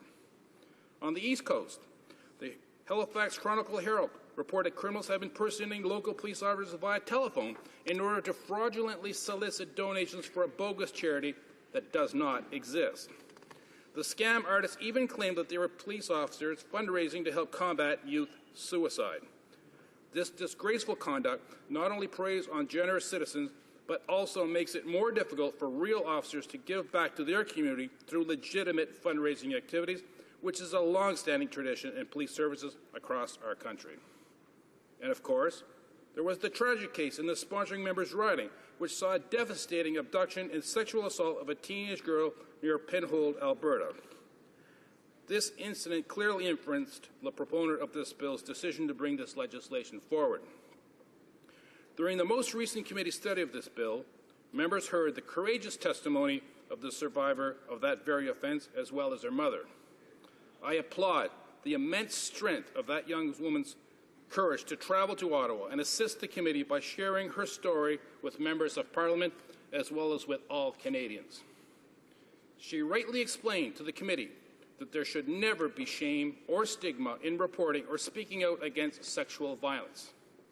By passing this bill, we will send a clear message that the courts must give serious weight during sentencing to the enduring harm that is caused when criminals personate police officers or public officers for the purpose of committing other criminal acts, including sexual assault and kidnapping.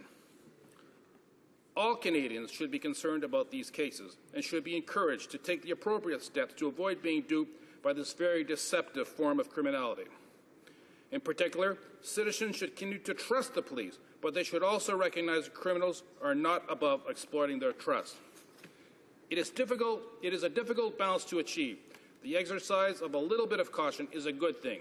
It is reasonable to see the badge of someone who appears to be a police officer, especially if you're being requested to go with them, allow them to enter into your premises, or if they appear to be soliciting for donations. This kind of verification process must be done respectfully and cautiously. If an imposter flees when asked for identification, immediately call 911, report the incident, and attempt to provide an accurate description of the person and any associated vehicle while the encounter is still fresh in your memory. We as parliamentarians can help educate and inform Canadians about these risks, which many may in fact be unaware of. In terms of Bill C-444, we can also vote to support this legislation and express our unified condemnation of those who would use our best natures as citizens against us. I hope all members will join me in supporting this worthwhile legislation. Thank you, Mr. Speaker. Resuming debate, l'honorable député de Louis. The honourable member for Louis Hébert. Thank you, Mr. Speaker. It is my pleasure to rise today in this House to speak to Bill C-444. I would like to begin by a quote from Anne Frank. She said this: "The important thing to remember is that one should never wait a single minute to start to change the world." And I think that this should resonate with the member because he has spent 3 years of hard work trying to get this bill adopted. Because this is a new version of a bill that died on the order paper, unfortunately. But that's life. I would like to commend the member for Red Deer because he resisted the temptation to suggest a minimum sentence. Instead, he took a different approach by considering personation or misrepresentation as an aggravating factor of the crime committed, and therefore that has an impact on the sentence imposed. That is a very wise and judicious approach. It is an approach that respects the independence of the judicial authority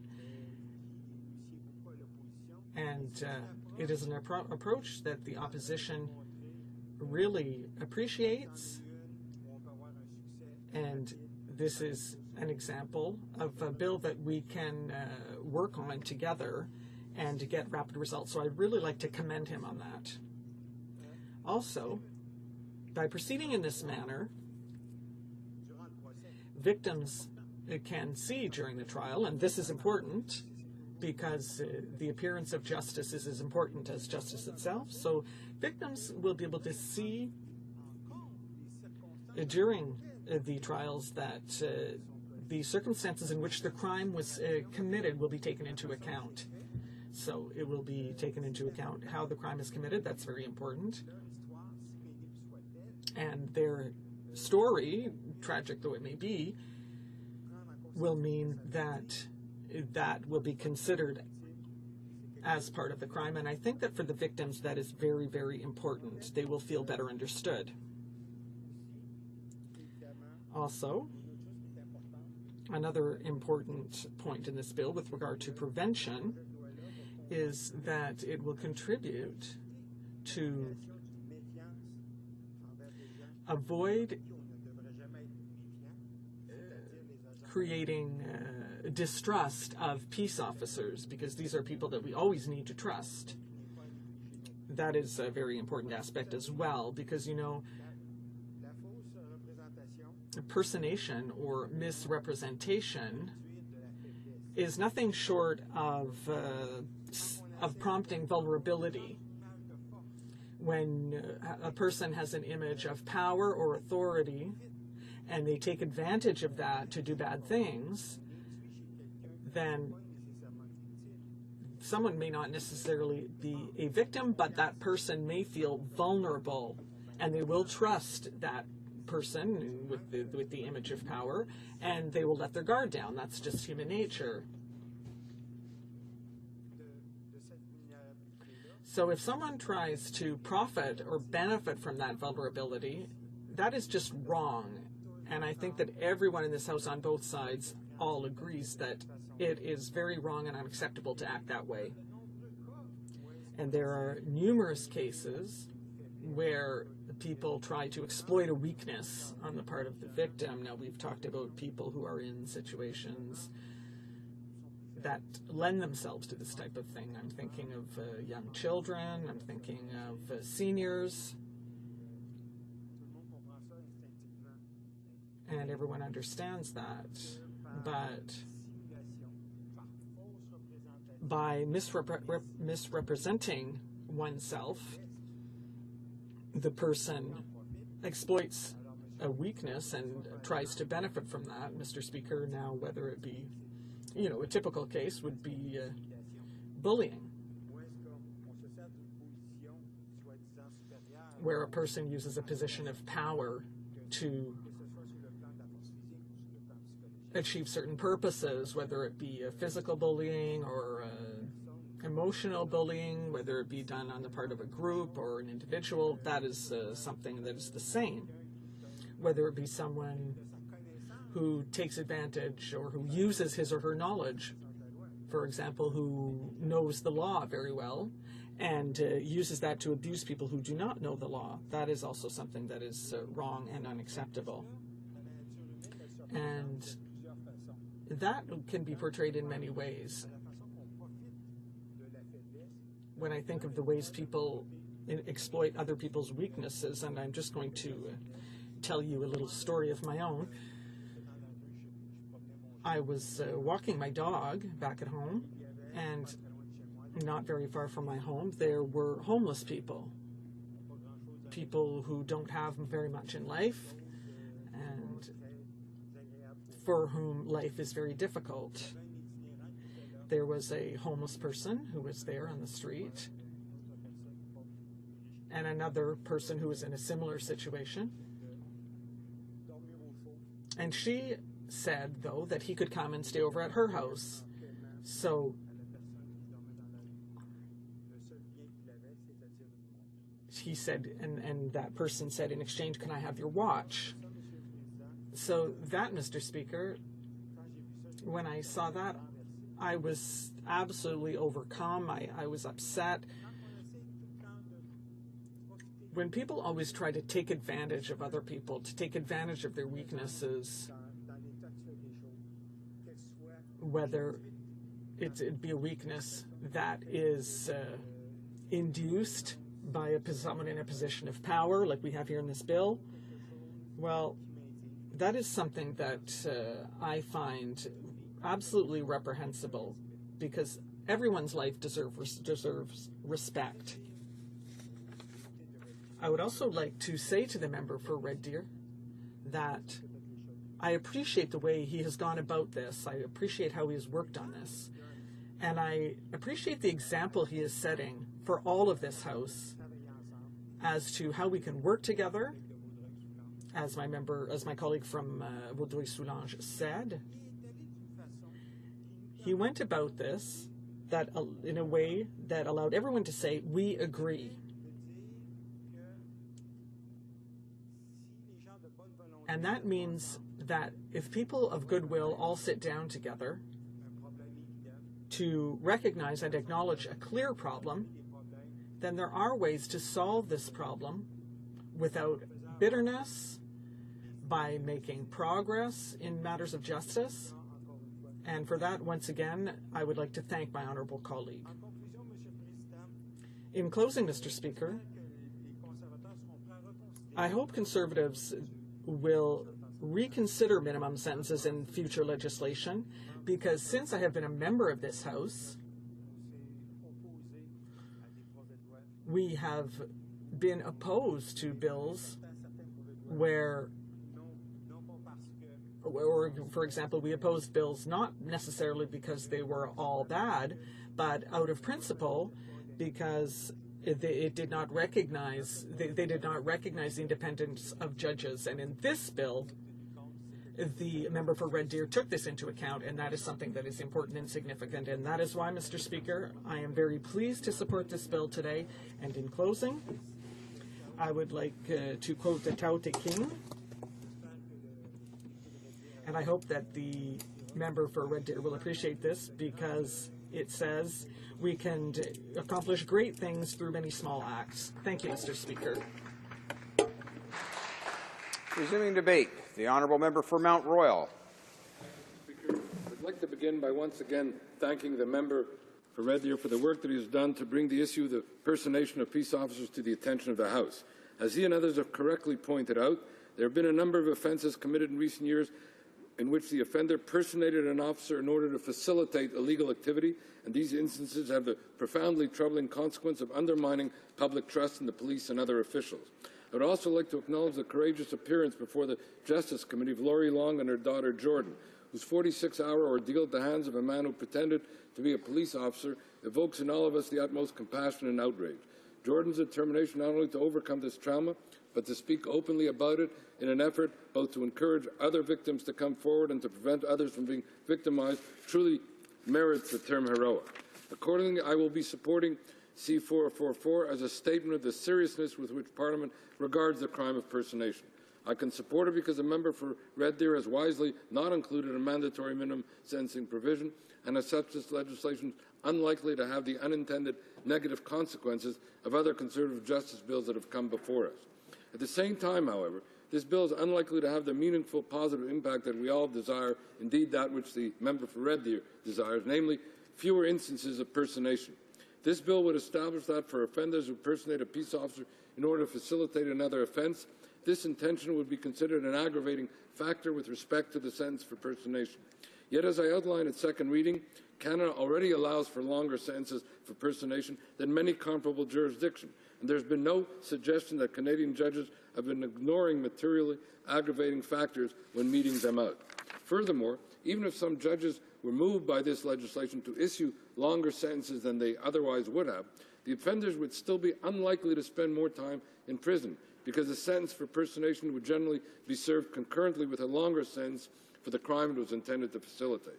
Indeed, Mr. Speaker, while the member for Red Deer outlined at committee certain exceptional hypothetical scenarios in which his bill could conceivably impact on the length of a prison term, these scenarios constitute exceptions that prove the rule, which is that this bill will have less of the impact than the member for Red Deer would himself wish on sentencing and prison terms. And finally, even if this bill were to cause certain offenders, in rare cases, to spend more time in prison, it has been well established that longer prison terms do not result in less crime. As such, the goal of reducing the occurrence of personation would not be furthered in any event. As I suggested at second reading, preventive measures such as restricting the availability of authentic-looking police attire and equipment would do more to protect Canadians than this somewhat less than consequential amendment on the matter of sentencing guidelines might do.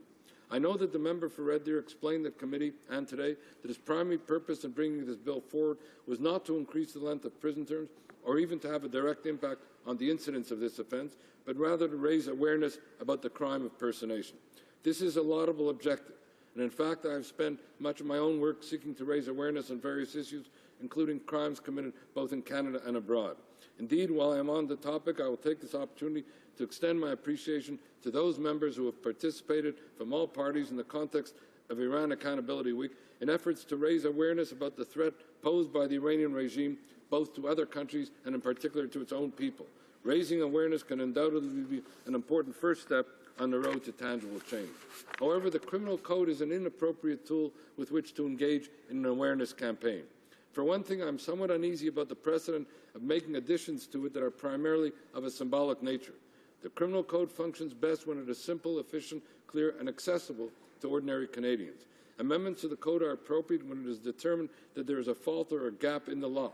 But if we make a habit or a practice of amending it simply for the purpose of signaling concern, however valid a given concern might be, and again I applaud the member for Red Deer in his expression of concerns, we risk unnecessarily complicating a document that is already dense and complex, not to mention risking unforeseen and undesired consequences of unforeseeable cases.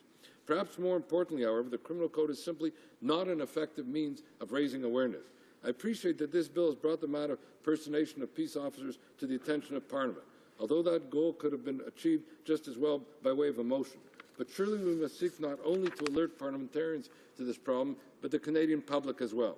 To that end, adding an aggravating sentencing factor to the criminal code, especially one unlikely to have real consequential effect, may achieve little as very few Canadians are conversant in the sentencing guidelines of Section 130. Indeed, the government itself has acknowledged on several occasions that amending the code does not on its own raise awareness. Last fall, for example, Parliament unanimously passed Bill C-36, which, similarly to the bill before us, added an aggravating sentencing factor, this one designed to increase penalties for those who target seniors.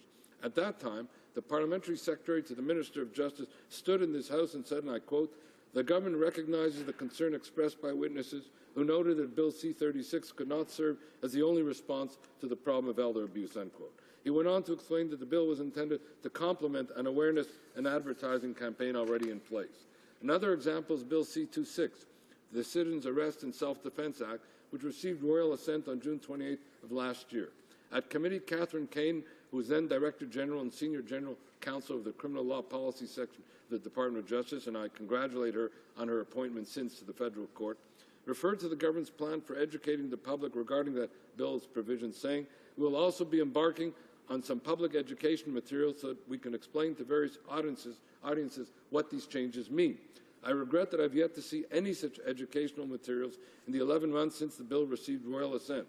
And I might add parenthetically that while a backgrounder published by the Department of Justice in conjunction with the coming into force of the legislation on March 11th of this year speaks of 2 guides on the department's website, what you need to know about making a citizen arrest, and a technical guide to self-defense and defense of property reforms, the links to both are broken.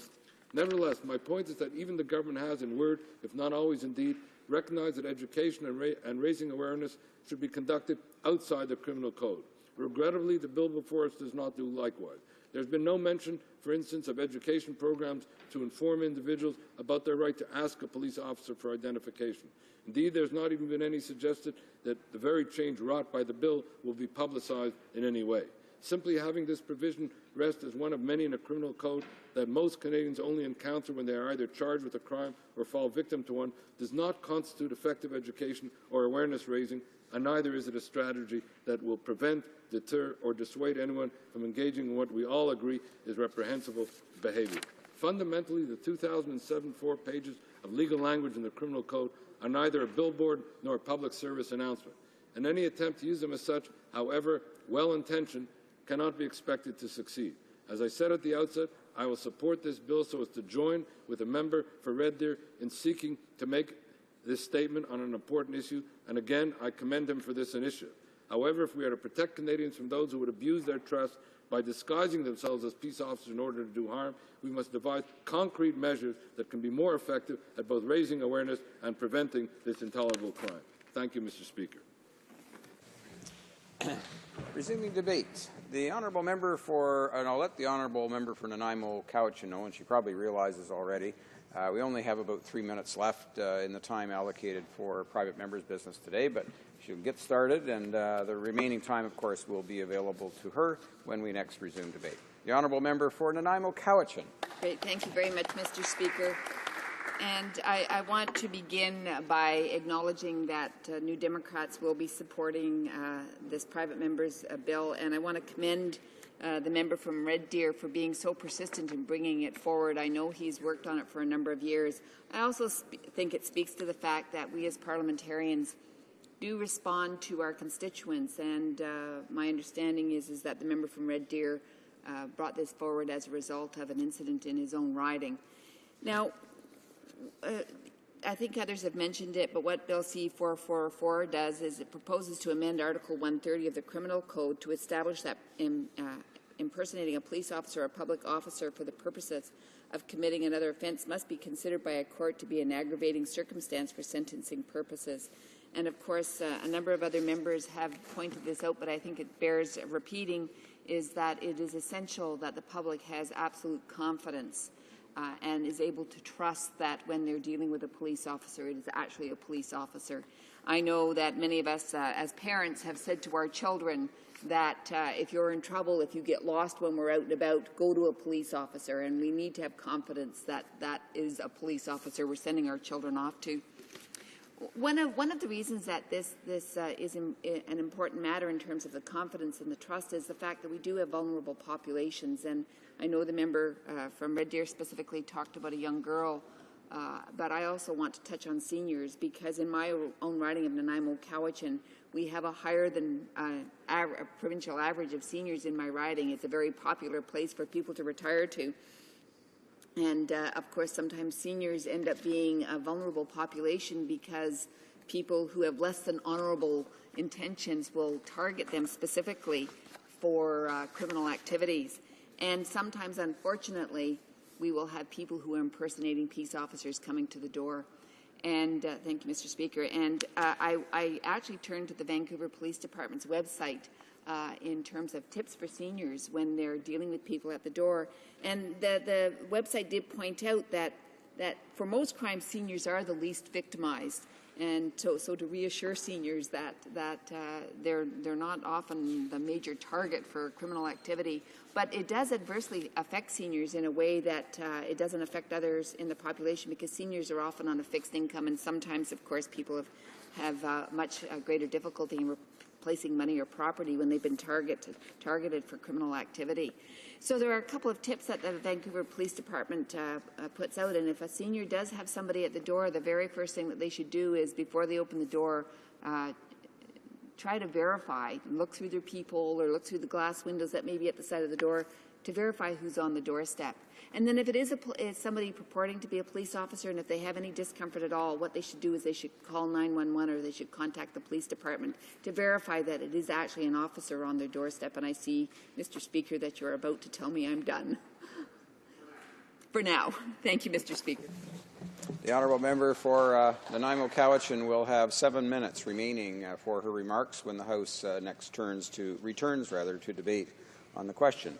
The time provided for the consideration of private members' business has now expired, and the order is dropped to the bottom of the order of precedence on the order paper. And now, since it's 2:30, the House stands adjourned until next Monday at 11 a.m., pursuant to Standing Order 24-1. Thank you.